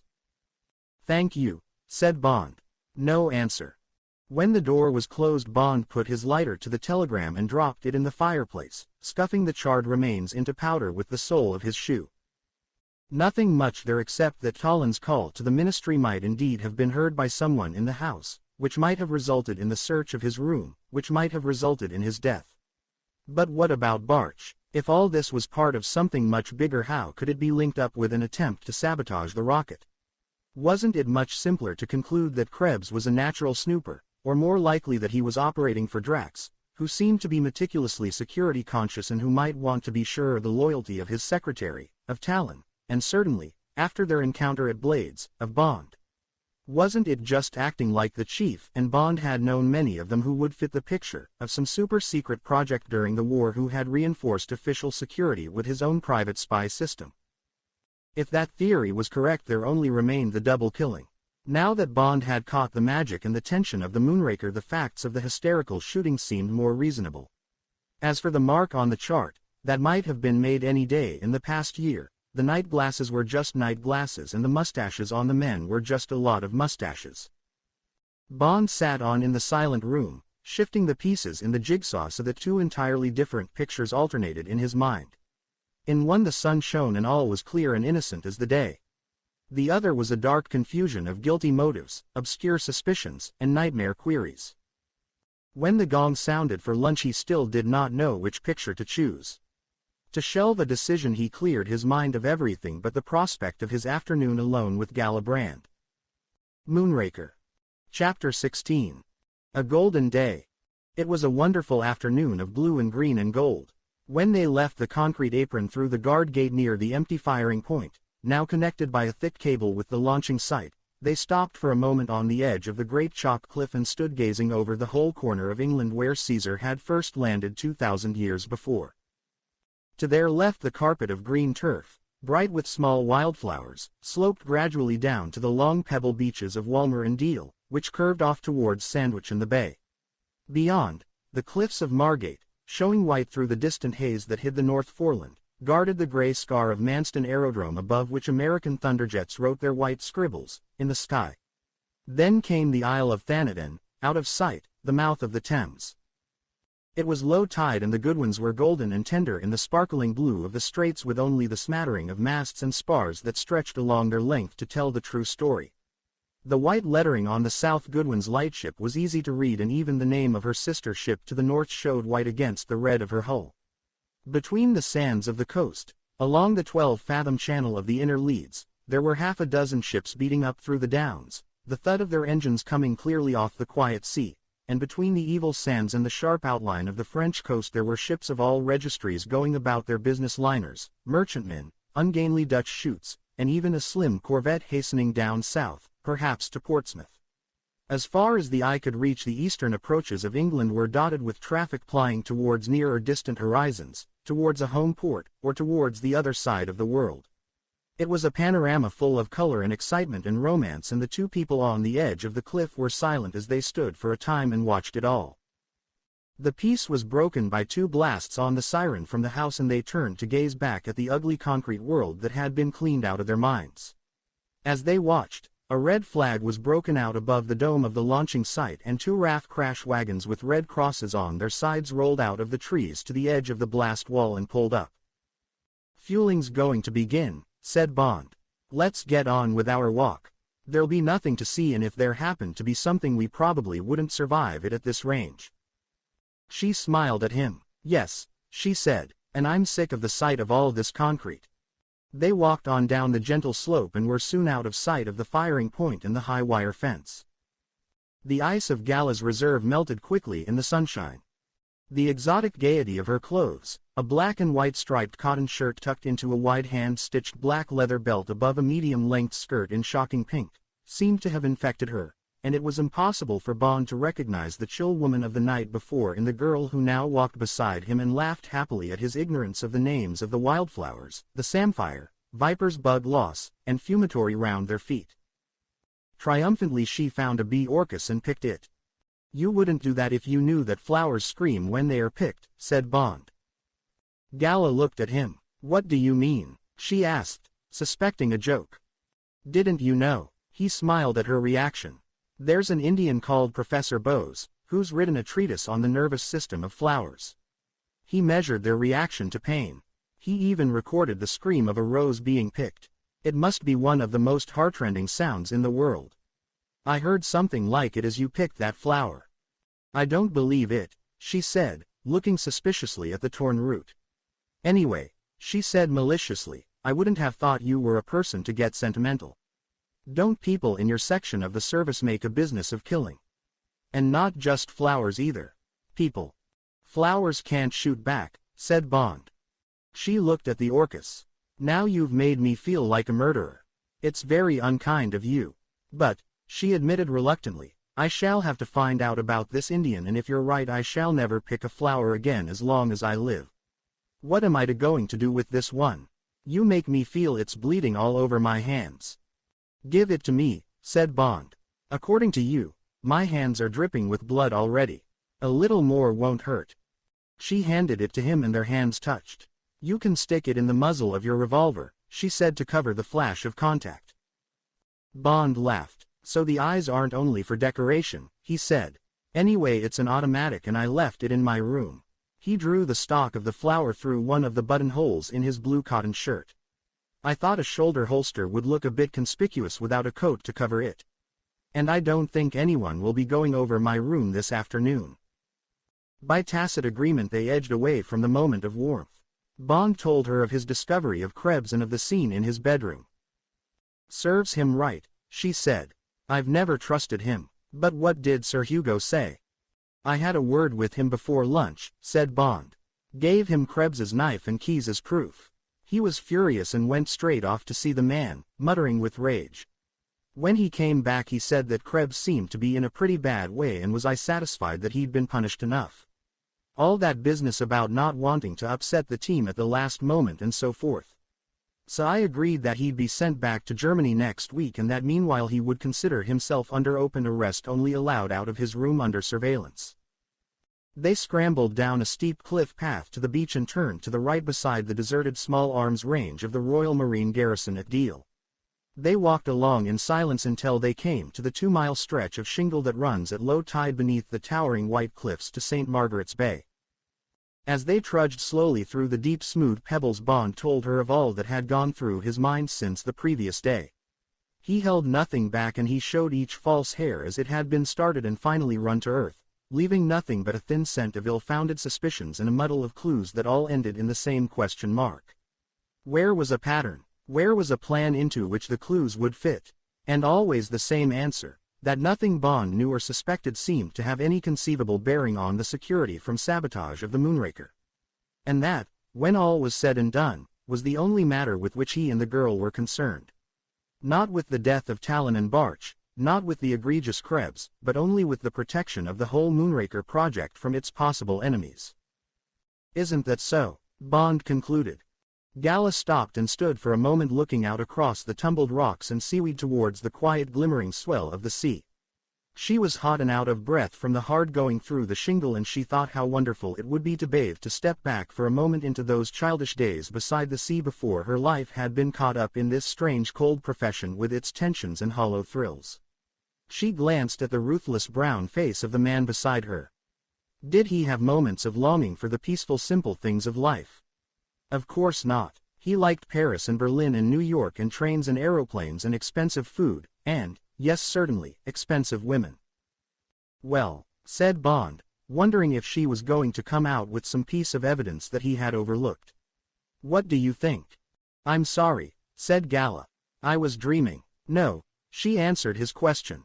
I think you're right. I've been down here since the beginning, and although there've been odd little things from time to time, and of course the shooting, I've seen absolutely nothing wrong. Every one of the team, from Sir Hugo down, is heart and soul behind the rocket. It's all they live for, and it's been wonderful to see the whole thing grow. The Germans are terrific workers, and I can quite believe that Barch broke under the strain, and they love being driven by Sir Hugo and he loves driving them. They worship him. And as for security, the place is solid with it, and I'm sure that anyone who tried to get near the Moonraker would be torn to pieces. I agree with you about Krebs and that he was probably working under Drax's orders. It was because I believed that I didn't bother to report him when he went through my things. There was nothing for him to find, of course. Just private letters and so on.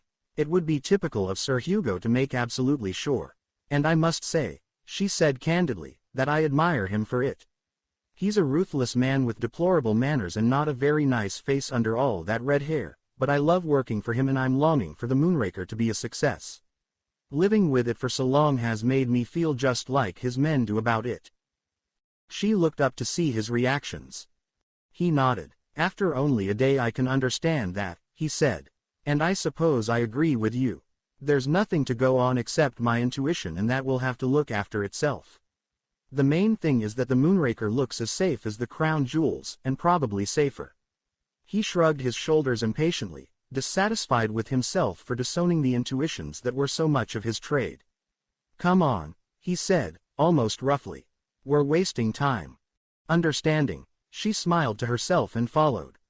Round the next bend of the cliff they came up with the base of the hoist, encrusted with seaweed and barnacles.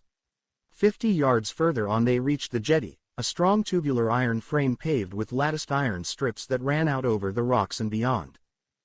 Between the two, and perhaps 20 feet up the cliff face, yawned the wide black mouth of the exhaust tunnel, which slanted up inside the cliff to the steel floor beneath the stern of the rocket.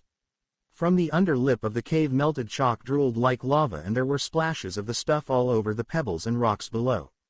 In his mind's eye Bond could see the blazing white shaft of flame come howling out of the face of the cliff, and he could hear the sea hiss and bubble as the liquid chalk poured into the water. He looked up at the narrow section of the launching dome that showed above the edge of the cliff 200 feet up in the sky, and imagined the 4 men in their gas masks and asbestos suits watching the gauges as the terrible liquid explosive pulsed down the black rubber tube into the stomach of the rocket. He suddenly realized that they were in range if anything went wrong with the fueling. Let's get away from here, he said to the girl. When they had put 100 yards between themselves and the cave, Bond stopped and looked back. He imagined himself with 6 tough men and all the right gear, and he wondered how he would set about attacking the site from the sea kayaks to the jetty at low tide, a ladder to the lip of the cave.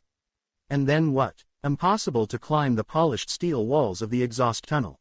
It would be a question of firing an anti-tank weapon through the steel floor beneath the rocket, following up with some phosphorus shells and hoping that something would catch fire. Untidy business, but it might be effective. Getting away afterwards would be nasty. Sitting targets from the top of the cliff. But that wouldn't worry a Russian suicide squad. It was all quite feasible. Gala had been standing beside him, watching the eyes that measured and speculated. "It's not as easy as you might think," she said, seeing the frown on his face. "Even when it's high tide and very rough, they have guards along the top of the cliff at night. And they've got searchlights and Brens and grenades. Their orders are to shoot and ask questions afterwards. Of course it would be better to floodlight the cliff at night. But that would only pinpoint the site. I really believe they've thought of everything." Bond was still frowning. If they had covering fire from a submarine or an X-craft, a good team could still do it, he said. "It'll be hell, but I'm going for a swim. The Admiralty chart says there's a 12-fathom channel out there, but I'd like to have a look. There must be plenty of water at the end of the jetty, but I'll be happier when I've seen for myself." He smiled at her. "Why don't you have a bathe too? It's going to be damn cold, but it would do you good after stewing inside that concrete dome all the morning." Gala's eyes lit up. "Do you think I could?" she asked doubtfully. "I'm frightfully hot, but what are we going to wear?" She blushed at the thought of her brief and almost transparent nylon pants and brassiere.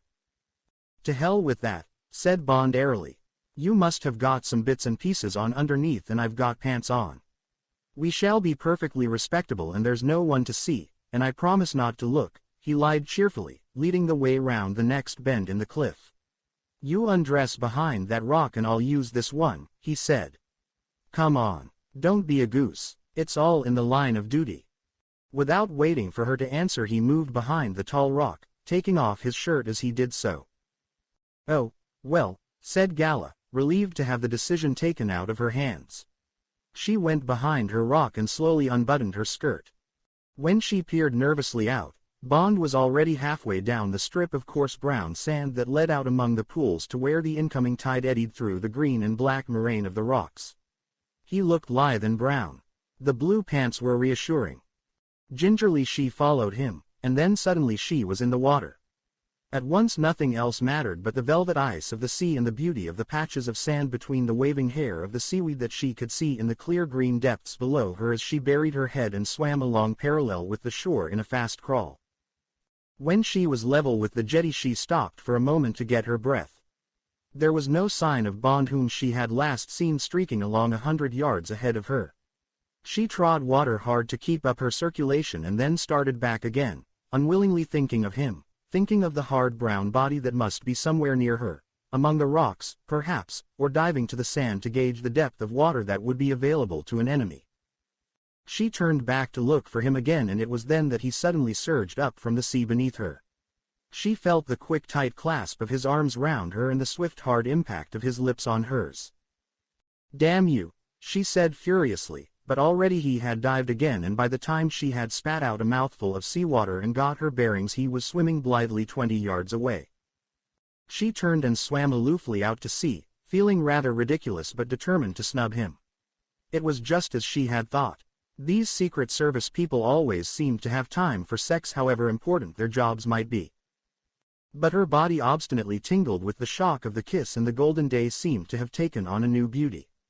As she swam further out to sea and then turned back and looked along the snarling milk-white teeth of England to the distant arm of Dover and at the black and white confetti of the ravens and gulls tossed against the vivid backcloth of green fields, she decided that anything was permissible on such a day, and that, just this once, she would forgive him. Half an hour later they were lying, waiting for the sun to dry them, separated by a respectable yard of sand at the foot of the cliff.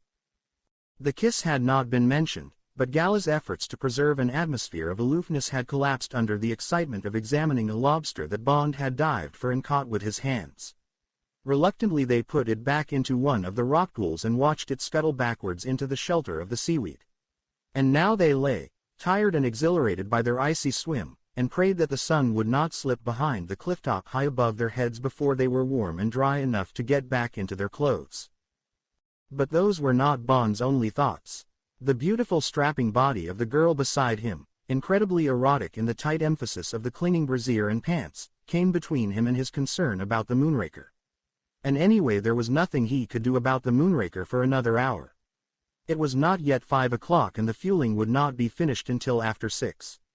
It would only be then that he could get hold of Drax and make certain that for the next 2 nights the guards were strengthened on the cliff and that they had the right weapons. For he had seen for himself that there was plenty of water, even at low tide, for a submarine. So there was at least a quarter of an hour to spare before they would have to start back. Meanwhile this girl, the half-stripped body splayed above him on the surface as he swam up from below, the soft hard quick kiss with his arms about her, the pointed hillocks of her breasts, so close to him, and the soft flat stomach descending to the mystery of her tightly closed thighs. To hell with it. He wrenched his mind out of its fever and gazed straight up into the endless blue of the sky, forcing himself to watch the soaring beauty of the herring gulls as they ranged effortlessly among the air currents that fountained up over the high clifftop above them. But the soft down of the birds' white underbellies seduced his thoughts back to her and gave him no rest. "Why are you called Gala?" he said to break his hot crouching thoughts.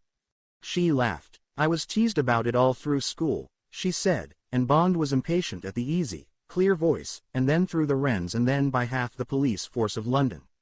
"But my real name's even worse. It's Galatea. She was a cruiser my father was serving in when I was born. I suppose Gala's not too bad. I've almost forgotten what I'm called. I'm always having to change my name now that I'm in the special branch." In the special branch. In the special branch. In the... When the bomb falls. When the pilot miscalculates and the plane hits short of the runway. When the blood leaves the heart and consciousness goes, there are thoughts in the mind, or words, or perhaps a phrase of music, which ring on for the few seconds before death like the dying clang of a bell. Bond wasn't killed, but the words were still in his mind, several seconds later, after it had all happened.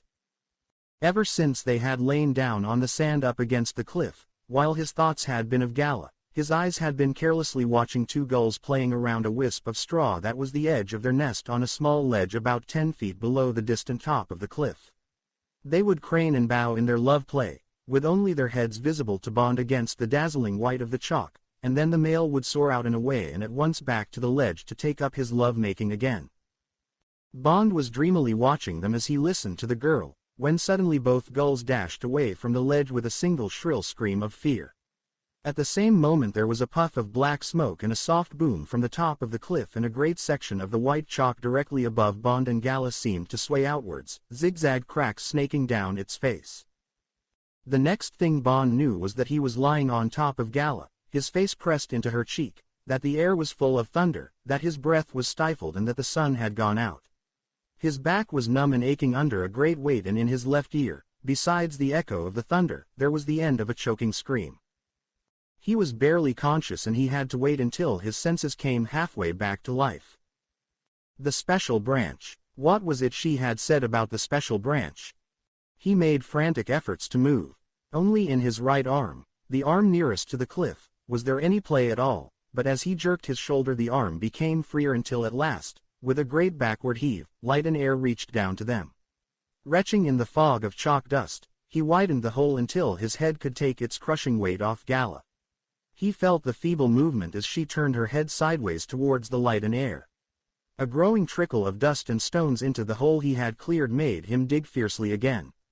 Gradually he enlarged the space until he could get a purchase on his right elbow, and then, coughing so that he thought his lungs would burst, he heaved his right shoulder up until suddenly it and his head were free.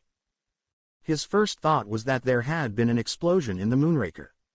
He looked up at the cliff and then along the shore. No, they were 100 yards from the site. It was only in the skyline directly above them that a great mouthful had been bitten out of the cliff. Then he thought of their immediate danger. Gala moaned and he could feel the frantic thud of her heart against his chest, but the ghastly white mask of her face was now free to the air, and he wrenched his body from side to side on top of her to try and ease the pressure on her lungs and stomach. Slowly, inch by inch, his muscles cracking under the strain, he worked his way under the pile of dust and rubble towards the cliff face where he knew the weight would be less. And then at last his chest was free and he could snake his body into a kneeling position beside her. Blood dripped from his cut back and arms and mingled with the chalk dust that continually poured down the sides of the hole he had made, but he could feel that no bones were broken and, in the rage of the rescue work, he felt no pain. Grunting and coughing and without a pause to take breath he heaved her up into a sitting position and with a bleeding hand wiped some of the chalk dust from her face. Then, freeing his legs from the tomb of chalk, he somehow manhandled her up on to the top of the mound with her back against the cliff. He knelt and looked at her, at the terrible white scarecrow that minutes before had been one of the most beautiful girls he had ever seen, and as he looked at her and at the streaks of his blood down her face he prayed that her eyes would open. When, seconds later, they did, the relief was so great that Bond turned away and was rackingly sick. Moonraker. Chapter 17. Wild Surmises. When the paroxysm was over he felt Gala's hand in his hair. He looked round and saw her wince at the sight of him. She tugged at his hair and pointed up the cliffs. As she did so a shower of small pieces of chalk rattled down beside them. Weakly he got to his knees and then to his feet and together they scrambled and slid down off the mountain of chalk and away from the crater against the cliff from which they had escaped. The harsh sand under their feet was like velvet. They both collapsed full length and lay clutching at it with their horrible white hands as if its rough gold would wash the filthy whiteness away. Then Gala too was mercifully sick and Bond crawled a few paces away to leave her alone. He hauled himself to his feet against a single lump of chalk as big as a small motor car, and at last his bloodshot eyes took in the hell that had almost engulfed them. Down to the beginning of the rocks, now lapped by the incoming tide, sprawled the debris of the cliff face, an avalanche of chalk blocks and shapes. The white dust of its collapse covered nearly an acre. Above it a jagged rent had appeared in the cliff and a wedge of blue sky had been bitten out of the distant top where before the line of the horizon had been almost straight. There were no longer any seabirds near them and Bond guessed that the smell of disaster would keep them away from the place for days. The nearness of their bodies to the cliff was what had saved them, that and the slight protection of the overhang below which the sea had bitten into the base of the cliff. They had been buried by the deluge of smaller stuff. The heavier chunks, any one of which would have crushed them, had fallen outwards, the nearest missing them by a few feet. And their nearness to the cliff was the reason for Bond's right arm having been comparatively free so that they had been able to burrow out of the mound before they were stifled. Bond realized that if some reflex had not hurled him on top of Gala at the moment of the avalanche they would now both be dead. He felt her hand on his shoulder. Without looking at her he put his arm round her waist and together they got down to the blessed sea and let their bodies fall weakly, thankfully into the shallows. 10 minutes later it was two comparatively human beings who walked back up the sand to the rocks where their clothes lay, a few yards away from the cliff fall. They were both completely naked. The rags of their underclothing lay somewhere under the pile of chalk dust, torn off in their struggle to escape. But, like survivors from a shipwreck, their nakedness meant nothing. Washed clean of the cloying gritty chalk dust and with their hair and mouths scoured with the salt water, they felt weak and bedraggled, but by the time they had got their clothes on and had shared Gala's comb there was little to show what they had been through. They sat with their backs to a rock and Bond lit a first delicious cigarette, drinking the smoke deeply into his lungs and expelling it slowly through his nostrils. When Gala had done the best she could with her powder and lipstick he lit a cigarette for her and, as he handed it to her, for the first time they looked into each other's eyes and smiled. Then they sat and looked silently out to sea, at the golden panorama that was the same and yet entirely new.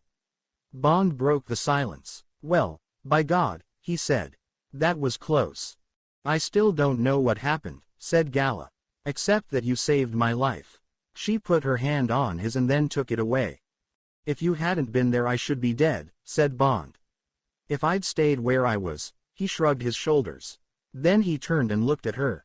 "I suppose you realize," he said flatly, "that someone pushed the cliff down on us."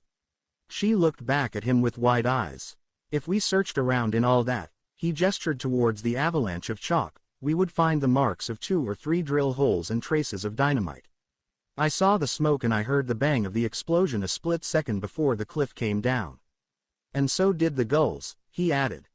"And what's more," continued Bond after a pause, "it can't have been only Krebs. It was done in full view of the sight. And it was done by several people, well organized, with spies on us from the moment we went down the cliff path to the beach. There was comprehension in Gala's eyes and a flash of fear. What are we to do? She asked anxiously. What's it all about? They want us dead, said Bond calmly. So we have to stay alive. As to what it's all about, we'll just have to find that out. You see, he went on, I'm afraid even Valance isn't going to be much help.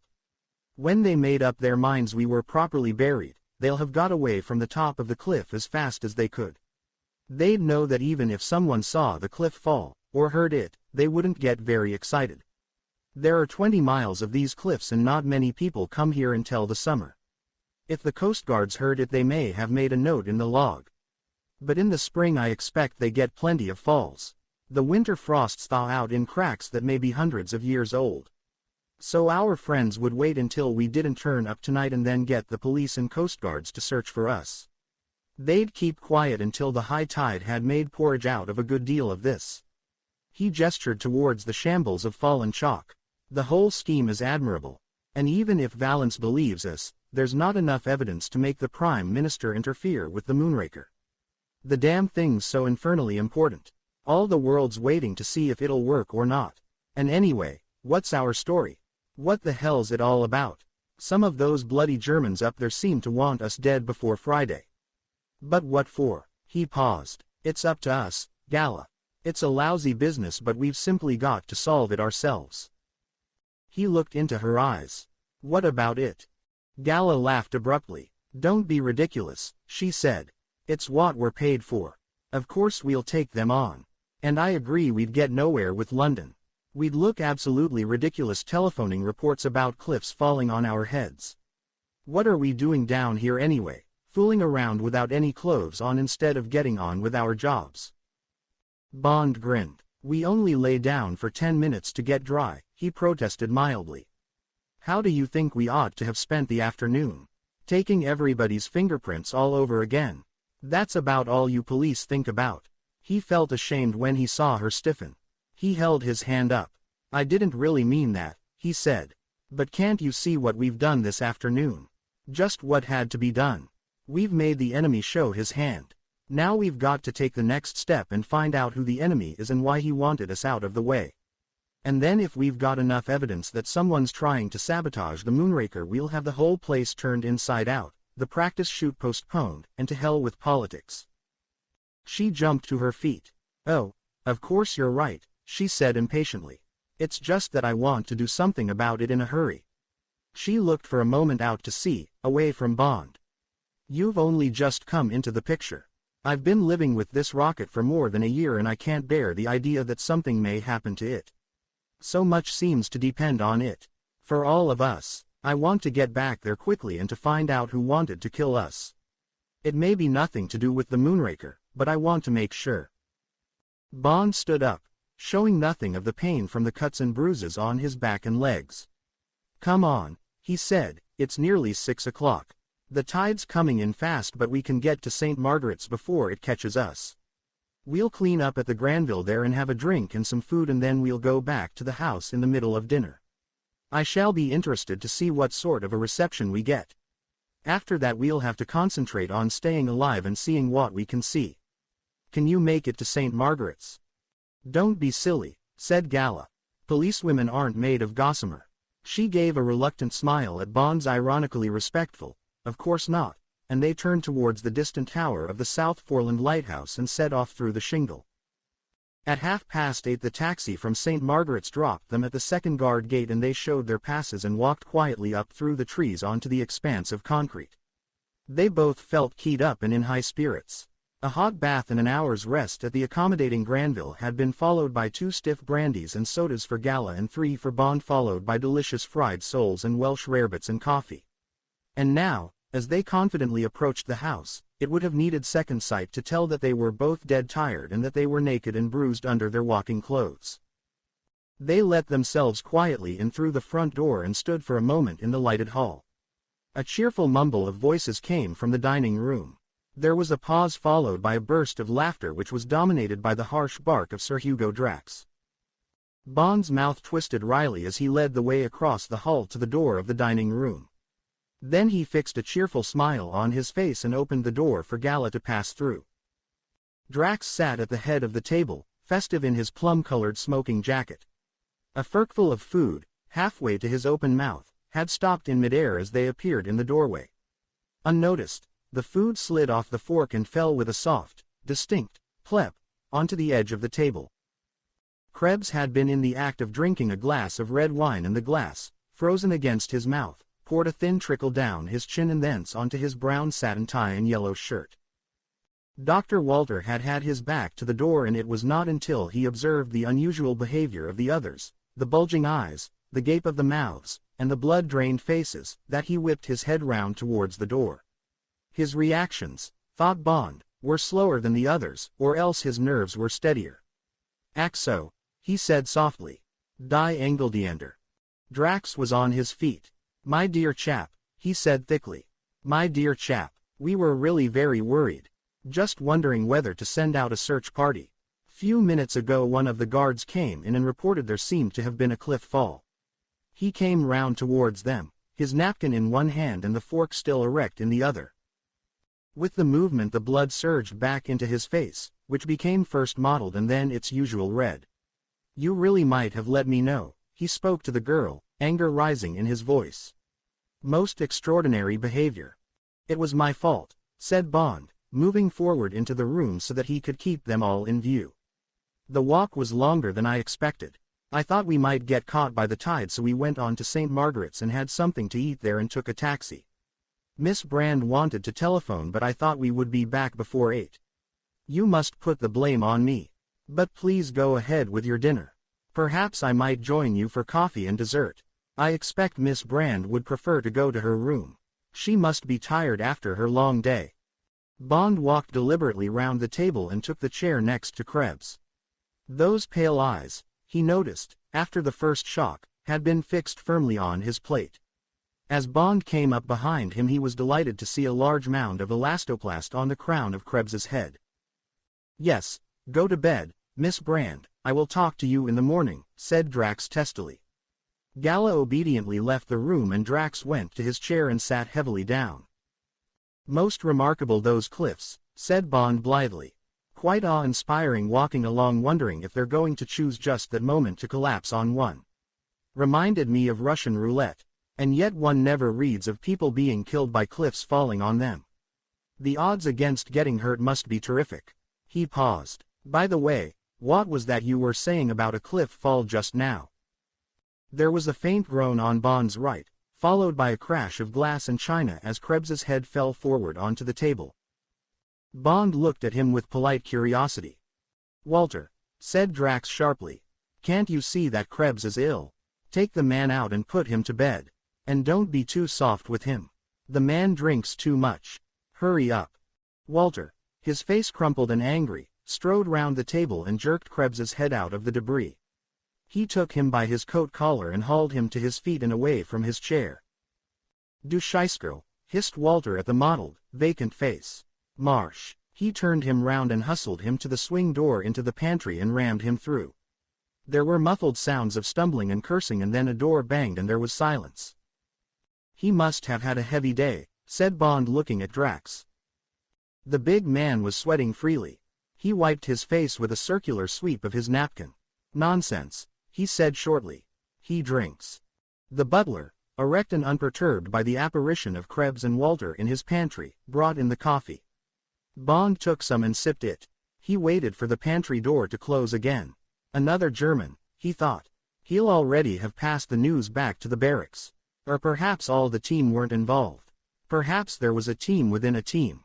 And if so, did Drax know about it? His behavior when Bond and Gala had come through the door had been inconclusive. Had part of his astonishment been affronted dignity, the shock of a vain man whose program had been upset by a chit of a secretary? He had certainly covered up well. And all the afternoon he had been down the shaft supervising the fueling. Bond decided to probe a little. "How did the fueling go?" he asked, his eyes fixed on the other man. Drax was lighting a long cigar. He glanced up at Bond through the smoke and the flame of his match. "Excellently." He puffed at the cigar to get it going. "Everything is ready now. The guards are out. An hour or two clearing up down there in the morning and then the site will be closed. By the way, he added, I shall be taking Miss Brand up to London in the car tomorrow afternoon. I shall need a secretary as well as Krebs. Have you got any plans? I have to go to London too, said Bond on an impulse. I have my final report to make to the ministry. Oh, really? Said Drax casually. What about? I thought you were satisfied with the arrangements. Yes, said Bond non-committally. That's all right then, said Drax breezily. And now if you don't mind, he got up from the table, I've got some papers waiting for me in my study. So I'll say good night. Good night, said Bond to the already retreating back. Bond finished his coffee and went out into the hall and up to his bedroom. It was obvious that it had been searched again. He shrugged his shoulders. There was only the leather case. Its contents would show nothing except that he had come equipped with the tools of his trade. His Beretta in its shoulder holster was still where he had hidden it, in the empty leather case that belonged to Talon's night glasses. He took the gun out and slipped it under his pillow. He took a hot bath and used half a bottle of iodine on the cuts and bruises he could reach. Then he got into bed and turned out the light. His body hurt and he was exhausted. For a moment he thought of Gala. He had told her to take a sleeping pill and lock her door, but otherwise not to worry about anything until the morning. Before he emptied his mind for sleep he wondered uneasily about her trip with Drax the next day to London. Uneasily, but not desperately. In due course many questions would have to be answered and many mysteries probed, but the basic facts seemed solid and unanswerable. This extraordinary millionaire had built this great weapon. The Ministry of Supply were pleased with it and considered it sound. The Prime Minister and Parliament thought so too. The rocket was to be fired in less than 36 hours under full supervision and the security arrangements were as strict as they could possibly be. Somebody, and probably several people, wanted him and the girl out of the way. Nerves were stretched down here. There was a lot of tension about. Perhaps there was jealousy. Perhaps some people actually suspected them of being saboteurs. But what would that matter so long as he and Gala kept their eyes open? Not much more than a day to go. They were right out in the open here, in May, in England, in peacetime. It was crazy to worry about a few lunatics so long as the Moonraker was out of danger. And as for tomorrow, reflected Bond as sleep reached out for him, he would arrange to meet Gala in London and bring her back with him. Or she could even stay up in London for the night. Either way he would look after her until the Moonraker was safely fired and then, before work began on the Mark II weapon, there would have to be a very thorough cleanup indeed. But these were treacherously comforting thoughts. There was danger about and Bond knew it. He finally drifted into sleep with one small scene firmly fixed in his mind. There had been something very disquieting about the dinner table downstairs. It had been laid for only 3 people. Part 3. Thursday, Friday. Moonraker. Chapter 18. Beneath the Flat Stone. The Mercedes was a beautiful thing. Bond pulled his one battered gray Bentley up alongside it and inspected it. It was a Type 300S, the sports model with a disappearing hood, one of only half a dozen in England, he reflected. Left-hand drive, probably bought in Germany. He had seen a few of them over there. One had hissed by him on the Munich Autobahn the year before when he was doing a solid 90 in the Bentley. The body, too short and heavy to be graceful, was painted white, with red leather upholstery. Garish for England, but Bond guessed that Drax had chosen white in honor of the famous Mercedes-Benz racing colors that had already swept the board again since the war at Le Mans and the Nürburgring. Typical of Drax to buy a Mercedes. There was something ruthless and majestic about the cars, he decided, remembering the years from 1934 to 1939 when they had completely dominated the Grand Prix scene, children of the famous Blitzen-Benz that had captured the world's speed record at 142 meters. P.H. Back in 1911, Bond recalled some of their famous drivers, Caracciola, Lang, Seaman, Brocic, and the days when he had seen them drifting the fast sweeping bends of Tripoli at 190, or screaming along the tree line straight at Bern with the auto unions on their tails. And yet, Bond looked across at his supercharged Bentley, nearly 25 years older than Drax's car and still capable of beating 2, and yet when Bentleys were racing, before Rolls had tamed them into sedate town carriages, they had whipped the blown SSKs almost as they wished. Bond had once dabbled on the fringe of the racing world and he was lost in his memories, hearing again the harsh scream of Garachiola's great white beast of a car as it howled past the grandstands at Le Mans, when Drax came out of the house followed by Galibrand and Krebs. "Fast car," said Drax, pleased with Bond's look of admiration. He gestured towards the Bentley. "They used to be good in the old days," he added with a touch of patronage. "Now they're only built for going to the theater. Too well-mannered, even the Continental. Now then you, get in the back." Krebs obediently climbed into the narrow back seat behind the driver. He sat sideways, his mackintosh up round his ears, his eyes fixed enigmatically on Bond.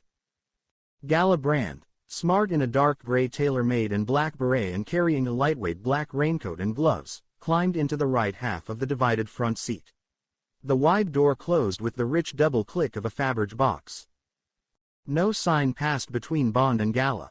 They had made their plans at a whispered meeting in his room before lunch dinner in London at 7:30 and then back to the house in Bond's car. She sat demurely, her hands in her lap and her eyes to the front, as Drax climbed in, pressed the starter, and pulled the gleaming lever on the steering wheel back into third.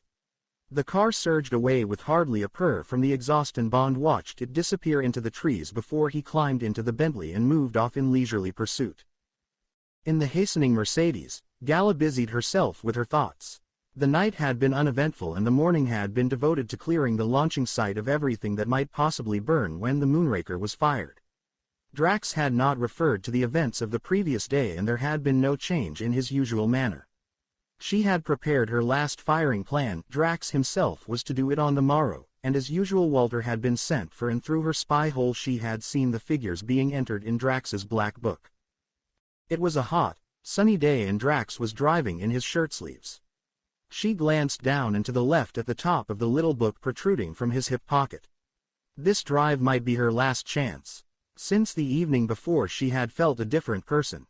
Perhaps Bond had aroused her competitive spirit, perhaps it was revulsion from playing the secretary too long, perhaps it was the shock of the cliff fall and the zest of realizing after so many quiet months that she was playing a dangerous game. But now she felt the time had come to take risks. Discovery of the Moonraker's flight plan was a routine affair and it would give her personal satisfaction to find out the secret of the black notebook. It would be easy. Casually she laid her folded coat over the space between herself and Drax. At the same time she made a show of arranging herself comfortably, during the course of which she drew an inch or two nearer Drax and her hand came to rest in the folds of the coat between them. Then she settled herself to wait. Her chance came, as she had thought it might, in the congested traffic of Maidstone. Drax, intent, was trying to beat the traffic lights at the corner of King Street and Gabriel's Hill, but the line of traffic was too slow and he was checked behind a battered family saloon. Gala could see that when the lights changed he was determined to cut in front of the car in front and teach it a lesson. He was a brilliant driver, but a vindictive and impatient one who was always anxious for any car that held him up to be given something to remember. As the lights went green he gave a blast on his triple horns, pulled out to the right at the intersection, accelerated brutally and got by, shaking his head angrily at the driver of the saloon as he passed it. In the middle of this harsh maneuver it was natural for Gala to allow herself to be thrown towards him. At the same time her left hand dived under the coat and her fingers touched, felt, and extracted the book in one flow of motion. Then the hand was back in the folds of the coat again and Drax, all his feeling in his feet and hands, was seeing nothing but the traffic ahead and the chances of getting across the zebra outside the Royal Star without hitting two women and a boy who were nearly halfway across it. Now it was a question of facing Drax's growl of rage as with a maidenly but urgent voice she asked if she could possibly stop for a moment to powder her nose. A garage would be dangerous. He might decide to fill up with petrol. And perhaps he also carried his money in his hip pocket. But was there an hotel? Yes, she remembered, the Thomas Wyatt just outside Maidstone. And it had no petrol pumps. She started to fidget slightly. She pulled the coat back onto her lap. She cleared her throat. "Oh, excuse me, Sir Hugo," she said in a strangled voice. "Yes, what is it?" "I'm terribly sorry, Sir Hugo. But could you possibly stop for just a moment? I'm terribly sorry but I'd like to powder my nose." "It's terribly stupid of me. I'm so sorry." "Christ," said Drax. Why the hell didn't you? Oh, yes, well, all right, find a place. He grumbled on into his mustache, but brought the big car down into the 50s. There's a hotel just around this bend, said Gala nervously. Thank you so much, Sir Hugo. It was stupid of me. I won't be a moment. Yes, here it is. The car swerved up to the front of the inn and stopped with a jerk. Hurry up, said Drax as Gala, leaving the door of the car open, sped obediently across the gravel, her coat with its precious secret held tightly in front of her body. She locked the door of the lavatory and snatched open the notebook. There they were, just as she had thought. On each page, under the date, the neat columns of figures, the atmospheric pressure, the wind velocity, the temperature, just as she had recorded them from the Air Ministry figures. And at the foot of each page the estimated settings for the Euro compasses. Gala frowned. At a glance she could see that they were entirely different from hers. Drax's figures simply bore no relation to hers whatsoever. She turned to the last completed page containing the figures for that day. Why, she was wrong by nearly 90 degrees on the estimated course. If the rocket were fired on her flight plan it would land somewhere in France. She looked wildly at her face in the mirror over the washbasin. How could she have gone so monstrously wrong? And why hadn't Drax ever told her? Why? She ran quickly through the book again. Every day she had been 90 degrees out, firing the Moonraker at right angles to its true course. And yet she simply couldn't have made such a mistake. Did the Ministry know these secret figures? And why should they be secret? Suddenly her bewilderment turned to fright. She must somehow get safely, quietly to London and tell somebody. Even though she might be called a fool and a meddler. Coldly she turned back several pages in the book, took her nail file out of the bag and, as neatly as she could, cut out a specimen page, rolled it up into a tight ball and stuffed it into the tip of a finger of one of her gloves. She glanced at her face in the mirror. It was pale and she quickly rubbed her cheeks to bring back the color. Then she put back the look of an apologetic secretary and hurried out and ran across the gravel to the car, clutching the notebook among the folds of her coat. The engine of the Mercedes was turning over. Drax glowered at her impatiently as she scrambled back into her seat. Come on, he said, putting the car into third and taking his foot off the clutch so that she nearly caught her ankle in the heavy door. The tires churned up the gravel as he accelerated out of the parking place and dry skidded into the London road. Gala was jerked back, but she remembered to let the coat with her guilty hand in its folds fall on the seat between her and the driver. And now the book back into the hip pocket. She watched the speedometer hovering in the 70s as Drax flung the heavy car along the crown of the road. She tried to remember her lessons. Distracting pressure on some other part of the body. Distracting the attention. Distraction. The victim must not be at ease. His senses must be focused away. He must be unaware of the touch on his body. Anesthetized by a stronger stimulus. Like now, for instance. Drax, bent forward over the wheel, was fighting for a chance to get past a 60-foot RAF trailer, but the oncoming traffic was leaving no room on the crown of the road. There was a gap and Drax rammed the lever into second and took it, his horns braying imperiously. Gala's hand reached to the left under the coat. But another hand struck like a snake. Got you. Krebs was leaning half over the back of the driving seat. His hand was crushing hers into the slippery cover of the notebook under the folds of the coat. Gala sat frozen into black ice. With all her strength she wrenched at her hand. It was no good. Krebs had all his weight on it now. Drax had got past the trailer and the road was empty. Krebs said urgently in German, "Please stop the car, mein Captain. Miss Brand is a spy." Drax gave a startled glance to his right. What he saw was enough. He put his hand quickly down to his hip pocket, and then, slowly, deliberately, put it back on the wheel. The sharp turning to Meworth was just coming up on his left. "Hold her," said Drax. He braked so that the tires screamed, changed down and wrenched the car into the side road. A few hundred yards down it he pulled the car into the side and stopped. Drax looked up and down the road. It was empty. He reached over one gloved hand and wrenched Gala's face towards him. "What is this?" "I can explain it, Sir Hugo." Gala tried to bluff against the horror and desperation she knew was in her face. "It's a mistake. I didn't mean." Under cover of an angry shrug of the shoulders, her right hand moved softly behind her and the guilty pair of gloves were thrust behind the leather cushion. Zayn sigh her, mein Captain. I saw her edging up close to you. It seemed to me strange. With his other hand Krebs had whipped the coat away and there were the bent white fingers of her left hand crushed into the cover of the notebook still a foot away from Drax's hip pocket.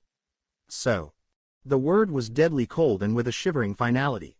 Drax let go her chin, but her horrified eyes remained locked into his. A kind of frozen cruelty was showing through the jolly facade of red skin and whiskers. It was a different man. The man behind the mask. The creature beneath the flat stone that Galibrand had lifted. Drax glanced again up and down the empty road. Then, looking carefully into the suddenly aware blue eyes, he drew the leather driving gauntlet off his left hand and with his right whipped her as hard as he could across the face with it. Only a short cry was forced out of Gala's constricted throat, but tears of pain ran down her cheeks. Suddenly she began to fight like a mad woman. With all her strength she heaved and fought against the two iron arms that held her. With her free right hand she tried to reach the face that leant over her hand and get at the eyes. But Krebs easily moved his head out of her reach and quietly increased the pressure across her throat, hissing murderously to himself as her nails tore strips of skin off the backs of his hands, but noting with a scientist's eye as her struggles became weaker. Drax watched carefully, with one eye on the road, as Krebs brought her under control and then he started the car and drove cautiously on along the wooded road. He grunted with satisfaction as he came upon a cart track into the woods and he turned up it and only stopped when he was well out of sight of the road.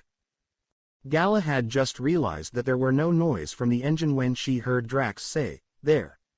A finger touched her skull behind the left ear. Krebs' arm came away from her throat and she slumped gratefully forward, gasping for air.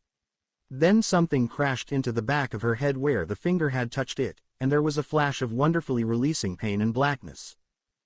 An hour later passers-by saw a white Mercedes draw up outside a small house at the Buckingham Palace end of Ebury Street and two kind gentlemen help a sick girl out and through the front door. Those who were near could see that the poor girl's face was very pale and that her eyes were shut and that the kind gentleman almost had to carry her up the steps. The big gentleman with the red face and whiskers was heard to say quite distinctly to the other man that poor Mildred had promised she wouldn't go out until she was quite well again. Very sad. Gala came to herself in a large top-floor room that seemed to be full of machinery. She was tied very securely to a chair and apart from the searing pain in her head she could feel that her lips and cheek were bruised and swollen. Heavy curtains were drawn across the window and there was a musty smell in the room as if it was rarely used. There was dust on the few pieces of conventional furniture and only the chromium and ebonite dials on the machines looked clean and new. She thought that she was probably in hospital. She closed her eyes and wondered. It was not long before she remembered. She spent several minutes controlling herself and then she opened her eyes again. Drax, his back to her, was watching the dials on a machine that looked like a very large radio set. There were 3 more similar machines in her line of sight and from one of them a thin steel aerial reached up to a rough hole that had been cut for it in the plaster of the ceiling. The room was brightly lit by several tall standard lamps, each of which held a naked high-wattage bulb. To her left there was a noise of tinkering and by swiveling her half-closed eyes in their sockets, which made the pain in her head much worse, she saw the figure of Krebs bent over an electric generator on the floor. Beside it there was a small petrol engine and it was this that was giving trouble. Every now and then Krebs would grasp the starting handle and crank it hard and a feeble stutter would come from the engine before he went back to his tinkering. "You damn fool," said Drax in German, "hurry up. I've got to go and see those bloody oafs at the ministry." "At once, mein Captain," said Krebs dutifully. He seized the handle again. This time after 2 or 3 coughs the engine started up and began to purr. "It won't make too much noise?" asked Drax. "No, mein Captain. The room has been soundproofed," answered Krebs. "Dr. Walter assures me that nothing will be heard outside." Gala closed her eyes and decided that her only hope was to feign unconscious for as long as possible. Did they intend to kill her? Here in this room? And what was all this machinery? It looked like wireless, or perhaps radar. That curved glass screen above Drax's head that had given an occasional flicker as Drax fiddled with the knobs below the dials. Slowly her mind started to work again. Why, For instance, was Drax suddenly talking perfect German? And why did Krebs address him as Herr Kapitän? And the figures in the black book? Why did they nearly kill her because she had seen them? What did they mean? 90 degrees, 90 degrees. Lazily her mind turned the problem over. 90 degrees difference. Supposing her figures had been right all the time for the target 80 miles away in the North Sea. Just supposing she had been right. Then she wouldn't have been aiming the rocket into the middle of France after all.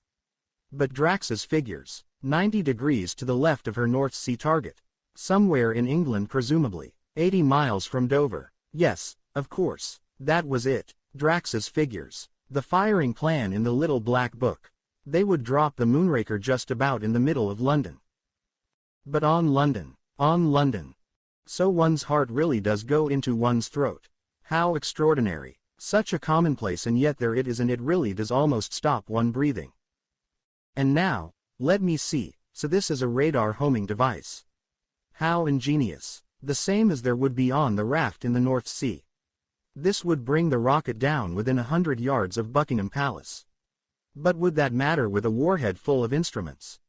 It was probably the cruelty of Drax's blow across her face that settled it, but suddenly she knew that somehow it would be a real warhead, an atomic warhead, and that Drax was an enemy of England, and that tomorrow at noon he was going to destroy London.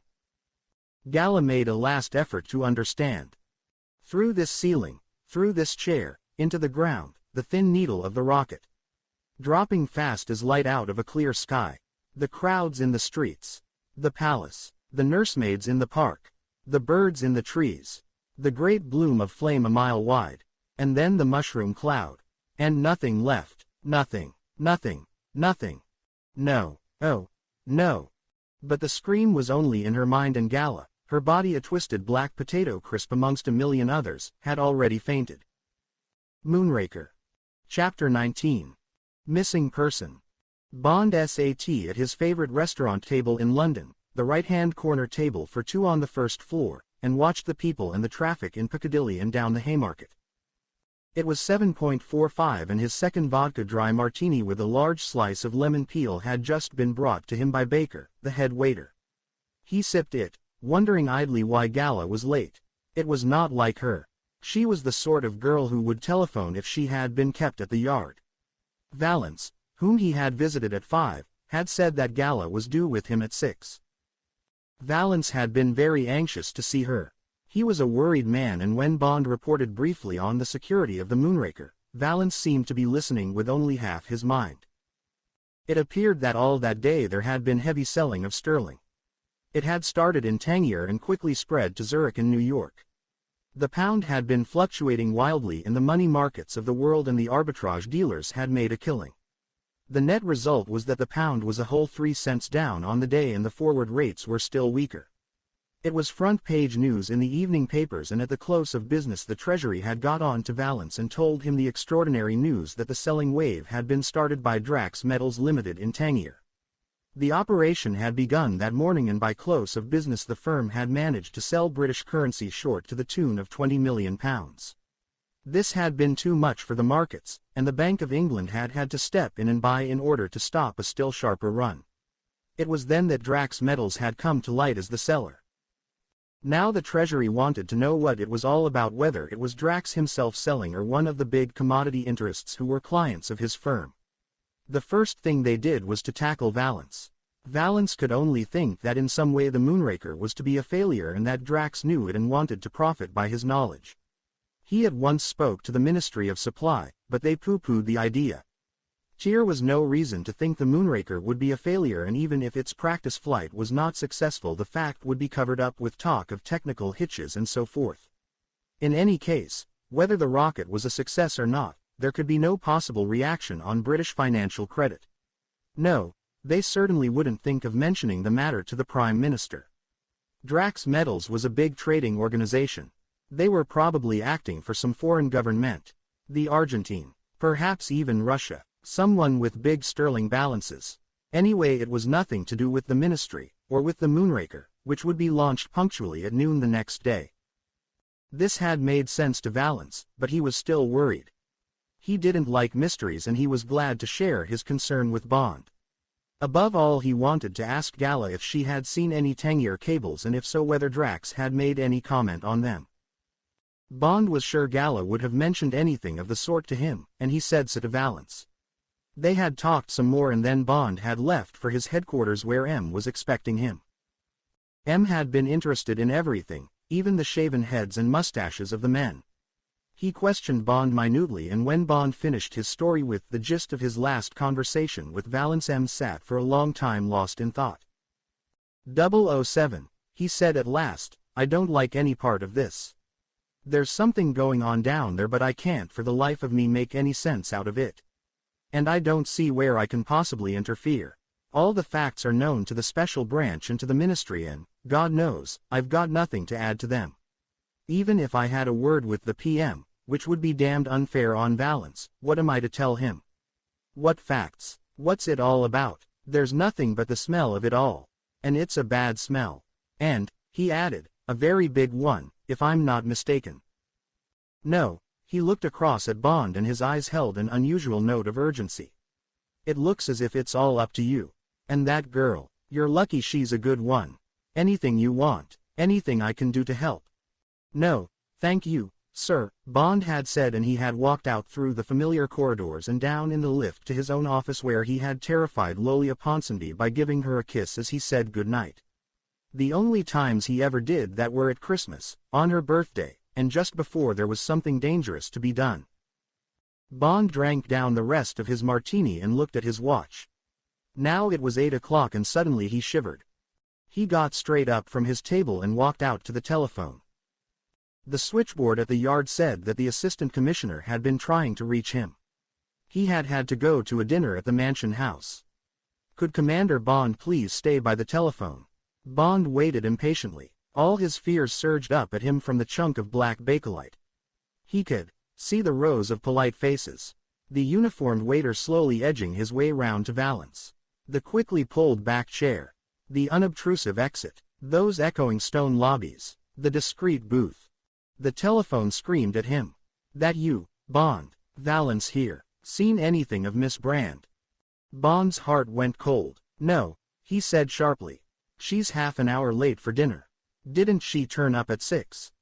"No, and I've had a trace sent out and there's no sign of her at the usual address she stays at when she come to London. None of her friends have seen her. If she left in Drax's car at 2:30 she should have been in London by 4:30. There's been no crash on the Dover Road during the afternoon and the AA and the RAC are negative." There was a pause. "Now listen." There was urgent appeal in Valance's voice. "She's a good girl and I don't want anything to happen to her. Can you handle it for me? I can't put out a general call for her. The killing down there has made her news and we'd have the whole press round our ears. It will be even worse after 10 tonight. Downing Street are issuing a communiqué about the practice shoot and tomorrow's papers are going to be nothing but Moonraker. The PM's going to broadcast. Her disappearance would turn the whole thing into a crime story. Tomorrow's too important for that, and anyway the girl may have had a fainting fit or something. But I want her found. Well, what do you say? Can you handle it? You can have all the help you want. I'll tell the duty officer that he's to accept your orders." "Don't worry," said Bond. "Of course I'll look after it." He paused, his mind racing. "Just tell me something. What do you know about Drax's movements?" "He wasn't expected at the ministry until 7, said Valance. "I left word." There was a confused noise on the line and Bond heard Valance say, "Thanks." He came back on the line. "Just got a report passed on by the city police," he said. "The yard couldn't get me on the phone. Talking to you. Let's see." He read, "Sir Hugo Drax arrived ministry 1900 left at 2000. Left message dining at Blades if wanted. Back at site 2300. Valance commented. "That means he'll be leaving London about 9. Just a moment." He read on. "Sir Hugo stated Miss Brand felt unwell on arrival in London but at her request he left her at Victoria Station bus terminal at 16.45. Miss Brand stated she would rest with some friends, address unknown, and contact Sir Hugo at Ministry at 1900. She had not done so. And that's all," said Valance. "Oh, by the way, we made the inquiry about Miss Brand on your behalf." Said you had arranged to meet her at 6 and she hadn't turned up. Yes, said Bond, his thoughts elsewhere. That doesn't seem to get us anywhere. I'll have to get busy. Just one more thing. Has Drax got a place in London, flat or anything like that? He always stays at the Ritz nowadays, said Valance. Sold his house in Grosvenor Square when he moved down to Dover. But we happen to know he's got some sort of an establishment in Ebury Street. We checked there, but there was no answer to the bell and my man said the house looked unoccupied. Just behind Buckingham Palace, some sort of hideout of his. Keeps it very quiet, probably takes his women there. Anything else? I ought to be getting back or all this big brass will think the crown jewels have been stolen. You go ahead, said Bond. I'll do my best and if I get stuck I'll call on your men to help. Don't worry if you don't hear from me. So long. So long, said Valance with a note of relief in his voice. And thanks. Best of luck. Bond rang off. He picked up the receiver again and called Blades. This is the Ministry of Supply, he said. Is Sir Hugo Drax in the club? Yes, sir, it was the friendly voice of Brevet. He's in the dining room. Do you wish to speak to him? No, it's all right, said Bond. I just wanted to make certain he hadn't left yet. Without noticing what he was eating, Bond wolfed down some food and left the restaurant at 8:45. His car was outside waiting for him and he said goodnight to the driver from headquarters and drove to St. James's Street.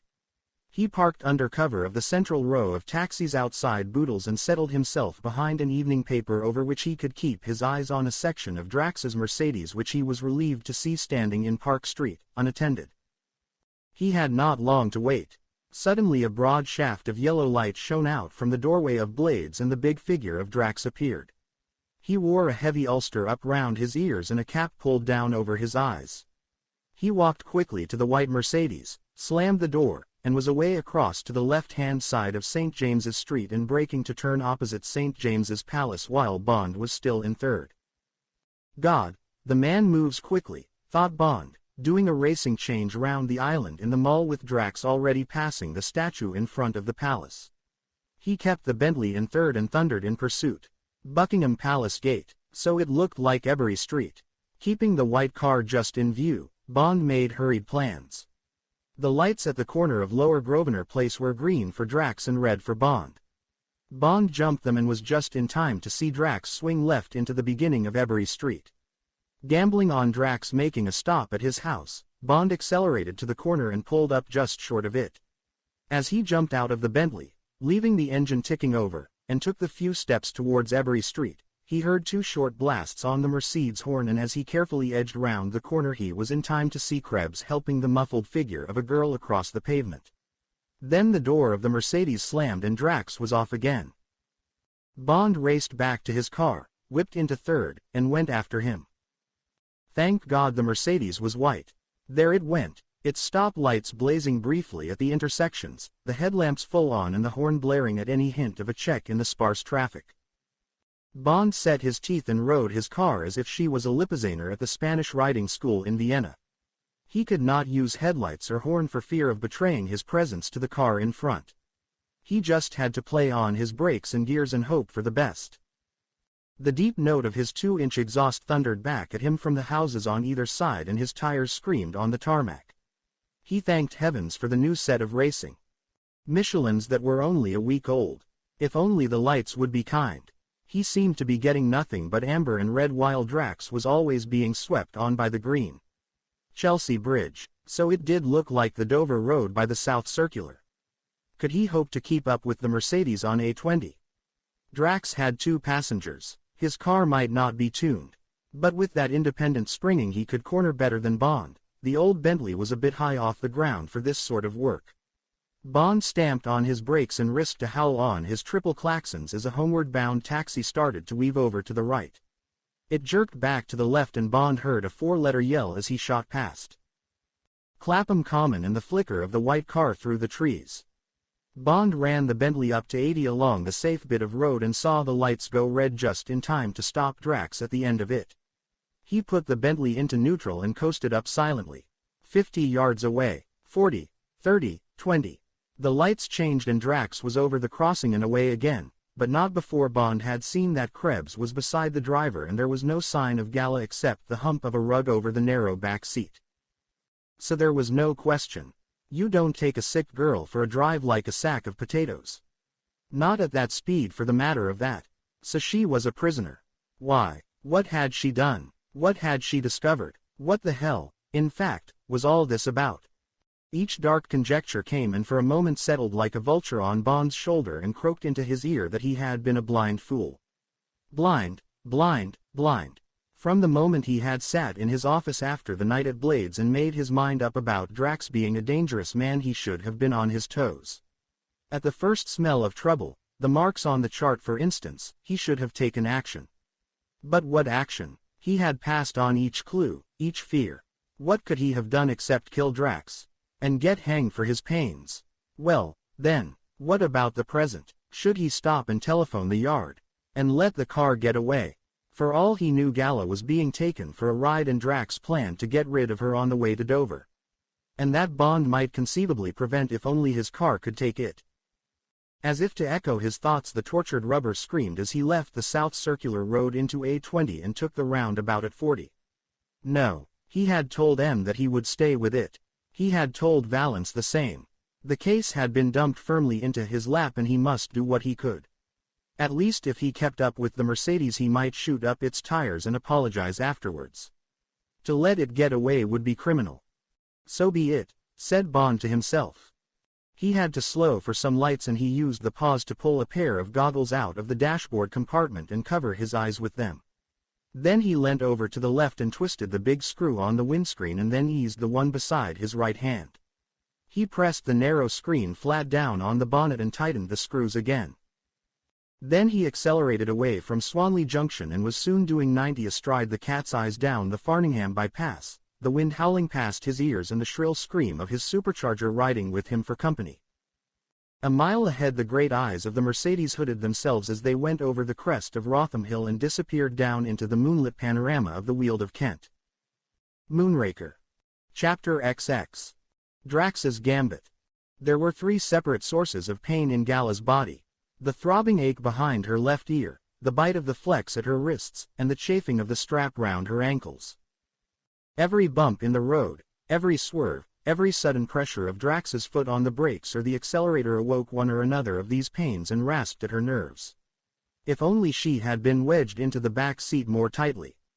But there was just room enough for her body to roll a few inches on the occasional seat so that she was constantly having to twist her bruised face away from contact with the walls of shiny pig skin.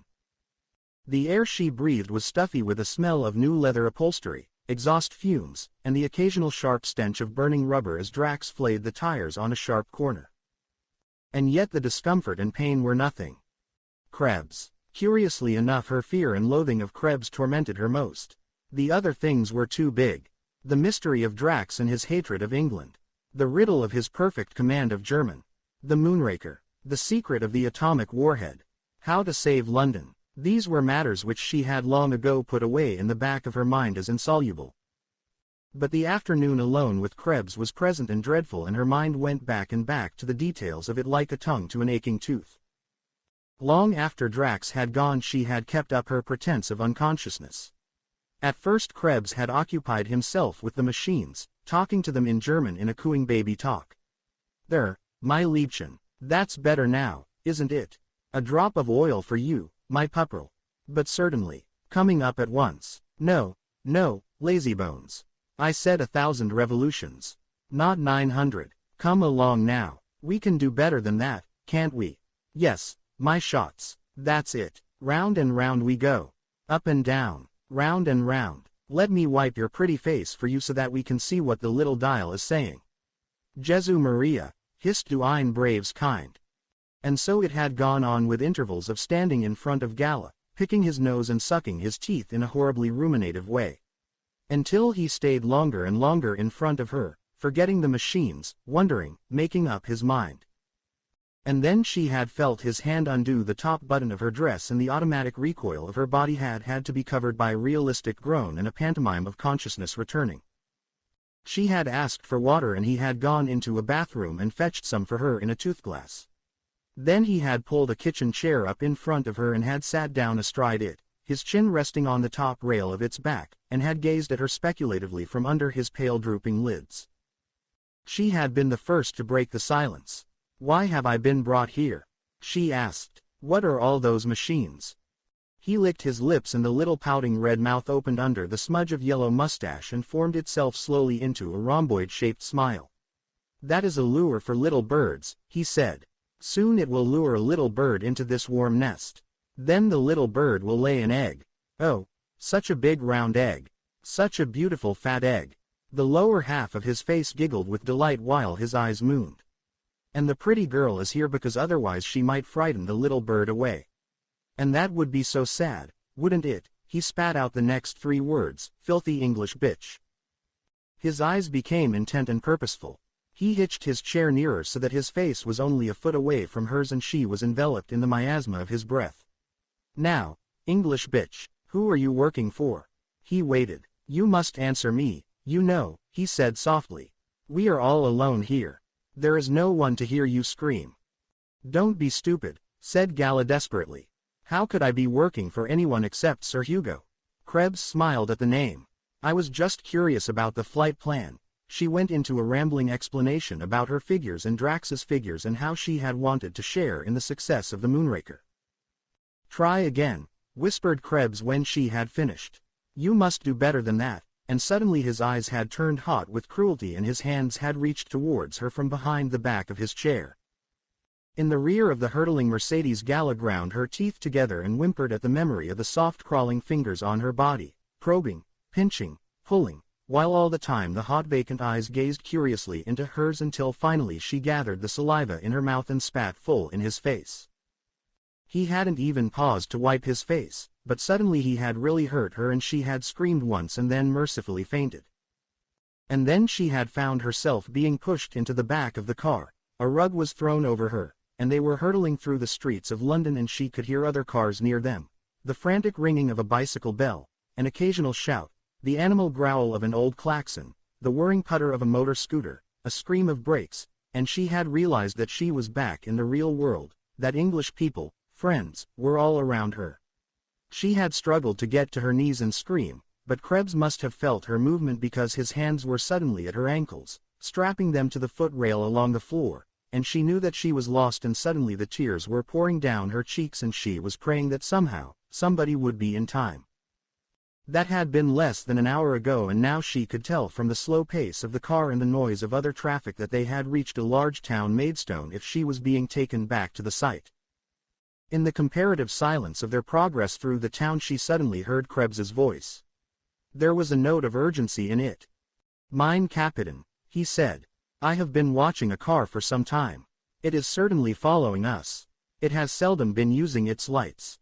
It is only 100 meters behind us now. I think it is the car of Commander Bond." Drax grunted with surprise and she could hear his big body shift round to get a quick look. He swore sharply and then there was silence and she could feel the big car weaving and straining in the thin traffic.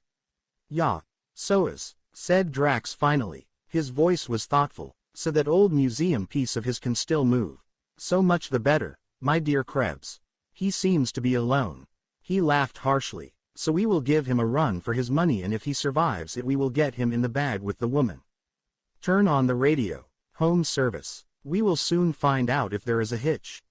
There was a short crackle of static and then Gala could hear the voice of the Prime Minister, the voice of all the great occasions in her life, coming through in broken fragments as Drax put the car into third and accelerated out of the town. Weapon devised by the ingenuity of man. 1,000 miles into the firmament. Area patrolled by Her Majesty's ships. Designed exclusively for the defense of our beloved island. A long era of peace. Development for man's great journey away from the confines of this planet. Sir Hugo Drax, that great patriot and benefactor of our country. Gala heard Drax's roar of laughter above the howling of the wind, a great scornful bray of triumph, and then the set was switched off. "James," whispered Gala to herself. "There's only you left. Be careful, but make haste." Bond's face was a mask of dust and filthy with the blood of flies and moths that had smashed against it. Often he had had to take a cramped hand off the wheel to clear his goggles, but the Bentley was going beautifully and he felt sure of holding the Mercedes. He was touching 95 on the straight just before the entrance to Leeds Castle when great lights were suddenly switched on behind him and a four-tone windhorn sounded its impudent pom pim pom pam, almost in his ear. The apparition of a third car in the race was almost unbelievable. Bond had hardly troubled to look in his driving mirror since he left London. No one but a racing driver or a desperate man could have kept up with them, and his mind was in a turmoil as he automatically pulled over to the left and saw out of the corner of his eye a low, fire engine red car come up level with him and draw away with a good 10 miles an hour extra on its clock. He caught a glimpse of the famous Alpha radiator and along the edge of the bonnet in bold white script the words "Attaboy 2." Then there was the grinning face of a youth in shirtsleeves who stuck two rude fingers in the air before he pulled away in the welter of sound which an Alpha at speed compounds from the whine of its supercharger, the gatling crackle of its exhaust, and the thunderous howl of its transmission. Bond grinned in admiration as he raised a hand to the driver. Alfa Romeo supercharged straight 8, he thought to himself. Must be nearly as old as mine. 32 or 33 probably. And only half my C. Targa Florio in 1931 and did well everywhere after that. Probably a hot rod type from one of the RAF stations round here. Trying to get back from a party in time to sign in before he's put on the report. He watched affectionately as the Alpha wagged its tail in the S-bend abreast of Leeds Castle and then howled off on the long wide road towards the distant Charing Fork. Bond could imagine the grin of delight as the boy came up with Drax. Oh, boy, it's a Merc, and the rage of Drax at the impudent music of the windhorn. Must be doing 105, reflected Bond. Hope the damn fool doesn't run out of road. He watched the two sets of tail lights closing up, the boy in the Alpha preparing for his trick of coming up behind and suddenly switching everything on when he could see a chance to get by. There. 400 yards away the Mercedes showed white in the sudden twin shafts from the Alpha. There was a mile of clear road ahead, straight as a die. Bond could almost feel the boy's feet stamping the pedal still further into the floorboards.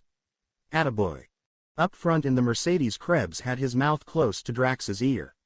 Another of them, he shouted urgently. Can't see his face. Coming up to pass now. Drax let out a harsh obscenity. His bared teeth showed white in the pale glimmer from the dashboard. Teach the swine a lesson, he said, setting his shoulders and gripping the wheel tightly in the great leather gauntlets. Out of the corner of his eye he watched the nose of the Alpha creep up to starboard. Pom pim pom pam. Chirped the windhorn, softly, delicately. Drax inched the wheel of the Mercedes to the right and, at the horrible crash of metal, whipped it back again to correct the slew of his tail. Bravo! Bravo! Screamed Krebs, beside himself with excitement as he knelt on the seat and looked back. Double somersault, jumped the hedge upside down. I think he's burning already. Yes, there are flames. That'll give our fine Mr. Bond something to think about, snarled Drax, breathing heavily. But Bond, his face a tight mask, had hardly checked his speed and there was nothing but revenge in his mind as he hurtled on after the flying Mercedes. He had seen it all. The grotesque flight of the red car as it turned over and over, the flying figure of the driver, his arms and legs spread-eagled as he soared out of the driving seat, and the final thunder as the car hurtled the hedge upside down and crashed into the field. As he flashed by, noting the horrible graffiti of the black skid marked across the tarmac, his mind recorded one final macabre touch. Somehow undamaged in the Holocaust, the windhorn was still making contact and its ululations were going on up to the sky, stridently clearing imaginary roads for the passage of Attaboy 2, pom pim pom pam. Tom pim pom pam. So a murder had taken place in front of his eyes. Or at any rate an attempted murder. So, whatever his motives, Sir Hugo Drax had declared war and didn't mind Bond knowing it. This made a lot of things easier. It meant that Drax was a criminal and probably a maniac. Above all it meant certain danger for the Moonraker. That was enough for Bond. He reached under the dashboard and from its concealed holster drew out the long-barreled .45 Colt Army Special and laid it on the seat beside him. The battle was now in the open and somehow the Mercedes must be stopped.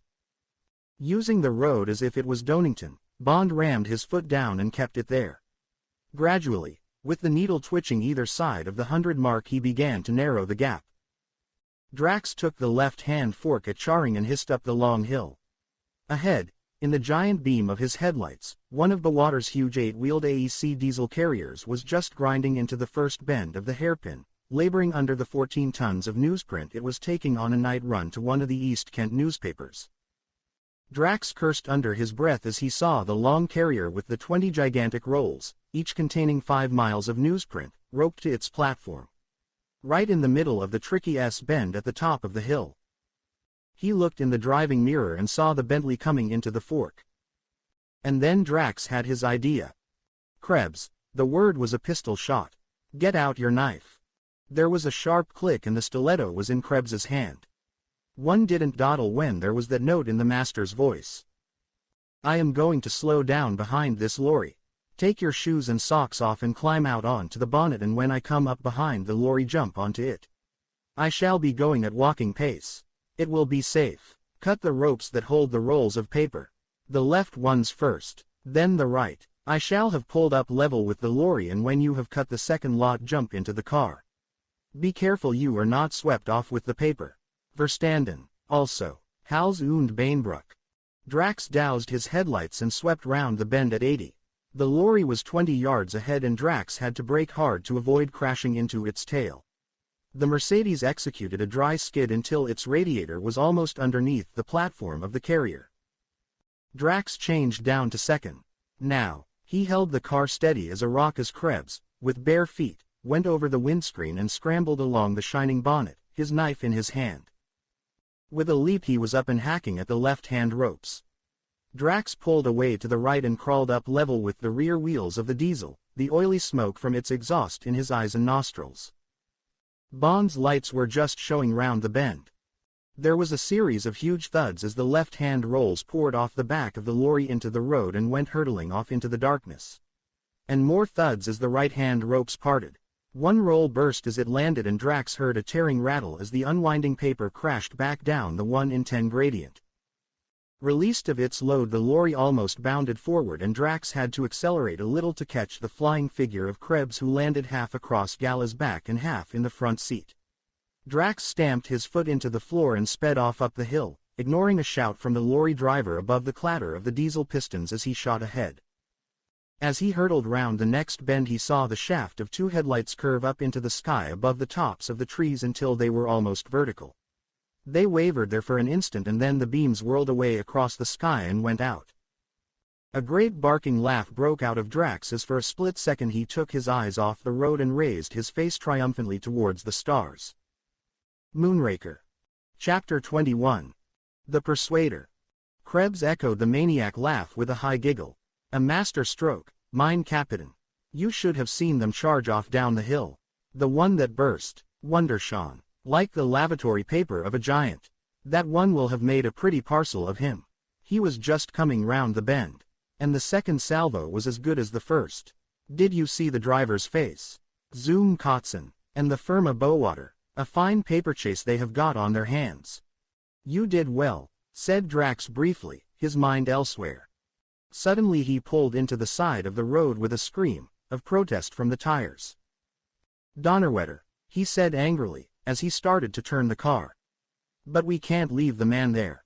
We must get him." The car was already hissing back down the road. "Gun," ordered Drax briefly. They passed the lorry at the top of the hill. It was stopped and there was no sign of the driver. Probably telephoning to the company, thought Drax, slowing up as they went round the first bend. There were lights on in the 2 or 3 houses and a group of people were standing round one of the rolls of newsprint that lay amongst the ruins of their front gate. There were more rolls in the hedge on the right side of the road. On the left a telegraph pole leant drunkenly, snapped in the middle. Then at the next bend was the beginning of a great confusion of paper stretching away down the long hill, festooning the hedges and the road like the sweepings of some elephantine fancy dress ball. The Bentley had nearly broken through the railings that fenced off the right of the bend from a steep bank. Amidst a puzzle of twisted iron stanchions it hung, nose down, with one wheel, still attached to the broken back axle, poised crookedly over its rump like a surrealist umbrella. Drax pulled up and he and Krebs got out and stood quietly, listening. There was no sound except the distant rumination of a car traveling fast on the Ashford Road and the chirrup of a sleepless cricket. With their guns out they walked cautiously over to the remains of the Bentley, their feet crunching the broken glass on the road. Deep furrows had been cut across the grass verge and there was a strong smell of petrol and burnt rubber in the air. The hot metal of the car ticked and crackled softly and steam was still fountaining from the shattered radiator. Bond was lying face downwards at the bottom of the bank 20 feet away from the car. Krebs turned him over. His face was covered with blood but he was breathing. They searched him thoroughly and Drax pocketed the slim Beretta. Then together they hauled him across the road and wedged him into the back seat of the Mercedes, half on top of Gala. When she realized who it was she gave a cry of horror. "Halt Small," snarled Drax. He got into the front seat and while he turned the car Krebs leant over from the front seat and busied himself with a long piece of flex. "Make a good job of it," said Drax. "I don't want any mistakes." He had an afterthought. "And then go back to the wreck and get the number plates. Hurry, I will watch the road." Krebs pulled the rug over the two inert bodies and jumped out of the car.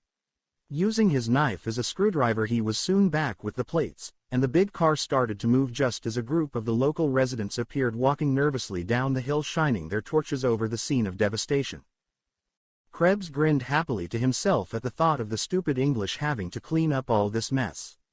He settled himself back to enjoy the part of the drive he had always liked best, the spring woods full of bluebells and celandines on the way to Chilham. They had made him particularly happy at night.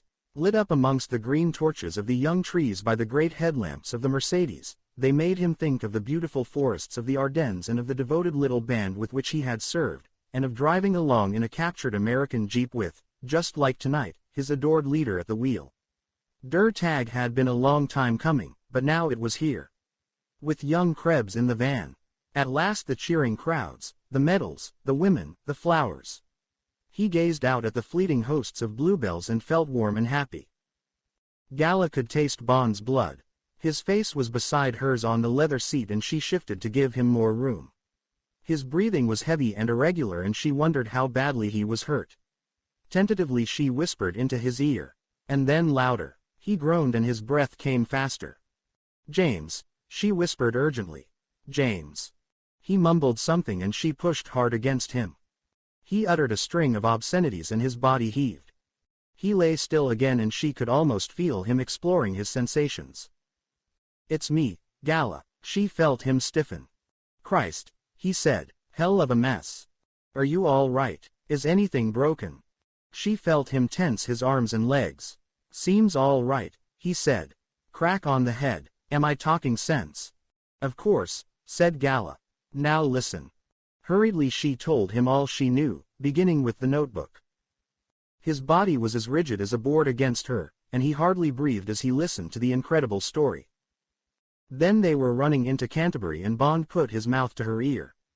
"Going to try and chuck myself over the back," he whispered. "Get to a telephone, only hope." He started to heave himself up on his knees, his weight almost grinding the breath out of the girl. There was a sharp crack and he fell back on top of her. "Another move out of you and you're dead," said the voice of Krebs coming softly between the front seats. "Only another 20 minutes to the site." Gala gritted her teeth and set about bringing Bond back to consciousness again. She had only just succeeded when the car drew up at the door of the launching dome and Krebs, a gun in his hand, was undoing the bonds round their ankles. They had a glimpse of the familiar moonlit cement and of the semicircle of guards some distance away before they were hustled through the door and, when their shoes had been torn off by Krebs, out onto the iron catwalk inside the launching dome. There the gleaming rocket stood, beautiful, innocent, like a new toy for Cyclops. But there was a horrible smell of chemicals in the air and to Bond the Moonraker was a giant hypodermic needle ready to be plunged into the heart of England. Despite a growl from Krebs he paused on the stairway and looked up at its glittering nose. "A million deaths, a million, a million, a million. On his hands, for God's sake, on his hands." With Krebs's gun prodding him, he went slowly down the steps on the heels of Gala. As he turned through the doors of Drax's office, he pulled himself together. Suddenly his mind was clear and all the lethargy and pain had left his body. Something, anything, must be done. Somehow he would find a way. His whole body and mind became focused and sharp as a blade. His eyes were alive again and defeat sloughed off him like the skin of a snake. Drax had gone ahead and was sitting at his desk. He had a Luger in his hand. It was pointing at a spot halfway between Bond and Gala and it was steady as a rock. Behind him, Bond heard the double doors thud shut. "I was one of the best shots in the Brandenburg Division," said Drax conversationally. "Tie her to that chair, Krebs." Then the man. Gala looked desperately at Bond. "You won't shoot," said Bond. "You'd be afraid of touching off the fuel." He walked slowly towards the desk. Drax smiled cheerfully and looked along the barrel at Bond's stomach. "Your memory is bad, Englishman," he said flatly. "I told you this room is cut off from the shaft by the double doors. Another step and you will have no stomach." Bond looked at the confident, narrowed eyes and stopped. "Go ahead, Krebs." When they were both tied securely and painfully to the arms and legs of two tubular steel chairs a few feet apart beneath the glass wall map, Krebs left the room. He came back in a moment with a mechanic's blowtorch. He set the ugly machine on the desk, pumped air into it with a few brisk strokes of the plunger, and set a match to it. A blue flame hissed out a couple of inches into the room. He picked up the instrument and walked towards Gala. He stopped a few feet to one side of her. "Now then," said Drax grimly. "Let's get this over without any fuss. The good Krebs is an artist with one of those things. We used to call him Der Zwangsmann the Persuader. I shall never forget the way he went over the last spy we caught together. Just south of the Rhine, wasn't it, Krebs?" Bond pricked up his ears. "Yes, mein Captain." Krebs chuckled reminiscently. "It was a pig of a Belgian." "All right then," said Drax. "Just remember, you two. There's no fair play down here.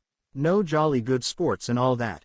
This is business." The voice cracked like a whip on the word. "You." He looked at Gala Brand. "Who are you working for?" Gala was silent. "Anywhere you like, Krebs." Krebs's mouth was half open. His tongue ran up and down his lower lip.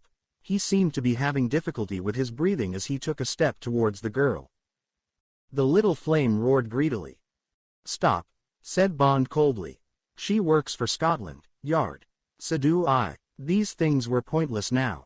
They were of no conceivable use to Drax. In any case, by tomorrow afternoon there might be no Scotland Yard. "That's better," said Drax.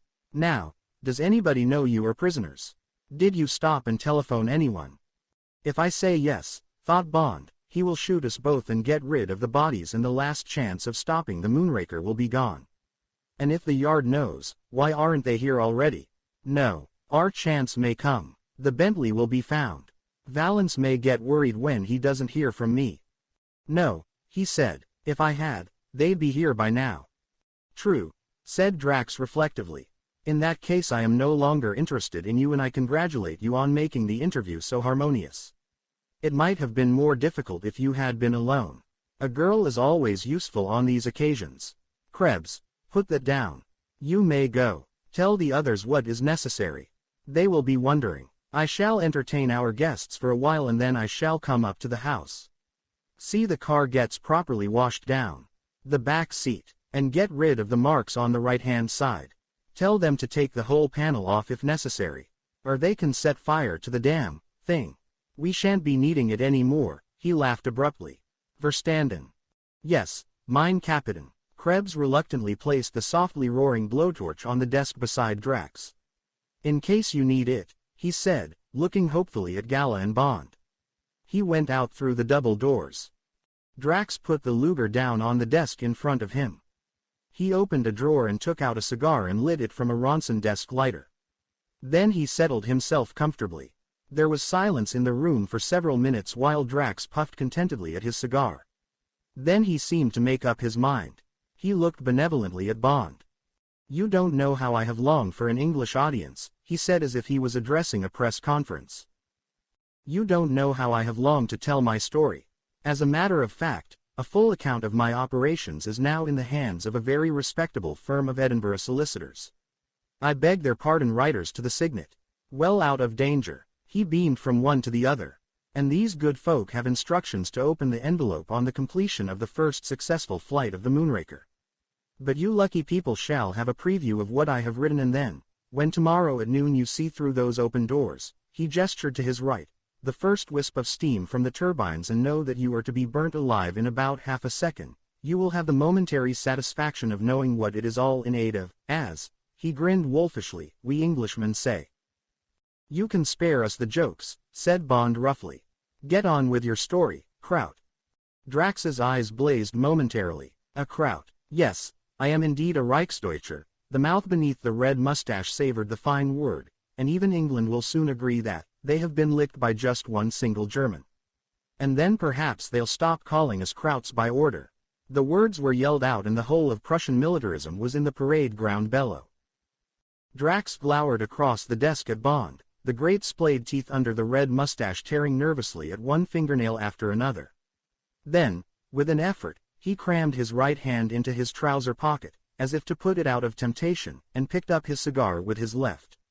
He puffed at it for a moment and then, his voice still taut, he began. Moonraker. Chapter 22. Pandora's Box. My real name, said Drax, addressing himself to Bond, is Graf Hugo von der Drache. My mother was English and because of her I was educated in England until I was 12. Then I could stand this filthy country no longer and I completed my education in Berlin and Leipzig. Bond could imagine that the hulking body with the ogre's teeth had not been very welcome at an English private school. And being a foreign count with a mouthful of names would not have helped much. When I was 20, Drax's eyes glowed reminiscently, I went to work in the family business. It was a subsidiary of the great steel combine Rheinmetall Borsig. Never heard of it, I suppose. Well, if you'd been hit by an 88mm shell during the war it would probably have been one of theirs. Our subsidiary were experts in special steels and I learned all about them and a lot about the aircraft industry. Our most exacting customers. That's when I first heard about columbite, worth diamonds in those days. Then I joined the party and almost immediately we were at war. A wonderful time. I was 28 and a lieutenant in the 140th Panzer Regiment. And we ran through the British Army in France like a knife through butter. Intoxicating. For a moment Drax puffed luxuriously at his cigar and Bond guessed that he was seeing the burning villages of Belgium in the smoke. Those were great days, my dear Bond. Drax reached out a long arm and tapped the ash of his cigar off onto the floor. But then I was picked out for the Brandenburg Division and I had to leave the girls and the champagne and go back to Germany and start training for the big water jump to England. My English was needed in the division, we were all going to be in English uniforms.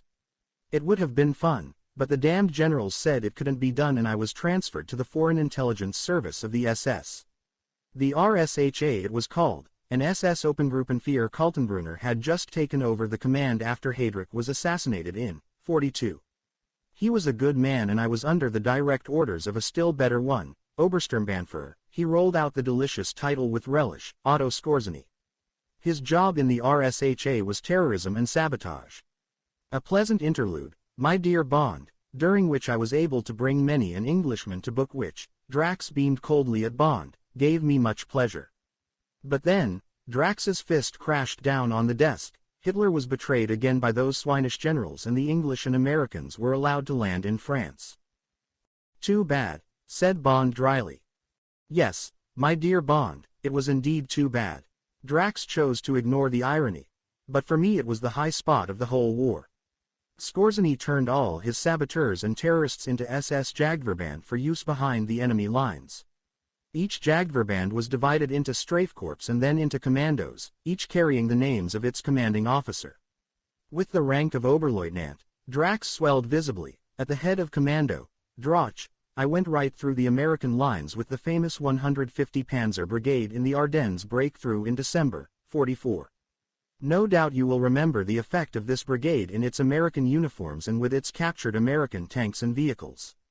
Colossal. When the brigade had to withdraw I stayed where I was and went to ground in the forests of Ardennes, 50 miles behind the Allied lines. There were 20 of us, 10 good men and 10 Hitlerjugend werewolves. In their teens, but good lads all of them. And, by a coincidence, in charge of them was a young man called Krebs who turned out to have certain gifts which qualified him for the post of executioner and persuader to our merry little band. Drax chuckled pleasantly. Bond licked his lips as he remembered the crack Krebs's head had made against the dressing table. Had he kicked him as hard as he possibly could? Yes, his memory reassured him, with every ounce of strength he could put into his shoe. We stayed in those woods for 6 months, continued Drax proudly, and all the time we reported back to the fatherland by radio. The location vans never spotted us. Then one day disaster came. Drax shook his head at the memory. There was a big farmhouse a mile away from our hideout in the forest. A lot of Nissen huts had been built round it and it was used as a rear headquarters for some sort of liaison group. English and Americans. A hopeless place. No discipline, no security, and full of hangers-on and shirkers from all over the place. We had kept an eye on it for some time and one day I decided to blow it up. It was a simple plan. In the evening, 2 of my men, one in American uniform and one in British, were to drive up in a captured scout car containing 2 tons of explosive. There was a car park, no sentries of course, near the mess hall, and they were to run the car in as close to the mess hall as possible, time the fuse for the 7 o'clock dinner hour, and then get away.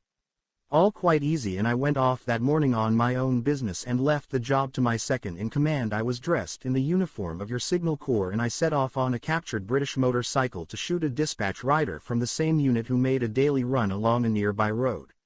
Sure enough, he came along dead on time and I went after him out of a side road. I caught up with him, said Drax conversationally, and shot him in the back, took his papers and put him on top of his machine in the woods and set fire to him. Drax saw the fury in Bond's eyes and held up his hand. Not very sporting, my dear chap. The man was already dead, however, to continue. I went on my way, and then what should happen? One of our own planes coming back from a reconnaissance came after me down the road with his cannon. One of our own planes. Blasted me right off the road. God knows how long I lay in the ditch. Sometime in the afternoon I came to for a bit and had the sense to hide my cap and jacket and the dispatches. In the hedge. They're probably still there. I must go and collect them one day. Interesting souvenirs. Then I set fire to the remains of the motorcycle and I must have fainted again because the next thing I knew I had been picked up by a British vehicle and we were driving into the damned liaison headquarters. Believe it or not, and there was the scout car, right up alongside the mess hall. It was too much for me. I was full of shell splinters and my leg was broken. Well, I fainted, and when I came round there was half the hospital on top of me and I only had half a face. He put up his hand and stroked the shiny skin on his left temple and cheek. After that it was just a question of acting a part. They had no idea who I was. The car that had picked me up had gone or been blown to pieces. I was just an Englishman in an English shirt and trousers who was nearly dead. Drax paused and took out another cigar and lit it. There was silence in the room save for the soft diminished roar of the blowtorch. Its threatening voice was quieter. Pressure running out, reflected Bond. He turned his head and looked at Gala. For the first time he saw the ugly bruise behind her left ear. He gave her a smile of encouragement and she smiled wryly back. Drax spoke through the cigar smoke. There is not much more to tell, he said. During the year that I was being pushed from one hospital to the next I made my plans down to the smallest detail. They consisted quite simply of revenge on England for what she had done to me and to my country. It gradually became an obsession, I admit it.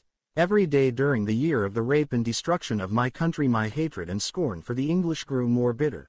The veins on Drax's face started to swell and suddenly he pounded on the desk and shouted across at them, looking with bulging eyes from one to the other. I loathe and despise you all. You swine, useless, idle, decadent fools, hiding behind your bloody white cliffs while other people fight your battles. Too weak to defend your colonies, toting to America with your hats in your hands. Stinking snobs who'll do anything for money. Ha, he was triumphant. I knew that all I needed was money and the facade of a gentleman. Gentleman. Phooey Teufel. To me a gentleman is just someone I can take advantage of. Those bloody fools in Blades for instance. Moneyed oafs. For months I took thousands of pounds off them, swindled them right under their noses until you came along and upset the apple cart. Drax's eyes narrowed. What put you on to the cigarette case? He asked sharply. Bond shrugged his shoulders. My eyes, he said indifferently. Ah well, said Drax, perhaps I was a bit careless that night. But where was I? Ah yes, in hospital. And the good doctors were so anxious to help me find out who I really was. He let out a roar of laughter. It was easy. So easy his eyes became cunning. From the identities they offered me so helpfully I came upon the name of Hugo Drax. What a coincidence. From Drax to Drax. Tentatively I thought it might be me. They were very proud. Yes, they said, of course it is you. The doctors triumphantly forced me into his shoes. I put them on and walked out of the hospital in them, and I walked round London looking for someone to kill and rob. And one day, in a little office high above Piccadilly, a Jewish moneylender. Now Drax was talking faster. The words poured excitedly from his lips. Bond watched a fleck of foam gather at one corner of his mouth and grow. Ha! It was easy. Crack on his bald skull. £15,000 in the safe. And then away and out of the country. Tenure where you could do anything, buy anything, fix anything. Columbite.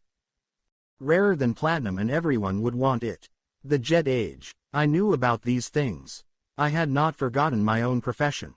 And then by God I worked. For 5 years I lived for money.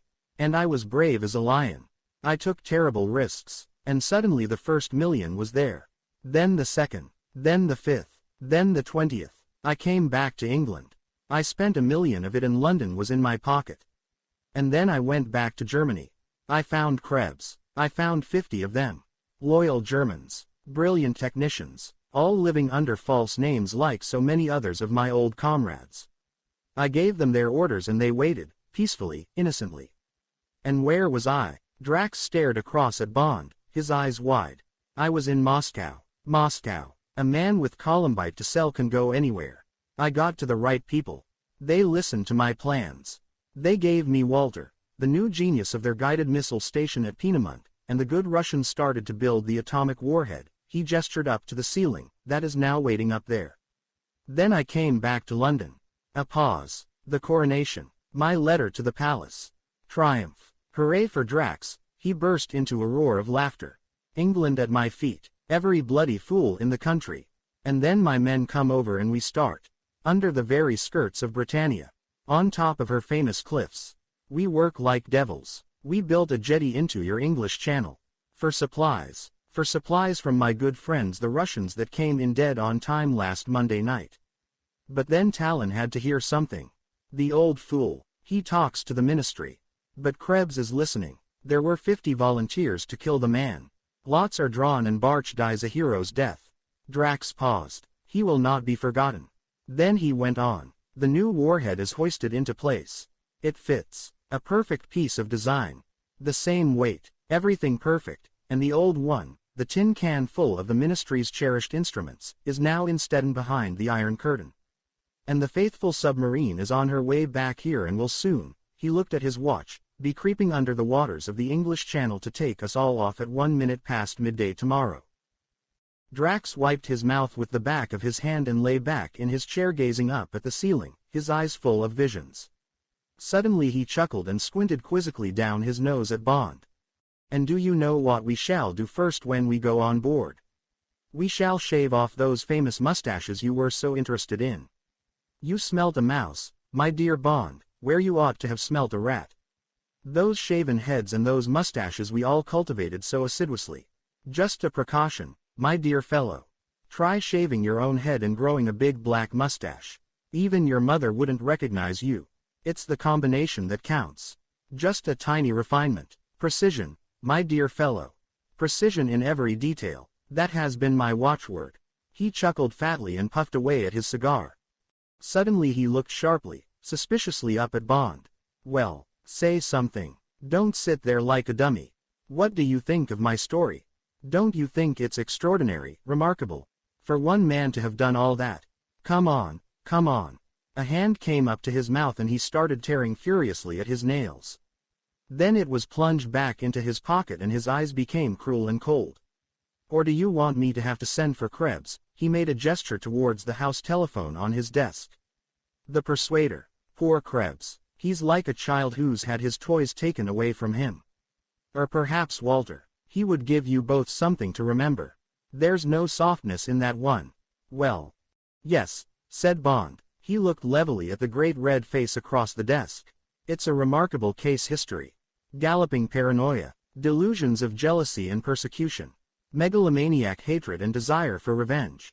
Curiously enough, he went on conversationally, it may have something to do with your teeth. Diastema, they call it. Comes from sucking your thumb when you're a child. Yes, I expect that's what the psychologists will say when they get you into the lunatic asylum. Ogre's teeth. Being bullied at school and so on. Extraordinary the effect it has on a child. Then Nazism helped to fan the flames and then came the crack on your ugly head. The crack you engineered yourself. I expect that settled it. From then on you were really mad. Same sort of thing as people who think they're God. Extraordinary what tenacity they have. Absolute fanatics. You're almost a genius. Lombroso would have been delighted with you. As it is you're just a mad dog that'll have to be shot. Or else you'll commit suicide. Paranoiacs generally do. Too bad. Sad business. Bond paused and put all the scorn he could summon into his voice. And now let's get on with this farce, you great hairy-faced lunatic. It worked. With every word Drax's face had become more contorted with rage, his eyes were red with it, the sweat of fury was dripping off his jowls onto his shirt, the lips were drawn back from the gaping teeth and a string of saliva had crept out of his mouth and was hanging down from his chin. Now, at the last private school insult that must have awoken God knows what stinging memories, he leapt up from his chair and lunged round the desk at Bond, his hairy fists flailing. Bond gritted his teeth and took it. When Drax had twice had to pick the chair up with Bond in it, the tornado of rage suddenly passed. He took out his silk handkerchief and wiped his face and hands. Then he walked quietly to the door and spoke across the lolling head of Bond to the girl. I don't think you two will give me any more trouble, he said, and his voice was quite calm and certain. Krebs never makes a mistake with his knots. He gesticulated towards the bloody figure in the other chair. When he wakes up, he said, you can tell him that these doors will open once more, just before noon tomorrow. A few minutes later there will be nothing left of either of you. Not even, he added as he wrenched open the inner door, the stoppings in your teeth. The outer door slammed. Bond slowly raised his head and grinned painfully at the girl with his blood-stained lips. Had to get him mad, he said with difficulty. Didn't want to give him time to think. Had to work up a brainstorm. Gala looked at him uncomprehendingly, her eyes wide at the terrible mask of his face. "'S all right," said Bond thickly. "Don't worry, London's okay. Got a plan." Over on the desk the blowtorch gave a quiet plop, and went out. Moonraker. Chapter 23. 0-. Through half-closed eyes Bond looked intently at the torch while for a few precious seconds he sat and let life creep back into his body. His head felt as if it had been used as a football, but there was nothing broken. Drax had hit him unscientifically and with the welter of blows of a drunken man. Gala watched him anxiously. The eyes in the bloody face were almost shut, but the line of the jaw was taut with concentration and she could feel the effort of will he was making. He gave his head a shake and when he turned towards her she could see that his eyes were feverish with triumph. He nodded towards the desk.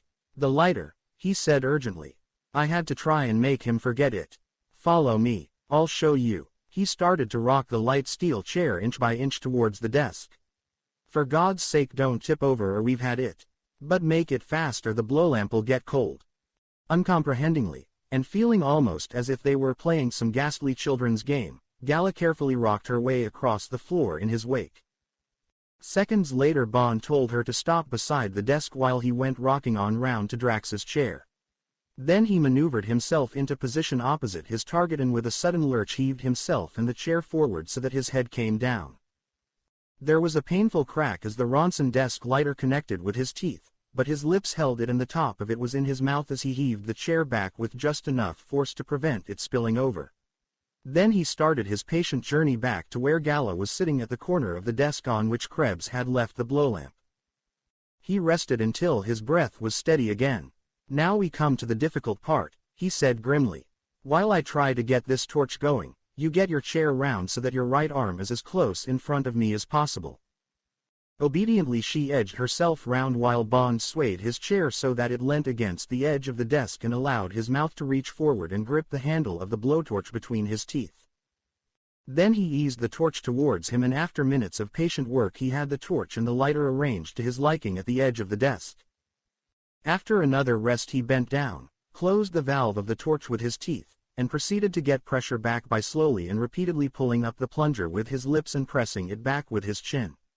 His face could feel the warmth in the preheater and he could smell the remnants of gas in it. If only it hadn't cooled off too much. He straightened up. "Last lap, Gala," he said, smiling crookedly at her. "I may have to hurt you a bit." "All right."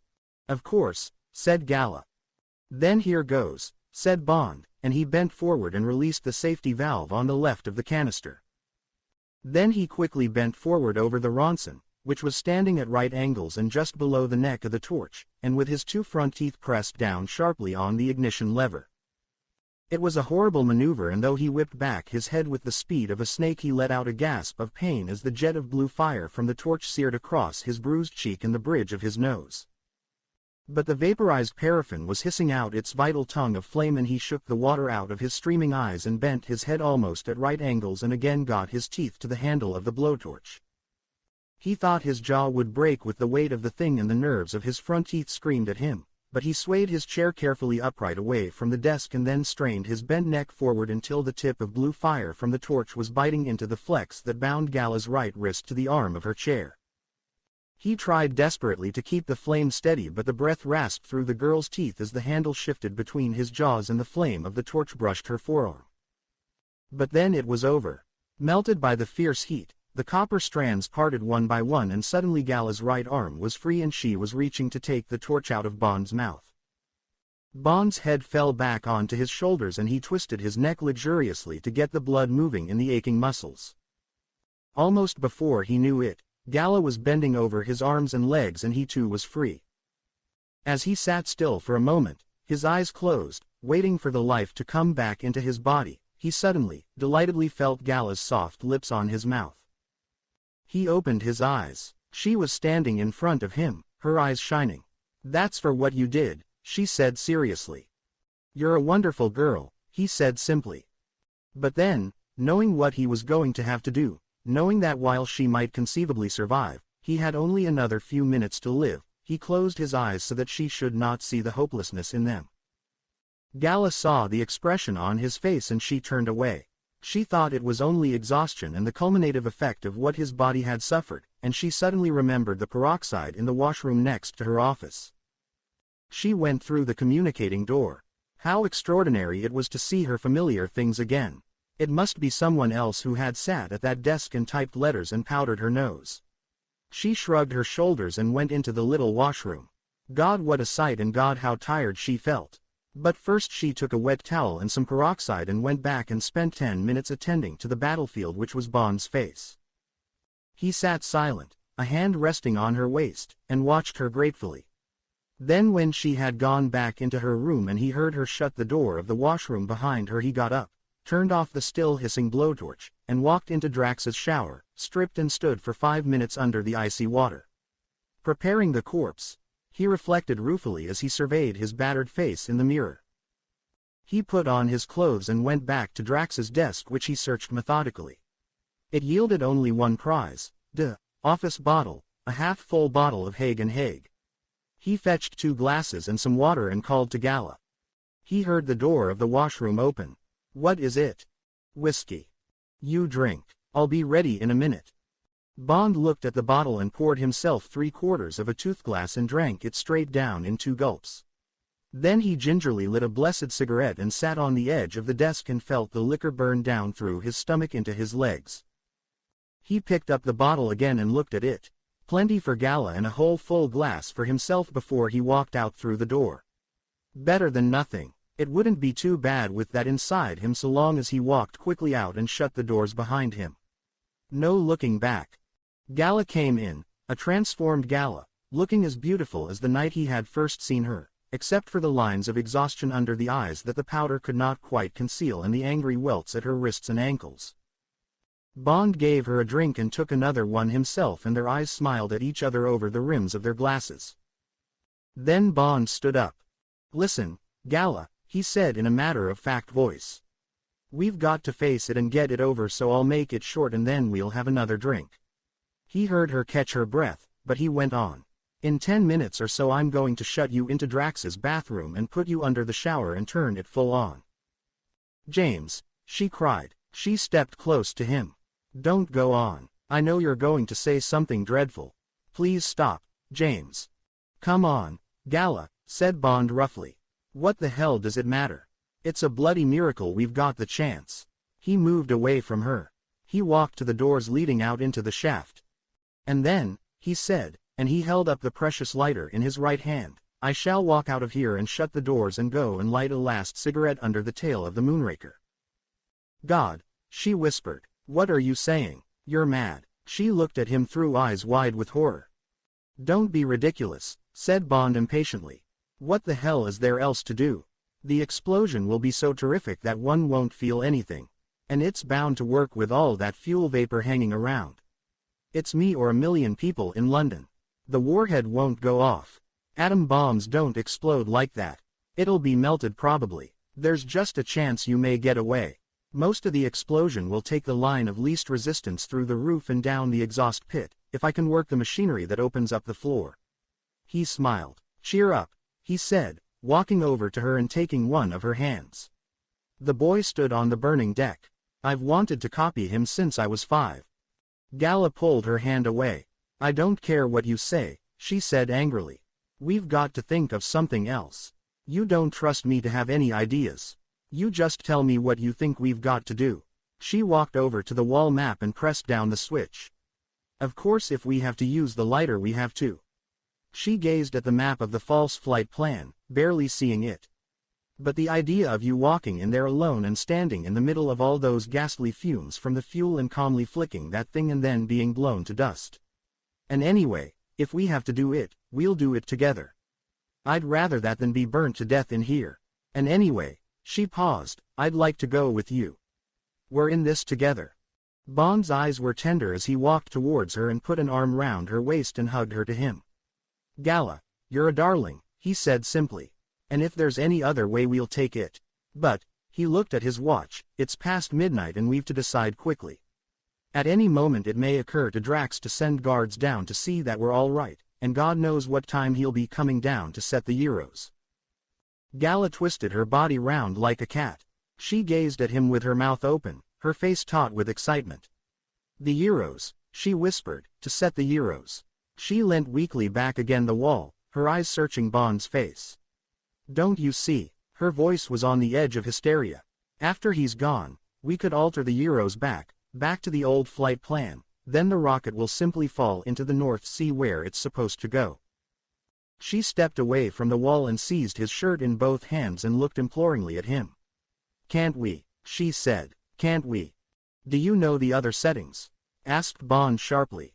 Of course I do, she said urgently. I've been living with them for a year.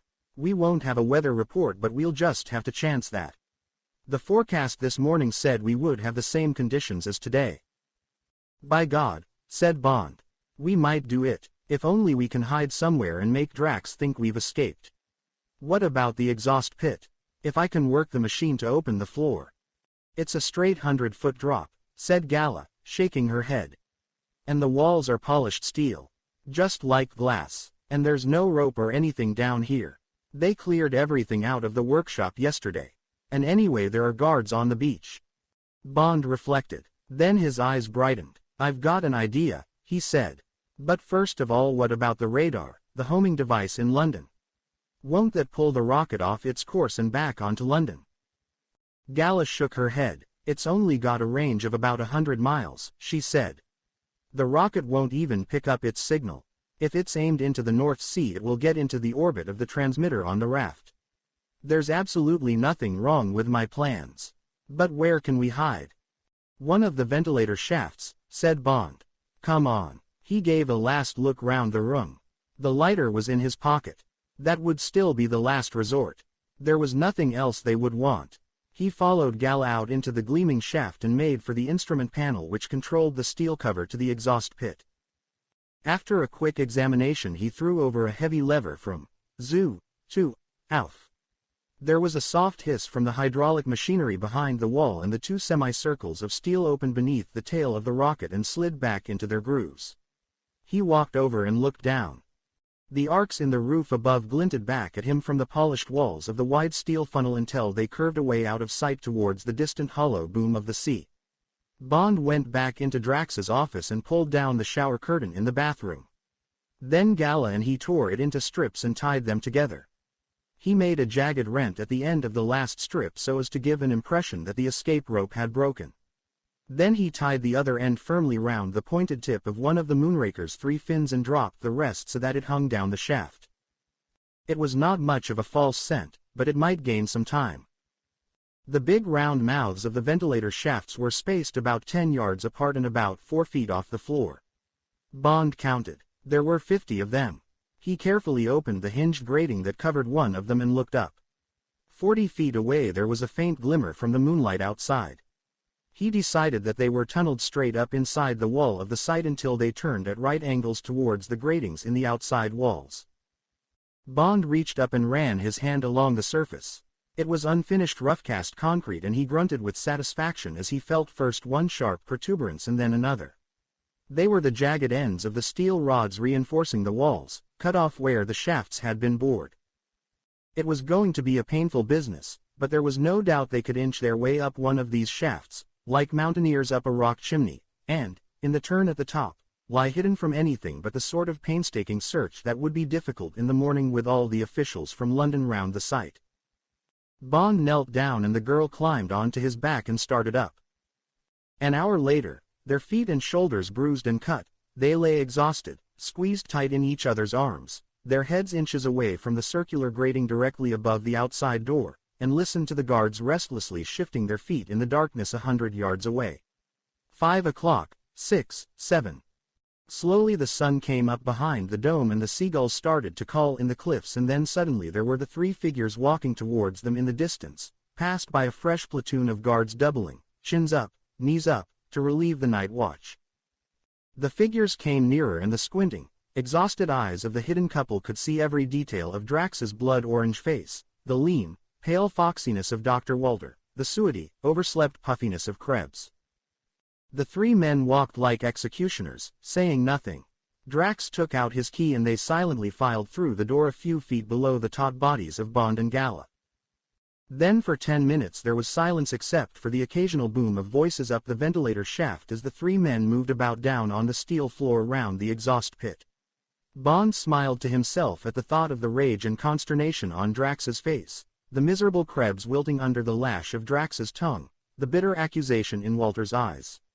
Then the door burst open beneath him and Krebs was calling urgently to the leader of the guards. A man detached himself from the semicircle and ran up. Die Englander, Krebs' voice was almost hysterical. Escaped. The Herr Captain thinks they may be in one of the ventilator shafts. We are going to take a chance. The dome will be opened again and we will clear out the fumes from the fuel. And then the Herr Doktor will put the steam hose up each shaft. If they're there it will finish them. Choose 4 men. The rubber gloves and fire suits are down there. We'll take the pressure off the heating. Tell the others to listen for the screams. Verstanden. Zu Befehl. The man doubled smartly back to his troop and Krebs, the sweat of anxiety on his face, turned and disappeared back through the door. For a moment Bond lay motionless. There was a heavy rumble above their heads as the dome divided and swung open. The steam hose. He had heard of mutinies in ships being fought with it, rioters in factories. Would it reach 40 feet? Would the pressure last? How many boilers fed the heating? Among the 50 ventilator shafts, where would they choose to begin? Had Bond or Gala left any clue to the one they had climbed? He felt that Gala was waiting for him to explain, to do something, to protect them. 5 men came doubling from the semicircle of guards. They passed underneath and disappeared. Bond put his mouth to Gala's ear. This may hurt, he said. Can't say how much, can't be helped, just have to take it. No noise. He felt the answering tentative pressure from her arms. Bring your knees up, don't be shy, this is no time to be maidenly. Shut up, whispered Gala angrily. He felt one knee creep up until it was locked between his thighs.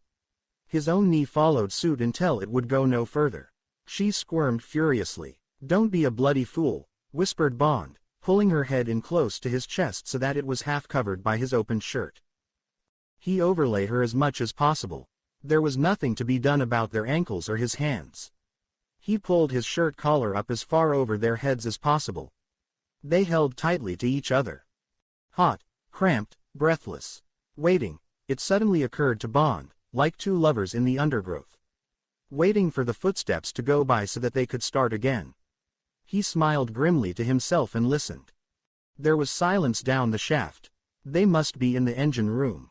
Walter would be watching the hose being coupled to the outlet valve. Now there were distant noises. Where would they start? Somewhere, not far away, there was a soft, long drawn-out whisper, like the inefficient whistle of a distant train. He drew his shirt collar back and stole a look out through the grating at the guards. Those he could see were looking straight at the launching dome, somewhere to his left. Again the long harsh whisper. And again.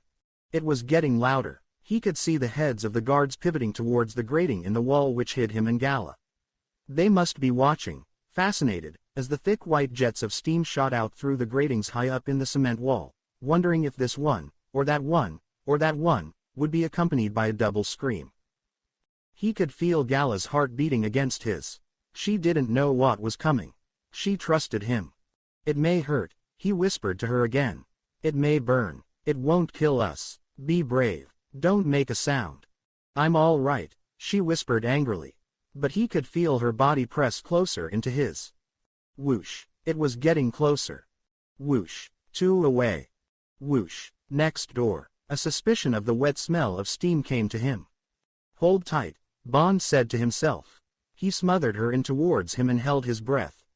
Now, quick, get it over, damn you. And suddenly there was a great pressure and heat and a roaring in the ears and a moment of blazing pain. Then dead silence, a mixture of sharp cold and fire on the ankles and hands, a feeling of soaking wet and a desperate, choking effort to get pure air into the lungs. Their bodies automatically fought to withdraw from each other, to capture some inches of space and air for the areas of skin that were already blistering. The breath rattled in their throats and the water poured off the cement into their open mouths until they bent sideways and choked the water out to join the trickle that was oozing under their soaking bodies and along past their scalded ankles and then down the vertical walls of the shaft up which they had come. And the howl of the steam pipe drew away from them until it became a whisper and finally stopped, and there was silence in their narrow cement prison except for their stubborn breathing and the ticking of Bond's watch. And the two bodies lay and waited, nursing their pain. Half an hour, half a year later, Walter and Krebs and Drax filed out below them. But, as a precaution, the guards had been left behind in the launching dome. Moonraker. Chapter 24. 0. Then were all agreed. Yes, Sir Hugo, it was the Minister of Supply speaking. Bond recognized the dapper, assured figure. Those are the settings. My people have checked them independently with the Air Ministry this morning. Then if you'll allow me the privilege, Drax held up the slip of paper and made to turn towards the launching dome. Hold it, Sir Hugo. Just like that, please. Arm in the air. The bulbs flashed and the bank of cameras whirred and clicked for the last time and Drax turned and walked the few yards towards the dome, almost, it seemed to Bond, looking him straight in the eye through the grating above the door of the site. The small crowd of reporters and cameramen dissolved and straggled off across the concrete apron, leaving only a nervously chatting group of officials to wait for Drax to emerge. Bond looked at his watch. 11:45. Hurry up, damn you, he thought. For the 100th time he repeated to himself the figures Gala had taught him during the hours of cramped pain that had followed their ordeal by steam, and for the 100th time he shifted his limbs to keep the circulation going. Get ready, he whispered into Gala's ear. Are you all right? He could feel the girl smile. Fine. She shut her mind to the thought of her blistered legs and the quick rasping descent back down the ventilator shaft. The door clanged shut beneath them, followed by the click of the lock and, preceded by the 5 guards, the figure of Drax appeared below, striding masterfully towards the group of officials, the slip of lying figures in his hand. Bond looked at his watch. 11:47. Now, he whispered. Good luck, she whispered back. Slither, scrape, rip. His shoulders carefully expanding and contracting, blistered, blood-stained feet scrabbling for the sharp knobs of iron, Bond, his lacerated body tearing its way down the 40 feet of shaft, prayed that the girl would have strength to stand it when she followed. A last 10-foot drop that jarred his spine, a kick at the grating, and he was out on the steel floor and running for the stairs, leaving a trail of red footprints and a spray of blood drops from his raw shoulders. The arcs had been extinguished, but the daylight streamed down through the open roof, and the blue from the sky mingling with the fierce glitter of the sunshine gave Bond the impression that he was running up inside a huge sapphire. The great deadly needle in the center might have been made of glass. Looking above him as he sweated and panted up the endless sweep of the iron stairway, it was difficult for him to see where its tapering nose ended and the sky began. Behind the crouching silence that enveloped the shimmering bullet, Bond could hear a quick, deadly ticking, the hasty tripping of tiny metal feet somewhere in the body of the Moonraker. It filled the great steel chamber like the beating heart in Poe's story, and Bond knew that directly Drax at the firing point pressed the switch that sent the radio beam zinging over 200 yards to the waiting rocket, the ticking would suddenly cease, there would be the soft whine of the lighted pinwheel, a wisp of steam from the turbines, and then the howling jet of flame on which the rocket would slowly rise and sweep majestically out on the start of its gigantic acceleration curve. And then in front of him there was the spidery arm of the gantry folded back against the wall, and Bond's hand was at the lever and the arm was slowly stretching down and out towards the square hairline on the glittering skin of the rocket that was the door of the Euro chamber. Bond, on hands and knees, was along it even before the rubber pads came to rest against the polished chrome. There was the flush disc the size of a shilling, just as Gala had described. Press, click, and the tiny door had flicked open on its hard spring. Inside, careful not to cut your head, the gleaming handles beneath the staring compass roses. Turn, twist, steady, that's for the roll, now the pitch and yaw. Turn, twist, ever so gently, and steady. A last look, a glance at his watch. 4 minutes to go. Don't panic. Back out. Door click. A cat-like scurry. Don't look down. Gantry up. Clang against the wall. And now for the stairs. Tick tick tick tick. As Bond shot down he caught a glimpse of Gala's tense, white face as she stood holding open the outer door of Drax's office. God, how his body hurt. A final leap and a clumsy swerve to the right. Clang as Gala slammed the outer door. Another clang and they were across the room and into the shower, and the water was hissing down on their clinging, panting bodies. Through the noise of it all, above the beating of his heart, Bond heard the sudden crackle of static and then the voice of the BBC announcer coming from the big set in Drax's room a few inches away through the thin wall of the bathroom. It had been Gala again, who had remembered Drax's wireless and who had found time to throw the switches while Bond was working on the Euros. Quote ellipsis. Be 5 minutes delay, said the breezy, excited voice. Sir Hugo has been persuaded to say a few words into the microphone.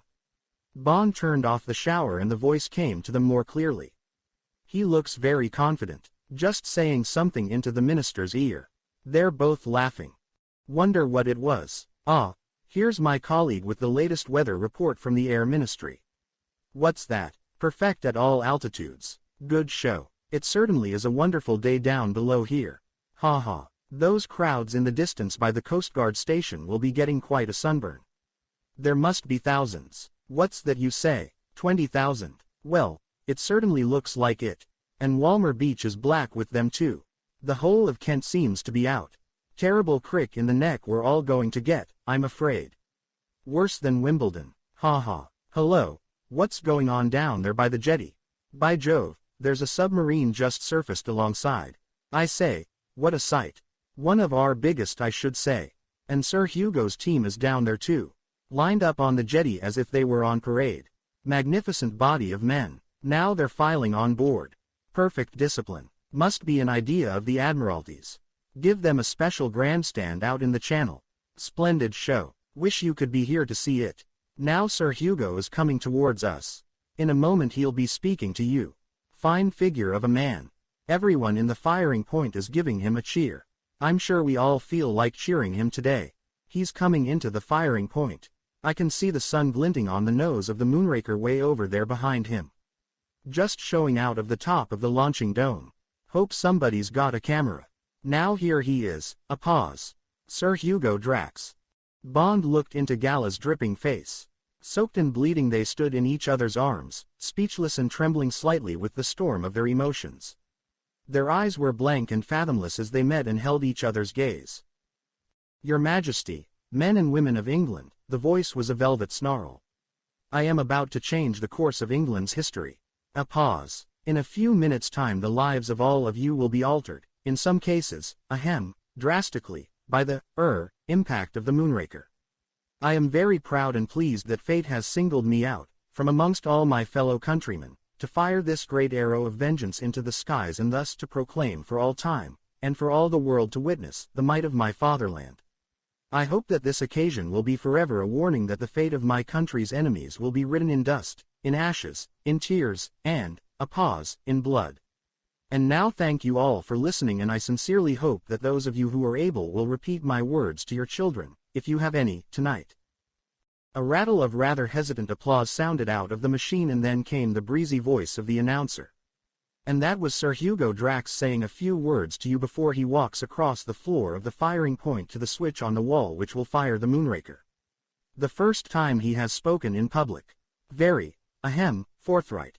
Doesn't mince his words. However, a lot of us will say there's no harm in that. And now it's time for me to hand over to the expert, Group Captain Tandy of the Ministry of Supply, who will describe to you the actual firing of the Moonraker. After that you will hear Peter Trimble in one of the Naval Security Patrol, HMS Merganser, describe the scene in the target area." Group Captain Tandy. Bond glanced at his watch. "Only a minute more," he said to Gala. "God, I'd like to get my hands on Drax. Here." He reached for the cake of soap and gouged some pieces off it. "Stuff this in your ears when the time comes. The noise is going to be terrific. I don't know about the heat. It won't last long and the steel walls may stand up to it." Gala looked at him. She smiled. "If you hold me it won't be too bad," she said. And now Sir Hugo has his hand on the switch and he's watching the chronometer. 10. Broke in another voice, heavy and sonorous as the toll of a bell. Bond turned on the shower and the water hissed down on their clinging bodies. 9. Told the voice of the timekeeper. The radar operators are watching the screens. Nothing but a mass of wavy lines. 8. All wearing earplugs. Blockhouse should be indestructible. Concrete walls are 12 feet thick. Pyramid roof, 27 feet thick at the point. 7. First the radio beam will stop the time mechanism alongside the turbines. Set the pinwheel going. Flaming thing like a Catherine wheel. 6. Valves will open. Liquid fuel. Secret formula. Terrific stuff. Dynamite. Pours down from the fuel tanks. 5. Ignited by the pinwheel when the fuel gets to the rocket motor. 4.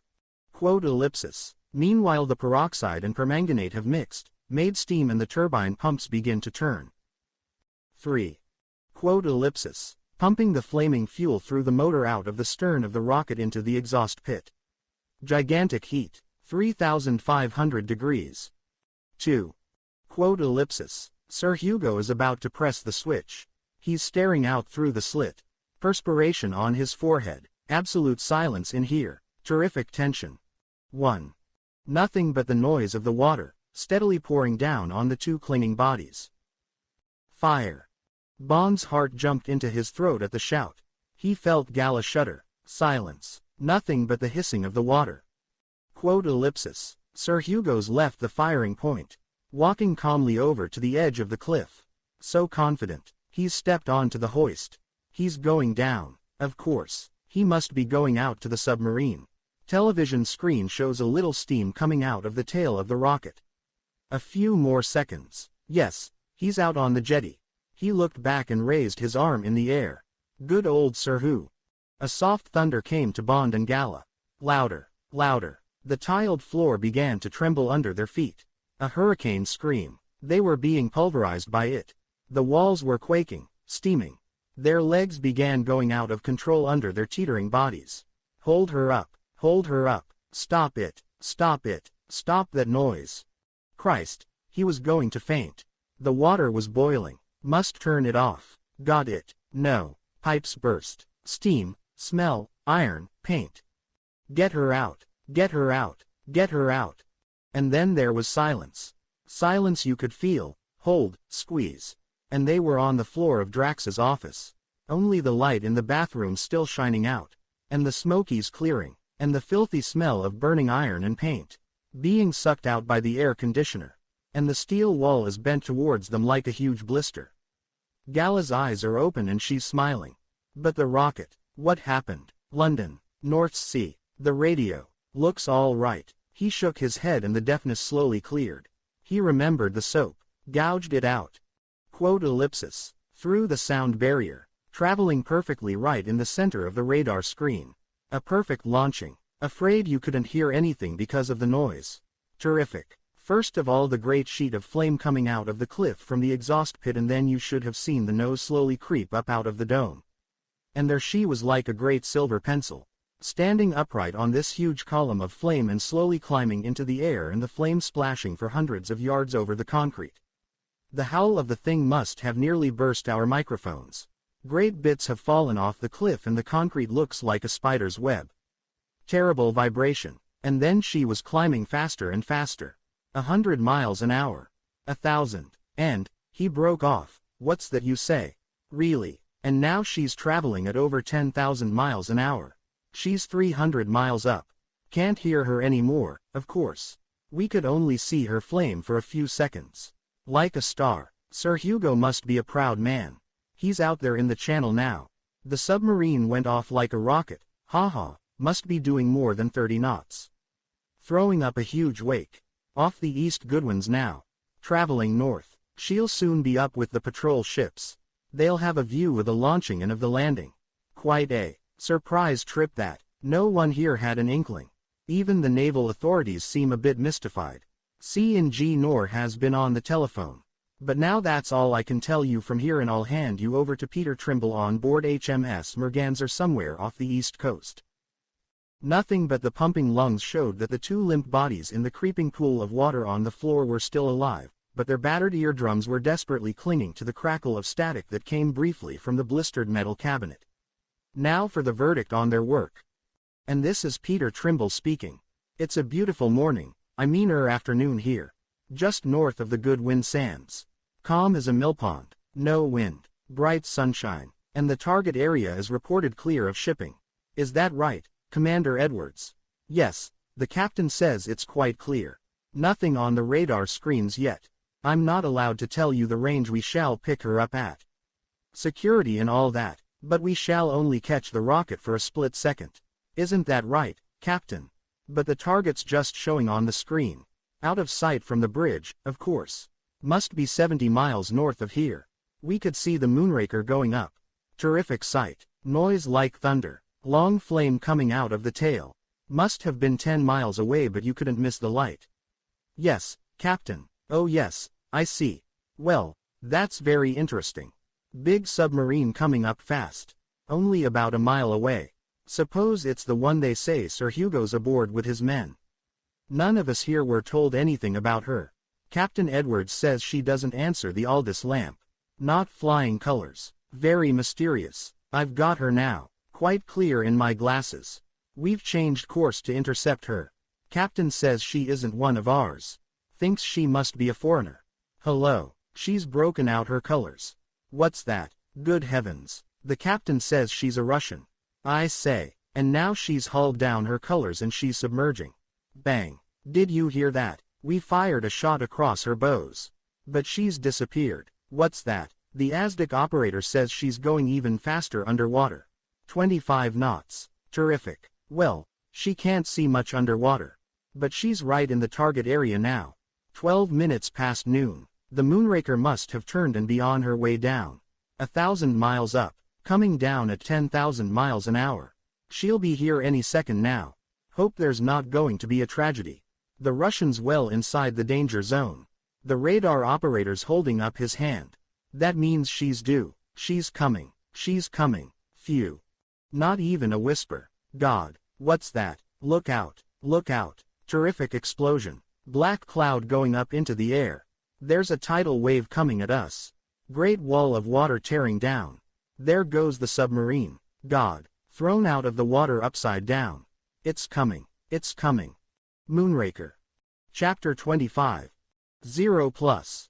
Quote ellipsis. 200 dead so far and about the same number missing, said M. Reports still coming in from the East Coast and there's bad news from Holland. Breached miles of their sea defenses. Most of our losses were among the patrol craft. 2 of them capsized, including the Merganser. Commanding officer missing, and that BBC chap. Goodwin lightships broke their moorings. No news from Belgium or France yet. There are going to be some pretty heavy bills to pay when everything gets sorted out. It was the next afternoon and Bond, a rubber-tipped stick beside his chair, was back where he had started across the desk from the quiet man with the cold gray eyes who had invited him to dinner and a game of cards 100 years ago. Under his clothes Bond was latticed with surgical tape. Pain burned up his legs whenever he moved his feet. There was a vivid red streak across his left cheek and the bridge of his nose, and the tannic ointment dressing glinted in the light from the window. He held a cigarette clumsily in one gloved hand. Incredibly M had invited him to smoke. Any news of the submarine, sir? He asked. They've located her, said M with satisfaction. Lying on her side in about 30 fathoms. The salvage ship that was to look after the remains of the rocket is over her now. The divers have been down and there's no answer to signals against her hull. The Soviet ambassador has been round at the Foreign Office this morning. I gather he says a salvage ship is on her way down from the Baltic, but we've said that we can't wait as the wreck's a danger to navigation. M chuckled. So she would be, I dare say, if anyone happened to be navigating at 30 fathoms in the channel. But I'm glad I'm not a member of the cabinet, he added dryly. They've been in session on and off since the end of the broadcast.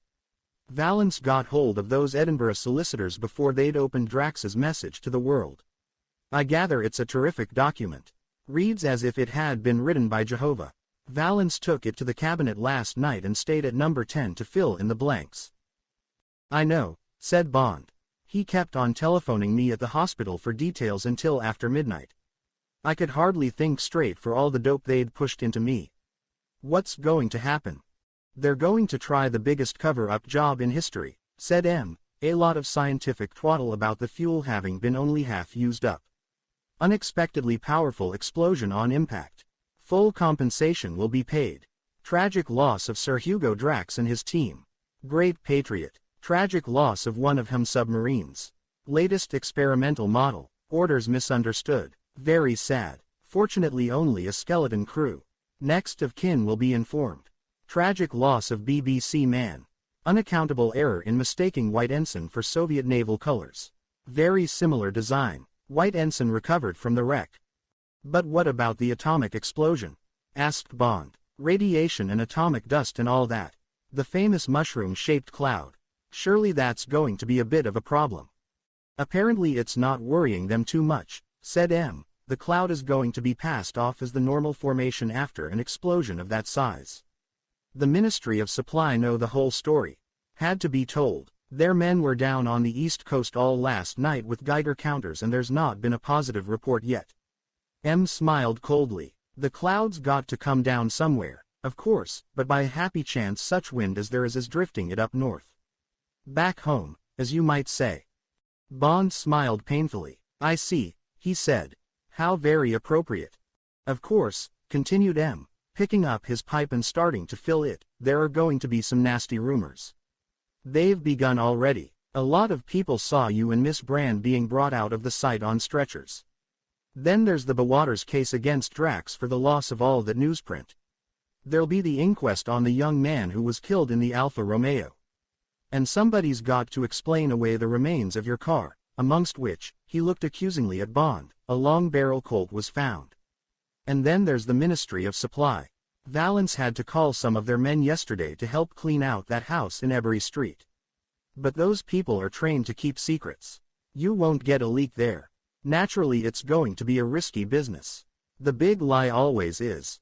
But what's the alternative? Trouble with Germany. War with Russia. Lots of people on both sides of the Atlantic would be only too glad of an excuse. M paused and put a match to his pipe. If the story holds, he continued reflectively, we shan't come out of this too badly. We've wanted one of their high-speed U-boats and we'll be glad of the clues we can pick up about their atom bombs. The Russians know that we know that their gamble failed. Malenkov's none too firmly in the saddle, and this may mean another Kremlin revolt. As for the Germans, well, we all knew there was plenty of Nazism left, and this will make the cabinet go just a bit more carefully on German rearmament. And, as a very minor consequence, he gave a wry smile, it will make Valence's security job, and mine for the matter of that, just a little bit easier in the future. These politicians can't see that the atomic age has created the most deadly saboteur in the history of the world, the little man with the heavy suitcase. Will the press wear the story? Asked Bond dubiously. M shrugged his shoulders. The Prime Minister saw the editors this morning, he said, putting another match to his pipe, and I gather he's got away with it so far. If the rumors get bad later on, he'll probably have to see them again and tell them some of the truth. Then they'll play all right. They always do when it's important enough. The main thing is to gain time and stave off the firebrands. For the moment everyone's so proud of the Moonraker that they're not inquiring too closely into what went wrong. There was a soft burr from the intercom, on M's desk, and a ruby light winked on and off. M picked up the single earphone and leant towards it. Yes, he said. There was a pause. I'll take it on the cabinet line. He picked up the white receiver from the bank of 4 telephones. Yes, said M, speaking. There was a pause. Yes, sir, over. M pressed down the button of his scrambler. He held the receiver close to his ear and not a sound from it reached Bond. There was a long pause during which M puffed occasionally at the pipe in his left hand. He took it out of his mouth. I agree, sir. Another pause. I know my man would have been very proud, sir. But of course it's a rule here. M frowned. If you will allow me to say so, sir, I think it would be very unwise. A pause, then M's face cleared. Thank you, sir. And of course Valence has not got the same problem. And it would be the least she deserves. Another pause. I understand. That will be done. Another pause. That's very kind of you, sir. M put the white receiver back on its cradle and the scrambler button clicked back to the on-clear position. For a moment M continued to look at the telephone as if in doubt about what had been said.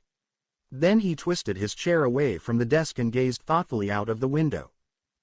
There was silence in the room, and Bond shifted in his chair to ease the pain that was creeping back into his body. The same pigeon as on Monday, or perhaps another one, came to rest on the window sill with the same clatter of wings. It walked up and down, nodding and cooing, and then planed off towards the trees in the park. The traffic murmured sleepily in the distance. How nearly it had come, thought Bond, to being stilled. How nearly there might be nothing now but the distant clang of the ambulance bells beneath a lurid black and orange sky, the stench of burning, the screams of people still trapped in the buildings. The softly beating heart of London silenced for a generation. And a whole generation of her people dead in the streets amongst the ruins of a civilization that might not rise again for centuries. All that would have come about but for a man who scornfully cheated at cards to feed the fires of his maniac ego, but for the stuffy chairman of Blades who detected him, but for M who agreed to help an old friend, but for Bond's half-remembered lessons from a card sharper, but for Valence's precautions, but for Gala's head for figures, but for a whole pattern of tiny circumstances, a whole pattern of chance. Whose pattern? There was a shrill squeak as M's chair swiveled round. Bond carefully focused again on the gray eyes across the desk. That was the Prime Minister, M said gruffly. Says he wants you and Miss Brand out of the country. M lowered his eyes and looked stolidly into the bowl of his pipe. You're both to be out by tomorrow afternoon. There are too many people in this case who know your faces. Might put 2 and 2 together, when they see the shape you're both in. Go anywhere you like, unlimited expenses for both of you.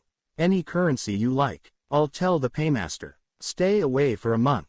But keep out of circulation. You'd both be gone this afternoon, only the girl's got an appointment at 11 tomorrow morning. At the palace. Immediate award of the George Cross. Won't be gazetted until the new year, of course. Like to meet her one day. Must be a good girl. As a matter of fact, M's expression as he looked up was unreadable. The Prime Minister had something in mind for you. Forgotten that we don't go in for those sort of things here. So he asked me to thank you for him. Said some nice things about the service. Very kind of him. M gave one of the rare smiles that lit up his face with quick brightness and warmth. Bond smiled back. They understood the things that had to be left unsaid.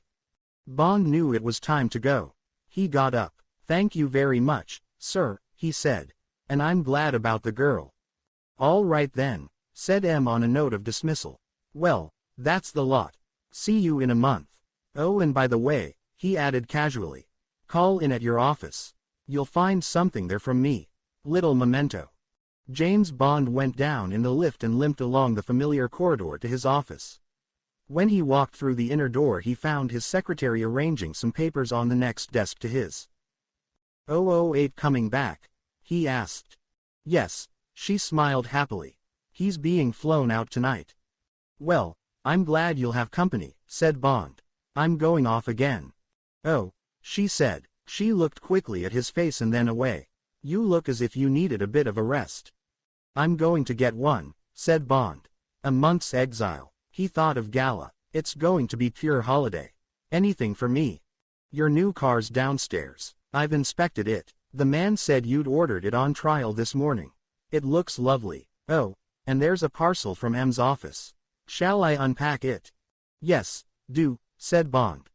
He sat down at his desk and looked at his watch. 5 o'clock. He was feeling tired. He knew he was going to feel tired for several days. He always got these reactions at the end of an ugly assignment, the aftermath of days of taut nerves, tension, fear. His secretary came back into the room with 2 heavy-looking cardboard boxes. She put them on his desk and he opened the top one. When he saw the grease paper, he knew what to expect. There was a card in the box. He took it out and read it. In M's green ink it said, "You may be needing these." There was no signature. Bond unwrapped the grease paper and cradled the shining new Beretta in his hand. A memento. No, a reminder. He shrugged his shoulders and slipped the gun under his coat into the empty holster. He got clumsily to his feet. "There'll be a long-barrel Colt in the other box," he said to his secretary. "Keep it until I get back. Then I'll take it down to the range and fire it in." He walked to the door. "So long, Lil," he said. "Regards to 008 and tell him to be careful of you. I'll be in France. Station F will have the address. But only in an emergency." She smiled at him. "How much of an emergency?" she asked. Bond gave a short laugh. "Any invitation to a quiet game of bridge," he said. He limped out and shut the door behind him. The 1953 Mark VI had an open touring body. It was battleship gray like the old 4.5-liter that had gone to its grave in a Maidstone garage, and the dark blue leather upholstery gave a luxurious hiss as he climbed awkwardly in beside the test driver. Half an hour later the driver helped him out at the corner of Birdcage Walk and Queen Anne's Gate. "We could get more speed out of her if you want it, sir," he said. "If we could have her back for a fortnight we could tune her to do well over the 100. "Later," said Bond. "She's sold. On one condition. That you get her over to the ferry terminal at Calais by tomorrow evening." The test driver grinned. "Roger," he said. "I'll take her over myself. See you on the pier, sir." "Fine," said Bond. "Go easy on A20. The Dover Road's a dangerous place these days." "Don't worry, sir," said the driver, thinking that this man must be a bit of a sissy for all that he seemed to know plenty about motor cars. "Piece of cake." "Not every day," said Bond with a smile. "See you at Calais." Without waiting for a reply, he limped off with his stick through the dusty bars of evening sunlight that filtered down through the trees in the park. Bond sat down on one of the seats opposite the island in the lake and took out his cigarette case and lit a cigarette. He looked at his watch. 5 minutes to 6. He reminded himself that she was the sort of girl who would be punctual. He had reserved the corner table for dinner. And then, but first there would be the long luxurious planning. What would she like? Where would she like to go? Where had she ever been? Germany, of course. France. Miss out Paris. They could do that on their way back. Get as far as they could the first night, away from the Pas de Calais. There was that farmhouse with the wonderful food between Montreuil and Étaples. Then the fast sweep down to the Loire. The little places near the river for a few days. Not the chateau towns. Places like Bougainville, for instance. Then slowly south, always keeping to the western roads, avoiding the five-star life.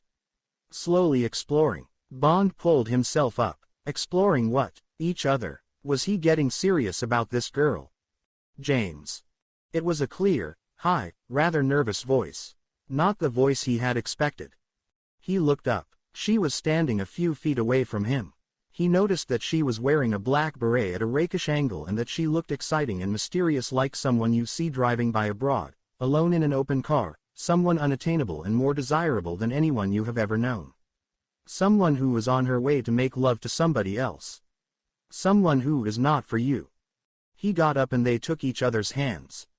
It was she who released herself. She didn't sit down. I wish you were going to be there tomorrow, James.